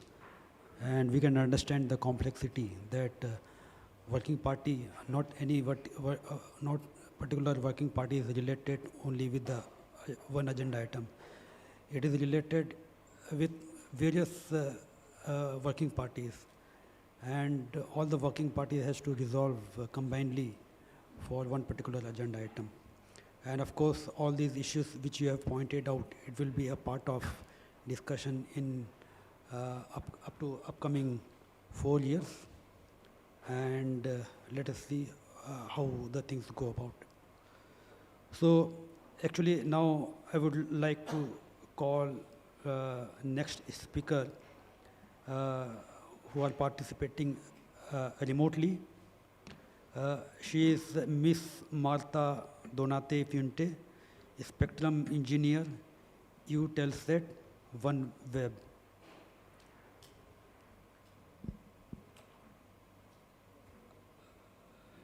Miss Martha Donate Fuente, can you hear my voice? Yeah, I can. Can you hear me? Yes, floor is yours, madam. Please. Okay, thank you so much. Well, good afternoon to everyone. It is a pleasure to be here speaking today. Unfortunately, I wasn't able to attend physically. I'm very sad about it, but I really hope I will attend the next one in person. So, first of all, a special thanks to ITU APT Foundation of India, thanks to Bharat, and also thank you to the chair of this session for the introduction. So today I'm here to talk about the road to WRC 27, but before I do that, I would like to give you a brief overview of OneWeb. So next slide, please. Thank you. So OneWeb is a global communications company. We operate in Ku-band and Ka-band spectrum. We are a LEO constellation operating at 1,200 kilometers altitude, and we have more than 600 satellites already in operation. So we have completed our first generation, and we have started already the commercial service around the globe. We offer low latency and small high-performance user terminals. And lastly, as of September of last year, we merged with Eutelsat to become what is now Eutelsat Group. And so we are the first combined LEO and GEO operator. So it's certainly very interesting to combine these two agenda items, two interests in the same agenda items, so GEO and LEO. Okay, so next slide, please. Okay, so here are the satellite issues that I would like to speak about. We have here 4 agenda items. These are non-GSO focused.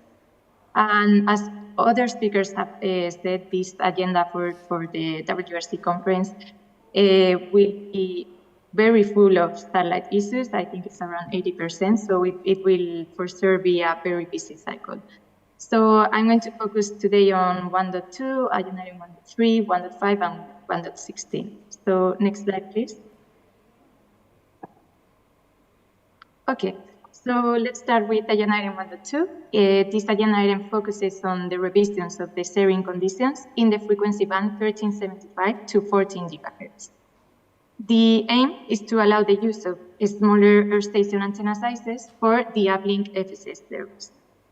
And just to give you some background, this band was first allocated to FSS in the Earth to space direction during the conference in the year 92.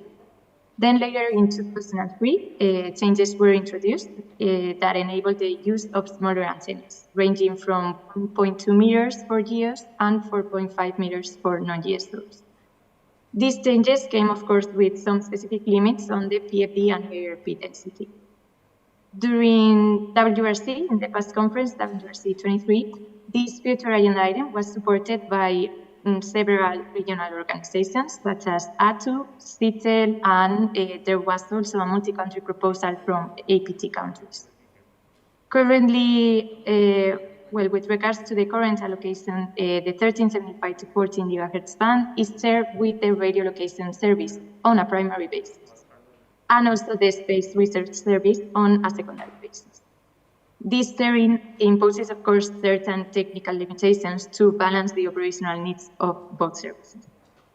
So these limitations are captured in footnotes 5502 and 5503, which consider the limitations on the minimum size of the Earth station antenna, also the maximum PFD that a terminal can transmit towards the sea or to other countries deploying radars, and also the maximum EIRP density limits. Lastly, if we look at the text on the right, we can see that there is a significant mismatch between the downlink and the uplink in terms of amount of spectrum. We can see that for the downlink, we have between 750 megahertz to 1 gigahertz, depending on the region. But for the uplink, we can see we only have 500 megahertz. So next slide, please. Okay, so let's look now at the opportunities and the challenges associated with this INI. There are several challenges that we need to address. Of course, managing the interference is very important. We must ensure that there is no harmful interference with the radio location service and with the Space Research Service, especially within the constraints of 5502 and 5503.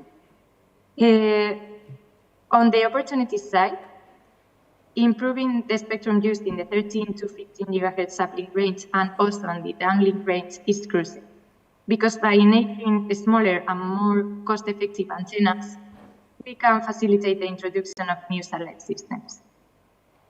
This advancement will promote, of course, innovation and reduce the cost, and it will lead to increased global access to these services. And this will be done by enabling more widespread deployment of these earth stations with smaller antennas. As for the required studies, we need to perform technical and operational studies in Working Party 4A to evaluate the impact of using the smaller antennas and revise these regulations. So next slide, please. Thank you. So moving on to agenda item 1.3. This agenda item focuses on exploring the use of the frequency band 51.4 to 52.4 gigahertz by non-GSO systems, specifically for the FSS gateway Earth stations transmitting from Earth to space. So currently, this band is allocated to FSS and also fixed and mobile services. However, for the FSS, it's only limited to geostationary satellite orbit systems. So it's not allocated to non-GSOs. And also for the GSOs, it has a minimum antenna size of 2.4 meters. So it has some limitations. And then, as we see an increasing demand for these services, particularly through the non-GSO systems, we see that there is a real need to explore the potential for this frequency band to accommodate these new systems, these non-GSO systems. So also, I want to note that the presence of the QV band satellite gateways in the future can stimulate and will stimulate innovation and development in the local economy. Okay, so next slide, please. Okay, now looking at the opportunities and challenges presented by this agenda item. In regards to the challenges, we, as the same as the other agenda item, we must protect the existing services. That is very important, and this includes fixed and mobile services, as well as the Earth exploration satellite service in the adjacent bands. Also, it's important that we ensure protection of the GSO gateways. So this will, of course, require detailed sharing and compatibility studies that we will help develop in the Working Party 4A meetings. Moving on to the opportunities, by enabling the use of these frequency bands for the non-GSO systems, we can enhance the access to the service for non-GSOs, and we will facilitate global connectivity, because in the end, addressing the needs of non-GSO networks will ultimately help enhance the global connectivity, which will benefit many regions that rely on the satellite internet. Okay, so next slide, please. This agenda item 1.5, is very, very interesting. It focuses on developing regulatory measures to limit unauthorized operations of the non-GSO earth stations in the FSS and in the MSS services. Also, it addresses related issues concerning the service area of the satellite systems. So as we know, non-GSO systems are increasing. They are increasingly being deployed to provide communication services. However, there have been some reports from various administrations that have highlighted issues with unauthorized transmissions from these type of earth stations within their territories. This poses a significant challenge as it can lead to interference and disrupt the authorized services. So, as some background, there are already some regulations in place, specifically Article 18 of the radio regulations, requiring that transmitting earth stations should be licensed and authorized to operate. Also, Resolutions 22 and Resolution 25 further emphasize the need for the effective measures to limit the unauthorized transmissions and ensure compliance with the regulations. So during the WRC 23, some initial proposals consider the air-to-space and also the space-to-earth directions of the uplink and the downlink.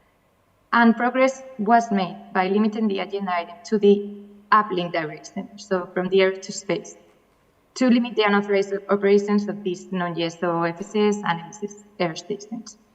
And I say this because the most challenging thing, for us at least, would be to introduce restrictions on the downlink, especially for those already operational systems, such as OneWeb. But let's go to the next slide and talk first about the opportunities and challenges of this agenda item. Next slide, please. Okay, so in terms of challenges, we believe that implementing new regulatory measures across different administrations can be challenging. And so we need to ensure that these measures are practical and enforceable while balancing regulatory control with the operational needs of the non-GSO systems. Coverage area is also a challenge for non-GSO systems. So, for example, some non-GSO systems do not have steerable beams. And this is a big problem if someone wanted to limit the downlink operation. If an administration were to limit within their territory the downlink, it would adversely impact directly the operations in the neighboring countries that did want the service. So this is why we have to be very, very careful by limiting this to the uplink, so to the earth station transmissions, and not talk about the downlink because it has nothing to do with this unauthorized operation for the earth station. So in terms of opportunities, well, by developing clear and effective regulatory measures, we can prevent the unauthorized operations, which is, of course, a good thing of these non-GSO earth stations. And this will help ensure that only the authorized stations operate within a given time. And also on the technological front, we can have some advancements like geolocation, emission station systems to control the earth station operations, and so on. So this can help monitor and control the earth station operations more effectively. So we see this as an opportunity. Okay, next slide, please. Thank you. So this is the last agenda item that I will be talking about, this agenda item 116. Focuses on the studies and measures to protect the radio astronomy service from interference caused by the non-GSO systems. So the radio astronomy service has primary frequency allocations that are adjacent to the FSS, MSS, and BSS frequency bands.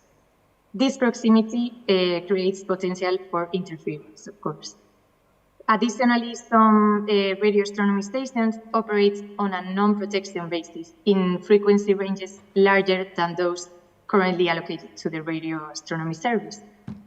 And just want to add that the radio astronomy community has identified 2 critical observatories for potential international recognition of radio quiet zones. One is the SCAU in South Africa, and the other one is ALMA in Chile. Also, as can be seen on the screen, at the end there are already some existing regulations and recommendations that provide guidelines for protecting the radio astronomy. So, next slide, please. So now let's consider the key aspects and the planned studies for this INI.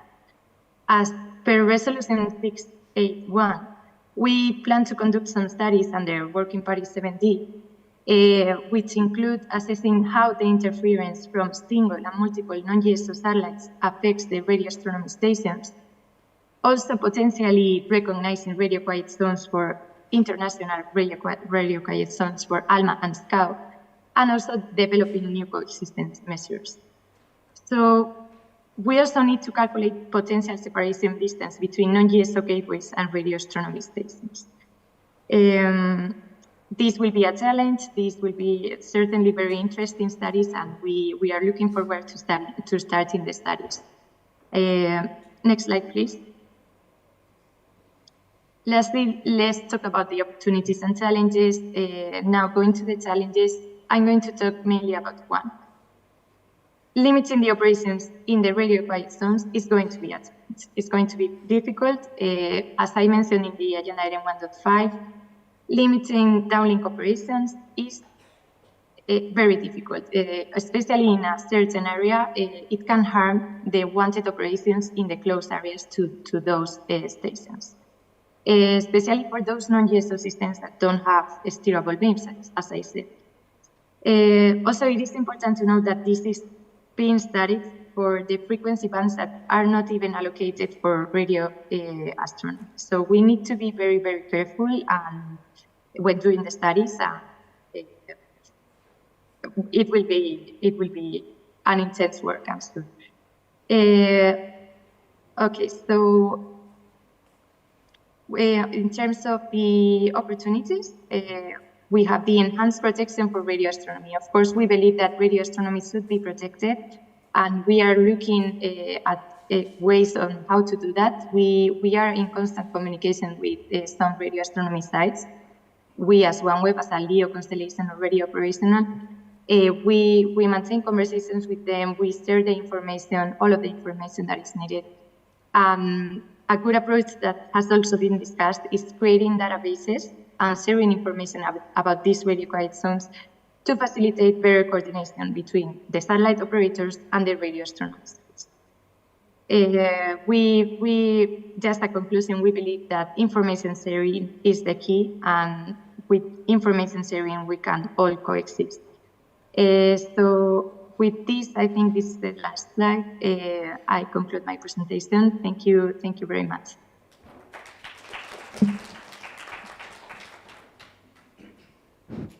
Thank you very much, Ms.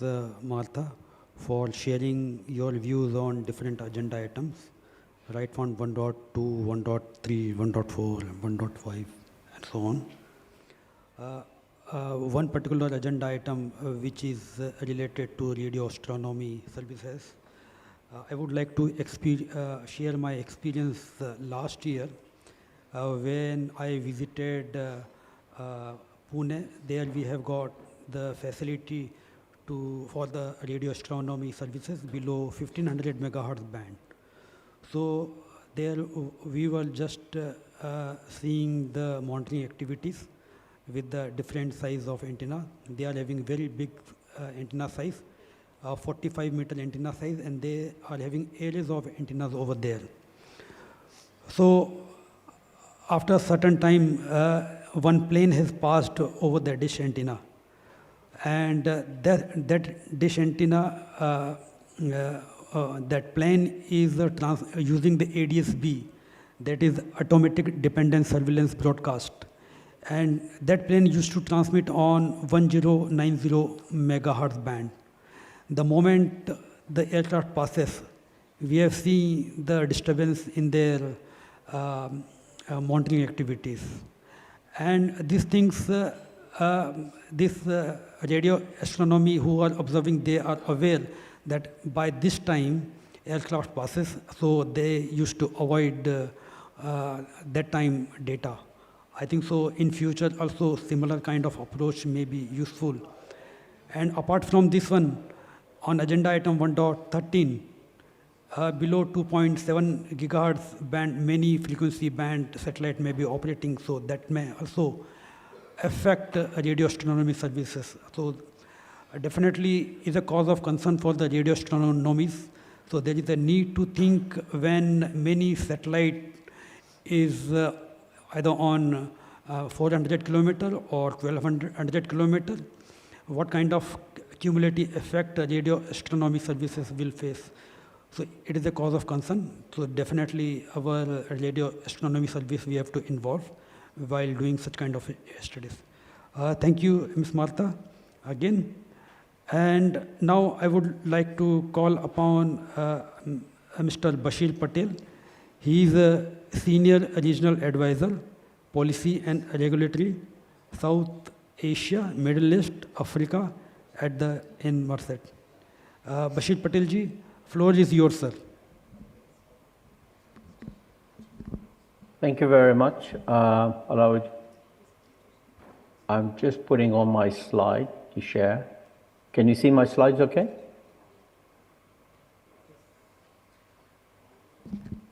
Yes, we can see the slide.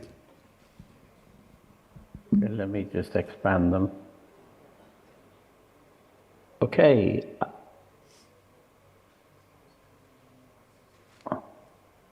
Well, first and foremost, let me thank IQ-APT Foundation for their kind invitation to be part of this fascinating India Space Policy Conference. I think one of the speakers earlier this morning said it should be Space Communication Policy Conference because we tend to talk much more about the communication aspects as well as some matters related to space on sustainability and so on. But the focus here, Alawaji, is really much more on the MSS agenda items, particularly with regard to Working Party 4C. And I think Jitendra ji and as well as yourself have already covered quite extensively 1.13, which is the direct-to-device communication services. That is very exciting, which is very much, if you like, a precursor to the IMT 2030 and beyond that we're looking at as well in Working Body 5D and Working Body 4B and so on. So all of these really is coming together quite nicely in terms of the timeline we have between now and the kind of development that India has embarked on as well on the 6G side of things with your report and document on 6G development within India as well. So I think a lot of these aspects are, if you like, it's like a jigsaw. They're all coming together, and of course our focus on WRC 27 is very much on MSS here, Working Party 4C, as I said. And I think Jitendra has just gone through the cycle of what exactly is required and the process that undertakes within the ITU family, if you like, of administrations and operators and regulators and all the concerned parties really, and external agencies such as even 3GPP are involved. So we have the conference and we have the decision from the conference, the various resolutions, and then we had the CPM 27.1, which was straight after the conference in terms of planning the work that needs to be carried out and clarifying issues and so on. And then we have the studies which have now started on after the first round of the meetings of Study Group 4, Study Group 5 and the working parties that are being identified in the various agenda items and so on allocated. And we started the various liaison statements, as Jitendra pointed out as well. And of course, coupled with the studies will be the national preparation and national work, which yourself has alluded to as well in terms of some of the issues that you need to address nationally within DOT and within the various industry forum there. And of course, we have the APG meeting, which Bharatji has mentioned next week, which is the first preparation meeting for the Asia Pacific region as well. All of this will carry on for the next few years until 6 months before the 27 conference when the CPM2 is held. And of course, there will be contributions, finalization of all the work and studies that will form the basis as a draft into the CPM 27 meeting, which will be sometime in March 27, I guess, March or April of 2027. And finally, the conference itself. We don't know where the conference is going to be held, the next conference, but it looks like there are a couple of countries which will be discussed at the next council meeting of the ITU in June of this year, next month, and so on. So my focus very quickly is very much on the 4 agenda items that are dealing with the MSS aspects, both geostationary and non-geostationary satellites, MSS services. The first and foremost is the 1.11 MSS space-to-space links. Very important. It was discussed in the previous cycle as well, but we didn't get far. It was left to being, it was put forward really for the 2027.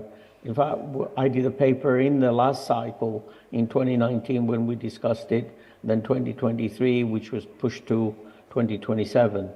So this is an important area of activity which we need to look at, and I'll go a little bit more into the detail on that. The second one, 1.12, is again on the NGSO MSS low data rate allocations. Clearly connectivity at the low bit rate kind of information and the frequencies for that, and we'll touch on that as well. Third one, you've covered very extensively on the MSS IMT, the satellite component of the IMT with direct connectivity, direct to device applications and so on, which again, very, very interesting. But in a way, it actually builds on a lot of the work that has gone on in both in ITU and 3GPP as well, and move towards from 5G to 6G. So I'll just touch a little bit additional facts about this, which complements what Jitendraji and also yourself have mentioned in your presentations already. And finally, just to conclude on the 1.14 as well, on the additional MSS allocation in the 2 gigahertz band. So touching on 1.11, basically the resolution 249, very clear, calling for a study of technical and operational issues and regulatory provisions for space-to-space transmission. It had identified a number of bands, which you can see listed there, from 1518 to 1544 and so on. Clearly, there are footnotes related to some of the bands. So there's a footnote 5.353A, which provides priority for distress urgent safety communication of GMDSS in the frequency band 1530 to 1544, for example, and also in 1626.5 to 1645.5. That 1 megahertz, which was made available, freed up because no longer there's an L-band EPIR being utilized by the IMO.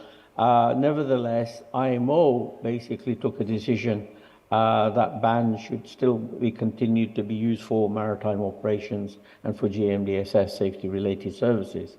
So again, that's something that we need to keep in mind. And then you have the other 2 footnotes there as well, which is really talking about the priority for accommodating the requirements of the aeronautical MSS services in those bands as well, 1545 to 1555, that 10 megahertz there, and then subsequently also in 10 megahertz in the downlink, 1646 to 1656 as well. You can see the bands there where, again, there's a priority requirement for aeronautical services. So, in essence, really, what we need to do is to conduct these studies, technical and operational characteristics of the different types of NGSO space stations that operate in space-to-space links with GSO networks, and clearly look at the bands Earth-to-space direction, the frequency band there, and space-to-Earth direction. These bands have to be in line with the way currently these frequencies are being used in the downlink and the uplink as well. So it has to be consistent with that.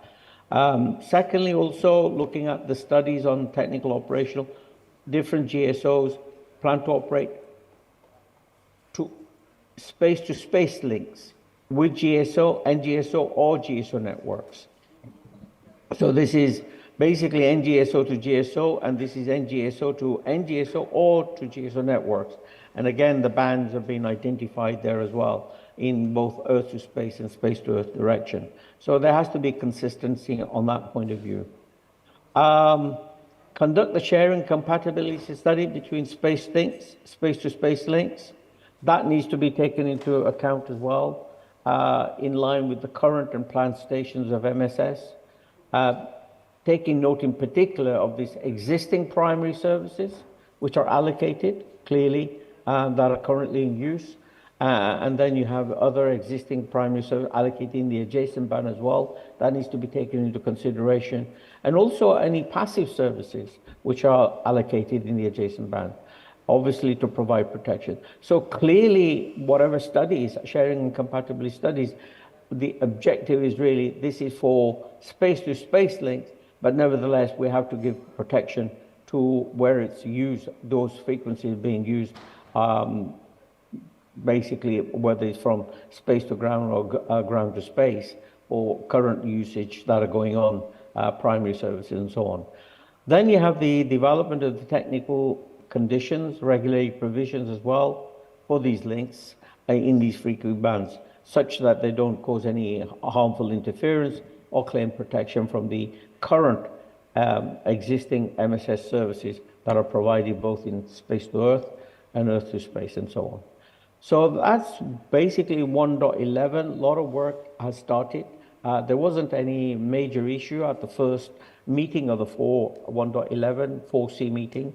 And I think the work, work is progressing now with inputs that are coming in from the different administrations and so on. 1.12 NGSO MSS low data rates allocations. Again, here's call for new allocations and regulatory actions for MSS in the frequency band. Noting these are the bands that have been identified, and clearly one of the bands is this 1 megahertz of spectrum that is already in the footnote 5.353A. That is basically making it clear that it has a priority. This 1 megahertz has priority for distress and urgency and safety communications and so on. So with that in mind, studies on spectrum requirement, technical and operational characteristics and condition of NGSO or MSS systems, including any mitigation techniques, are necessary to allow for the coexistence of this system. Studies on sharing compatibility between NGSO, low data, and existing primary service operating in the frequency band as well. So quite a bit of work to be done on that. Clearly, what has happened is that has been a liaison statement sent to IMO to get a clarification as regards to the band 1645.5 to 1646.5 for IMO to basically clarify whether they plan to continue to use this band or not. And that is something that will be expected in the coming months from the IMO as a response back to the ITU on this. 1.13, I think we've covered that quite extensively, so I don't really need to cover that, other than the fact that there are a number of bands as per M.1036 that Luigi, yourself and Jitendra has identified. Obviously, some of those bands, when you look at the sub-bands, there are some issues for the for India, which needs to be addressed as you examine them nationally as well. The background is that 4C is the primary lead working party, which is going to be developing the draft CPM text. And 4C is the one that's carrying out the studies on possible allocation to the MSS in the frequency band. I think it's important to understand that 4C will conduct the studies which are referred to in the resolution and carry out the study, but clearly results of those studies and inputs is expected for 5D as well in terms of the regulatory consideration for the protection of the base stations and so on. So that's 1.13. 1.14, very quickly, again, this is for possible additional allocations, new allocations to the MSS services, given the growth and demand for MSS services globally. And again, to look at these particular bands, frequency bands as well, for region 1 and 3 and all regions there. Relevant spectrum requirements and technical operational regulatory matters for possible new allocation, studies on sharing compatibility of possible new allocation to MSS, and to study possible technical regulatory measures, ensure the protection of existing services, and so on. So those elements, again, as with most resolutions, is to look at that. I think the other aspect, just to quickly round off here, I know we're pushed for time, is really the agenda items which are overlapping with frequency band. On the MSS agenda items, 1.11 to 1.14, 12, 13, you can see quite a lot of overlap between these agenda items.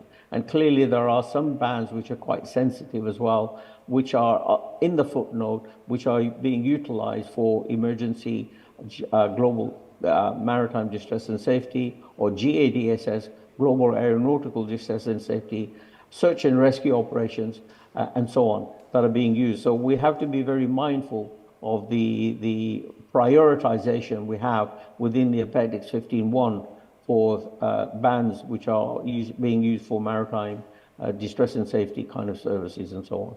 So the other aspect I wanted to touch on, just to bring things together, is really the work that is going on in 3GPP and ITU as well. On 5G, there's been some integration. We have release 17, which is the start of integration of satellite component into 5G, 5G plus as well, moving towards the 6G as well, development.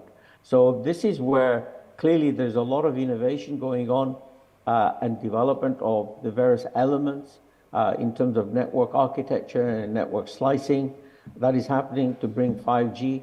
And gradually, when we move towards 2030 and beyond, look at 6G with much greater level of unified integration between terrestrial and non-terrestrial networks, and so on. And there has to be a balance. We cover in terms of innovation, collaboration, work together between the two separate industries, as well as the balance in terms of spectrum between the evolving technologies and the regulatory framework as well, and so on. I think all in all, Aluji, what we see here, Alaoji, is the integration of both terrestrial and satellite coming together. And I think this is the way which will eventually lead towards much more ubiquitous, robust, resilient, secure connectivity for everyone, bringing it all together. And I think it's important that we do that. Thank you very much.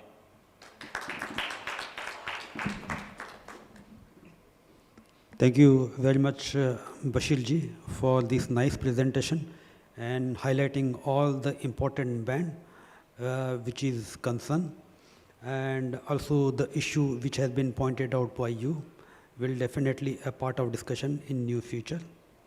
And next list on my speaker is Arun Kumar, Assistant Wireless Advisor, WPC, Department of Telecom.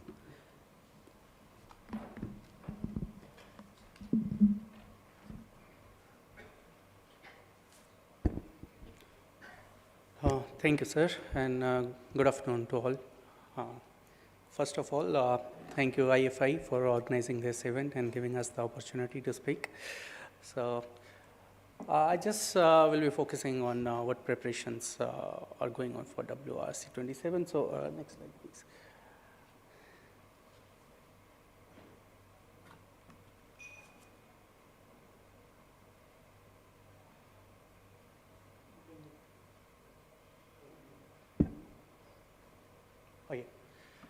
So I think Jitendra ji already shared this slide. So I tried to make it more simplified. So the WRC 23 decided the agenda for the WRC 27. There were several proposals received by the WRC, and some of them were merged, and then 19 specific agenda items were drafted, and those proposals which could not be considered for this WRC has been transferred to or decided as a preliminary agenda for the WRC 31. So after WRC 23, the CPM meeting was held, the CPM decided the responsible group for conducting the studies on those agenda items, and that the contributing groups, those who will be providing the parameters, protection criteria, and system characteristics, everything that is required for doing those studies. So now we are at the third step, where I think the first group of the meeting of the ITUR will conclude by the end of the June, and we'll have the first regional meeting. So these regional meeting, they also play a very important role in WRC 23 because they help in harmonizing the views at the regional level, which plays a crucial role and helps WRC 23, WRC to take that decision on agenda item. So ITUR over the next 3 years will be carrying out the studies, and those studies will go into the draft CPM report that will be considered by the second session of the CPM, and then second session of the CPM will prepare the report for the WRC that will form the basis on which WRC 27 will be taking decision on these agenda items.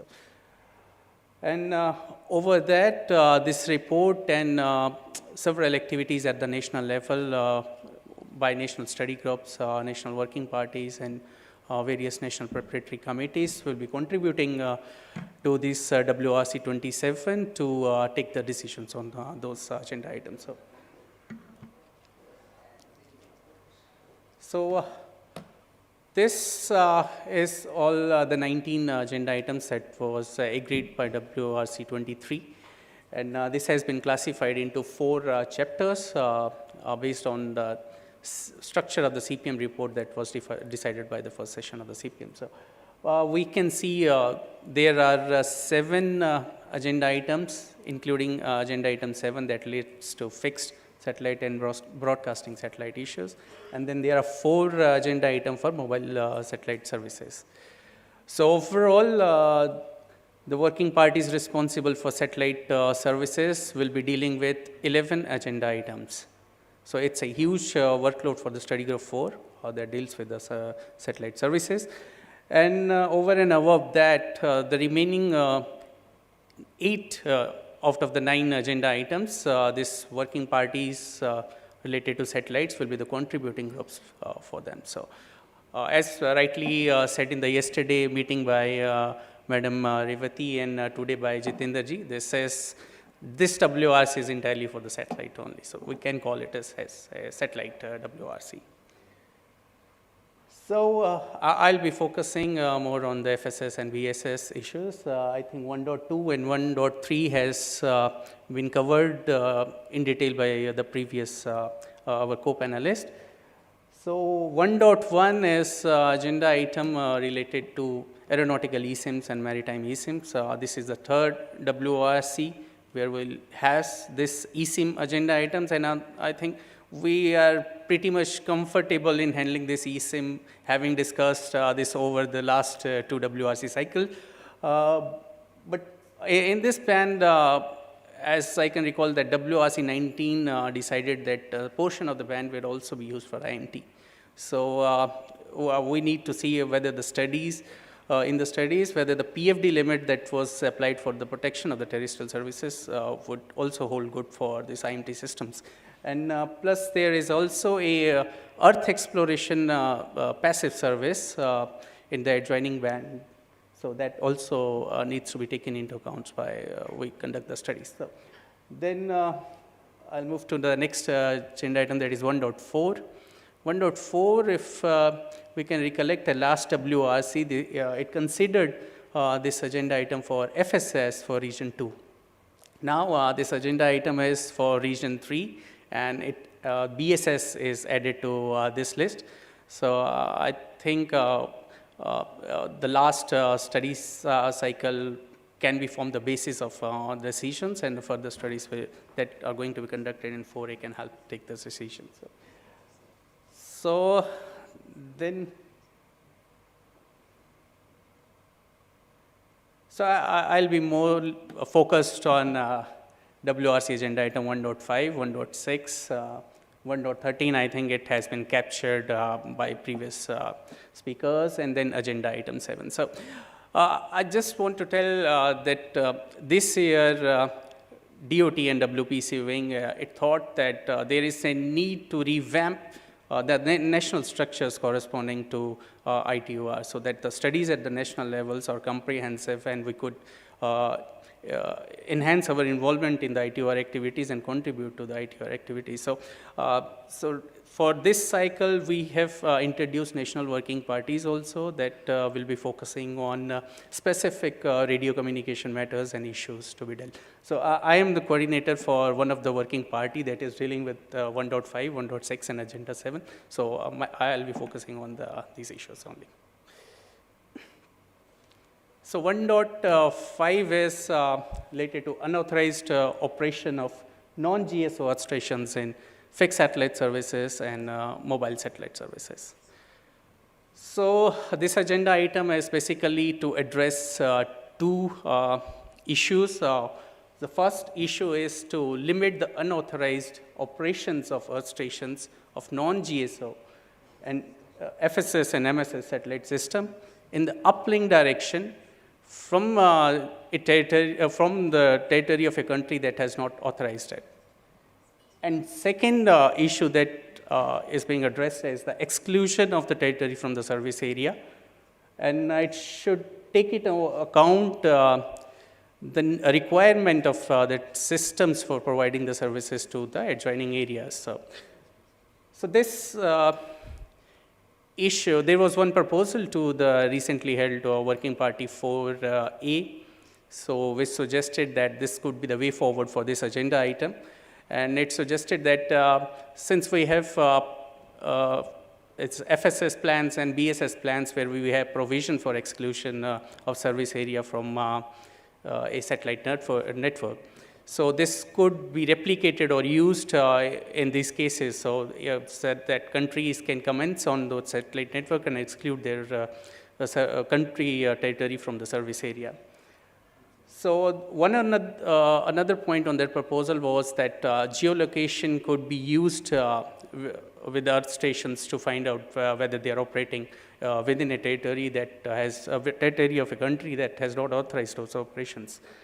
So, but there were several discussions, and during WP4A administration have a view that this does not entirely addresses the problem of this agenda item. So exclusion of territory is only one part of this agenda item, and there should be a regulatory solution to the other part of the agenda item, that is to limit the unauthorized operation of the station. So in the future or subsequent meeting of the we'll be focusing on how the studies are progressed on this agenda item. So, and then there was a very important point that was discussed during the meeting is that we are not talking about exclusion from the coverage, because that will impact the services of that satellite network or the system. So the exclusion has to be limited only to the service area. So service areas where you are entitled to seek the protection from interfering or harmful interference. So, and then there was some linkages also identified with other MSS agenda items, because this agenda item also relates to the non-GSO MSS. So such exclusion of territory and limiting Earth to space uplink would also apply to those agenda items. So, and then there was also a proposal to Working Party 4A to send a liaison statement to Study Group 1, seeking their advice on how to address this agenda item, or how to identify such earth stations who could be unauthorizedly transmitting in that, but that was not agreed with the Working Party 4A.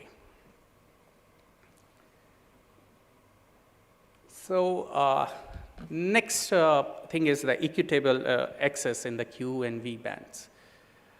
So if we see currently, if for the C band, non-planned C band, if a new country wants to put a satellite network there, it is very difficult to get a coordination on that. So for the developing countries, I just want to go back to the Article 44 of the ITU Constitution that states that the resources, including the satellite orbits, should be used in a way that it provides access to all the member countries. So this equitable access, it comes or originates from the Article 44 of the ITU Constitution. So normally ITU follows a first come first approach if it is not a planned bands. And in the first come first serve approach, there is a possibility that all the resources will be occupied by only a few countries, and developing or least developing countries, until they develop their own space programs or own space systems, those resources will already be utilized and they'll not get their share of those resources. So this agenda item is trying to address the issue of equitable access in the Q and B band. There were proposals to WP4A already. This making a plan or equitable access is a complex process, as it was discussed that first you have to seek the agreement of the ITU Council or the PP to establish such a plan, and then you have to finalize the technical criteria on the basis of which you will be deciding that plan, and then the various other things like that. So there was a proposal to Working Party 4A which suggested that GSO and NGSO should both be covered under this agenda item. So as on date, we have only plans for GSO. There are two types of plan. One is there is a complete plan where each country will have a certain resource, spectrum resource, and then there is a quasi plan, or we can call the special procedures, where a country can have a resource applying those special procedures, like in the BSS in 21 gigahertz. So the non-GSO system, I personally believe, will add to the complexity of the problem. So how this non-GSO system, we are still dealing with other issues with the non-GSO systems, and during the plan, how are we going to make the assessment on how much degradation of the assignments will be happening. So next thing was that proposal proposed that there should be a regional coverage or a regional plan, and each region should be allotted certain number of resources. So that is again something that needs to be studied, because if we consider the APT region, probably a regional plan will not work because of the extent of the APT region, and a single orbit location may not be sufficient to cover the whole of the APT region. And then the proposal suggested that the coordination triggers and the technical antenna characteristics should be based on the latest technologies of that. So during the meeting, there was also statistics that was provided by the BR, because the Working Party 4A believed that while preparing the plan, the requirement for the countries or the existing system also needs to be taken into account. So before doing that, so the issue with this plan or this agenda item is that it's a very complex issue. So, and second is the regional plan or coverage, which I personally believe is going to add complexity to this problem, and how you are going to allot the resources to different countries within that region if such a regional plan is done. So, and whether we should go for a complete a priori planning, or should we go for a special procedures to ensure that each administration or a region gets a share of that resource. So next, I think 1.13 has been covered by other participants, panelists, and now we move to Agenda 7, which is satellite regulatory issues. So for the last meeting, there was 5 proposals that was received for this to be considered as a topic under Agenda Item 7, and so the first I think most of them originated from the report of the RRB to the WRC, and then WRC directed ITUR to study on these issues. So the first issue is possible measures to limit the practice of introducing a completely different orbital plane for non-GSO satellite system that is not foreseen to be required for operation of the constellation. So you have planned, you have planned a initial constellation, and then you modify a certain, or not the entire this filing, but only a certain portion of that filing, and then bring into use that filing. So the important question that was raised during that meeting was whether such a modification can be considered as brought into use under 11.44 for the assignments that are different from those modifications. So that aspect needs to be studied under this, and WP4A discussed that there was certain issues regarding this, and the administration proposing this proposal was asked to provide some clarification, and this could be one of the potential topic for the agenda item 7. So next topic or issue, I rather say, because it's not a topic, it's still an item that is to be considered for a topic. So next, this item is possible measures to restrain the use of same satellite or different satellites to repeatedly bring into use and bringing back into use the same frequency assignments of a satellite network or system for a shorter period of time.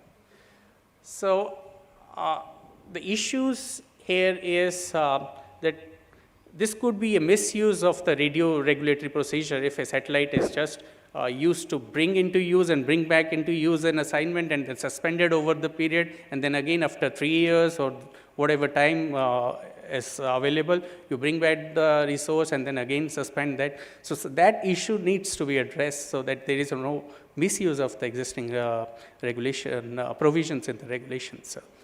So this also is likely a potential topic under agenda item 7, but there are some issues that the proposing administration has to resolve by the next meeting. So this will be in the discussions. And then the third item was possible regulatory measures to implement radio regulation 4.4. So 4.4 is applied when you want to use a spectrum resource for a service that is not allocated as per the table of frequency allocation. So it is not in conformity to the table of frequency allocation. So the two issues raised here was the possibility of interference from 4.4 assignment to the assignment that is recorded in conformity to the table of frequency allocation. And there should be a regulatory procedures to address that interference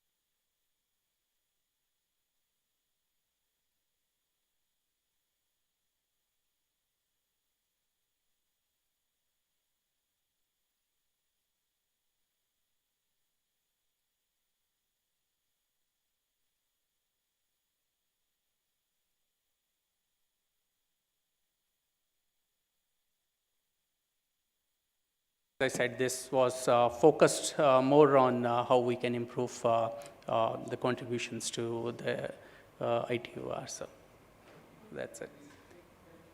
Thank you.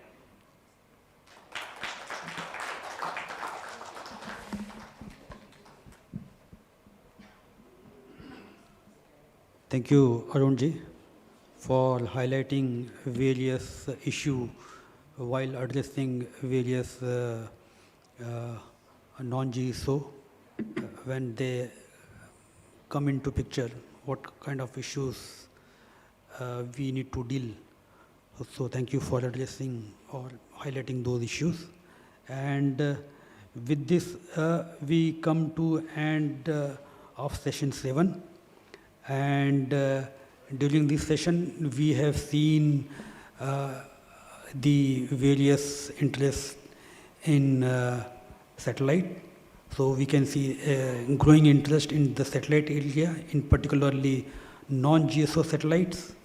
And this, while non-GSO satellites, we do studies in futures, we need to address various issues, whether it is related to radio astronomy services or whether it is related to unauthorized usages of earth stations. So various issues which has been highlighted in today's meeting or in coming days in the National Studies Group, we will start addressing one by one so that at the end we come to some conclusion while addressing this agenda item. Thank you very much. And I think so if this is the last session, we already finished. If any question related to, please sir, go ahead. Sir, why is Indian TV Broadcasters and Digital Foundation, I mean IBDF, opposing spectrum sharing for satellite services? DOT is in trouble. Thank you. You are talking about some particular band, or which band you are talking about? This is not particular band, but spectrum sharing for satellite services, because many bands may be there, but what is the problem? Why the TV broadcaster are opposing? As far this is as the question of debate on internet. yes, actually I was not a... Okay, 6. Okay, this is 6 gigahertz band. If I understand you, I think Indian TV broadcasters, it is cable TV operators, basically cable TV operators. Indian TV broadcasters means there is no terrestrial transmission in India, TV broadcasting. My colleague Rajiv Kumar is also there. They can, if I am wrong, they can support, they can clarify. It is a cable TV operators. They are operating in the C-band. That is 5925 to 6425 is the uplink. Downlink is 3700 to 4200. It's not the sharing. Actually, they have ubiquitous usages in India. Now, earlier also, for this 5G and all, we tried to shift them to higher side. Earlier, they were from 3600. Last 2021 COS decision, we have moved up to 3670 with 30 megahertz guard band. Now we wanted to, because latest technology has come, we wanted to move them to little higher side, so that they can release some spectrum, at least 100 megahertz per IMT. And definitely is the existing player, they will oppose because they have a difficulty. The currently whatever LNB and all they are using for the receiving that broadcasting signals, the front end is wide. Earlier there was no IMT signal. They were okay. Now a strong IMT signal comes, they are getting interference. That is the reason. I hope I have answered your question.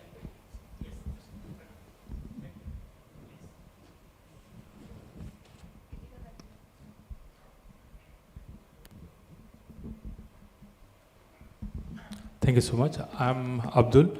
I come from a company called Azista BSD Aerospace. We are satellite manufacturers. This is not particular to this session, but it was related to previous session. I believe I have just 30 seconds at least for this. Anyone from the even audience can help me. Here I'm just trying to understand one thing when we were talking about space sustainability. For instance, when we are satellite operator as well, we get a notification once in a while saying that there is a close approach notification when two satellites or any non-satellite object is also approaching. Please help me if I am blunt in the question what I'm asking. Is there a platform where we can connect to that company immediately to get a resolve on how to address that issue? For instance, just for an example, let's assume my satellite is close approaching Starlink. Maybe I got a notification earlier than him, or maybe he got a notification earlier than me. Then if you want to connect, for instance, we do not have any connection. Is there any platform where we can get connected to and address that immediately? I think so. In the first session, I heard that they are sharing some kind of information related to transparency, but it was between the satellite to satellite operators. So, but I don't know whether there is any government platform is there where you can coordinate with the other satellite. I don't think so. In India, we are having.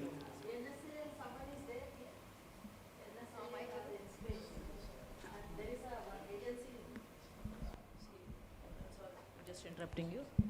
I think there is one agency, that NORAD, which tracks all and which helps. Correct, ma'am. And they will help. And you are getting warning from somewhere. Who is that you are sending SMS? Yes, ma'am. So we are getting a warning saying that there is approach, maybe space track or so. Exactly. I think there are some common platforms like that, paid services. It's not on? Okay. I think InSpace will be able to help you out. Is it? Okay. We can just see, because now it's a little organized way people are doing it. Sure. So you can get in touch with the people and you can maneuver. I mean to say, till now we haven't got any approach, or perhaps we have informed them when some activity such thing is happening. But I just wanted to know, on global level, is there anything happening where they have approach? Because this is talking about assuming space sustainability and things. No, that is on the, I think it's on mutual cooperation level only now things are happening. Correct. Okay, fine. That Thank I you. think NSAL will be able to throw more light on it. Is it okay? Yeah, thank you.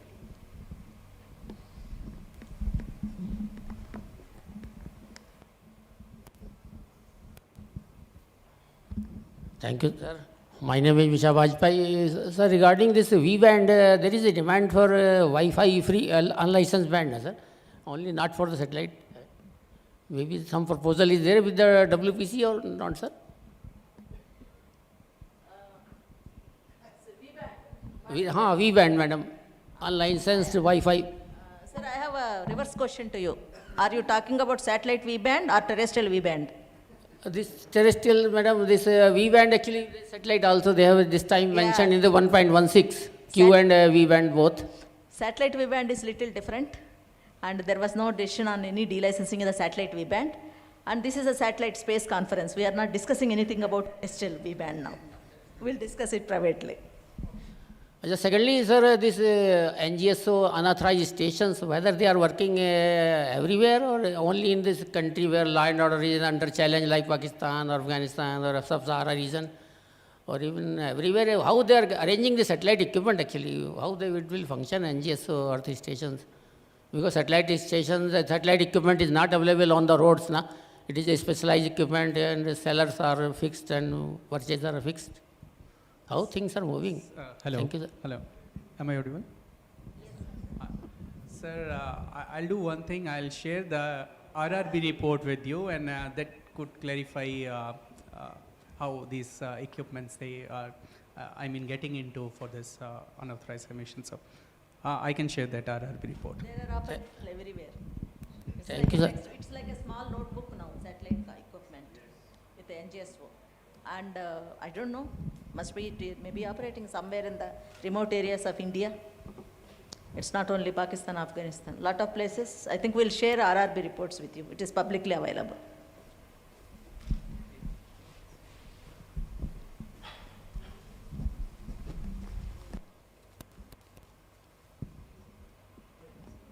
I think so there is no question from the audience, so we can end this session.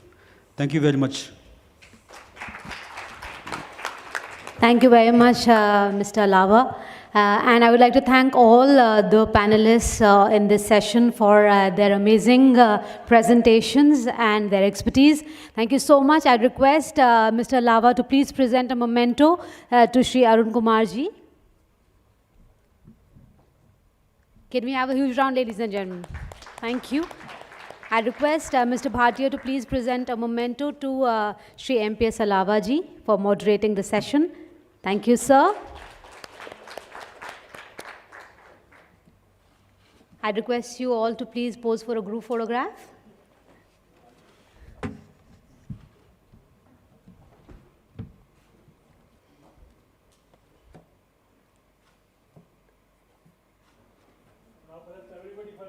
Yes, please.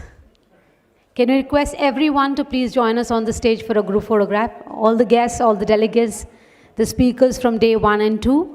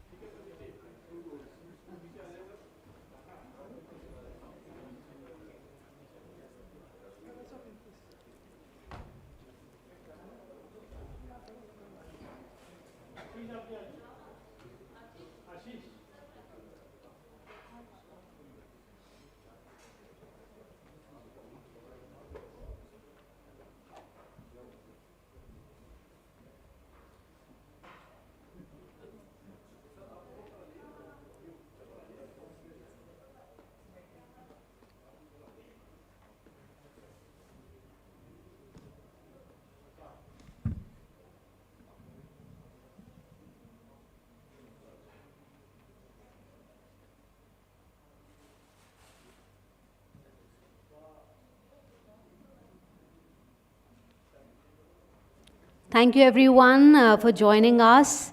And to conclude, I request Bhatia sir to please join us for the conclusion and also the vote of thanks. So thank you very much. We had an excellent 2 days, very detailed workshop.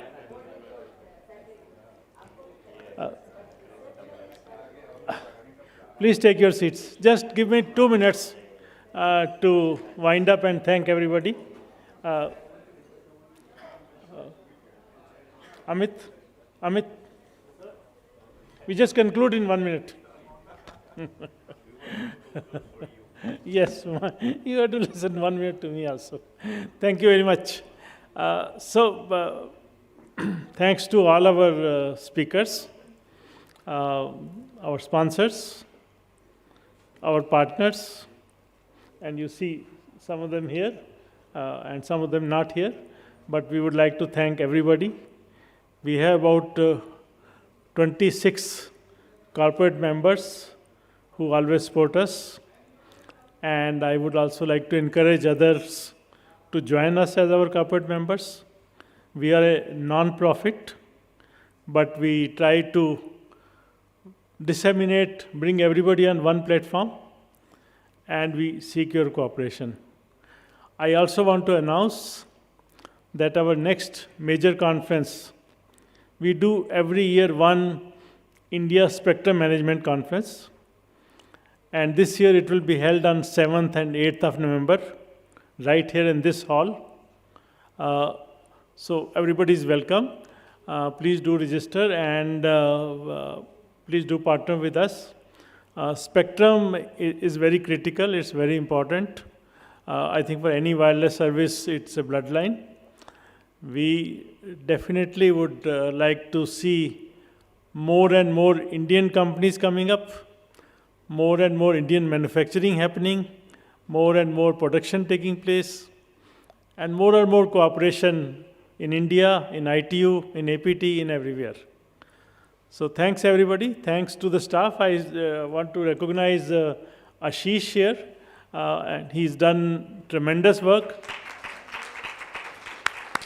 Our pillar, Arush, who normally would do a lot here, but she's not been able to present because of some health issues.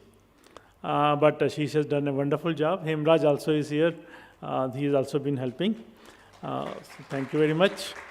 And all the staff here, the audio and video, and flawlessly working the conferencing system. I think that was the highlight of the conference.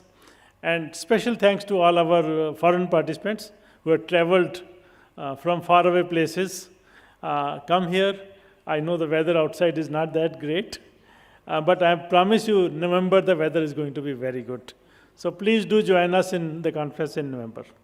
Thank you very much. Have a great evening. Closed.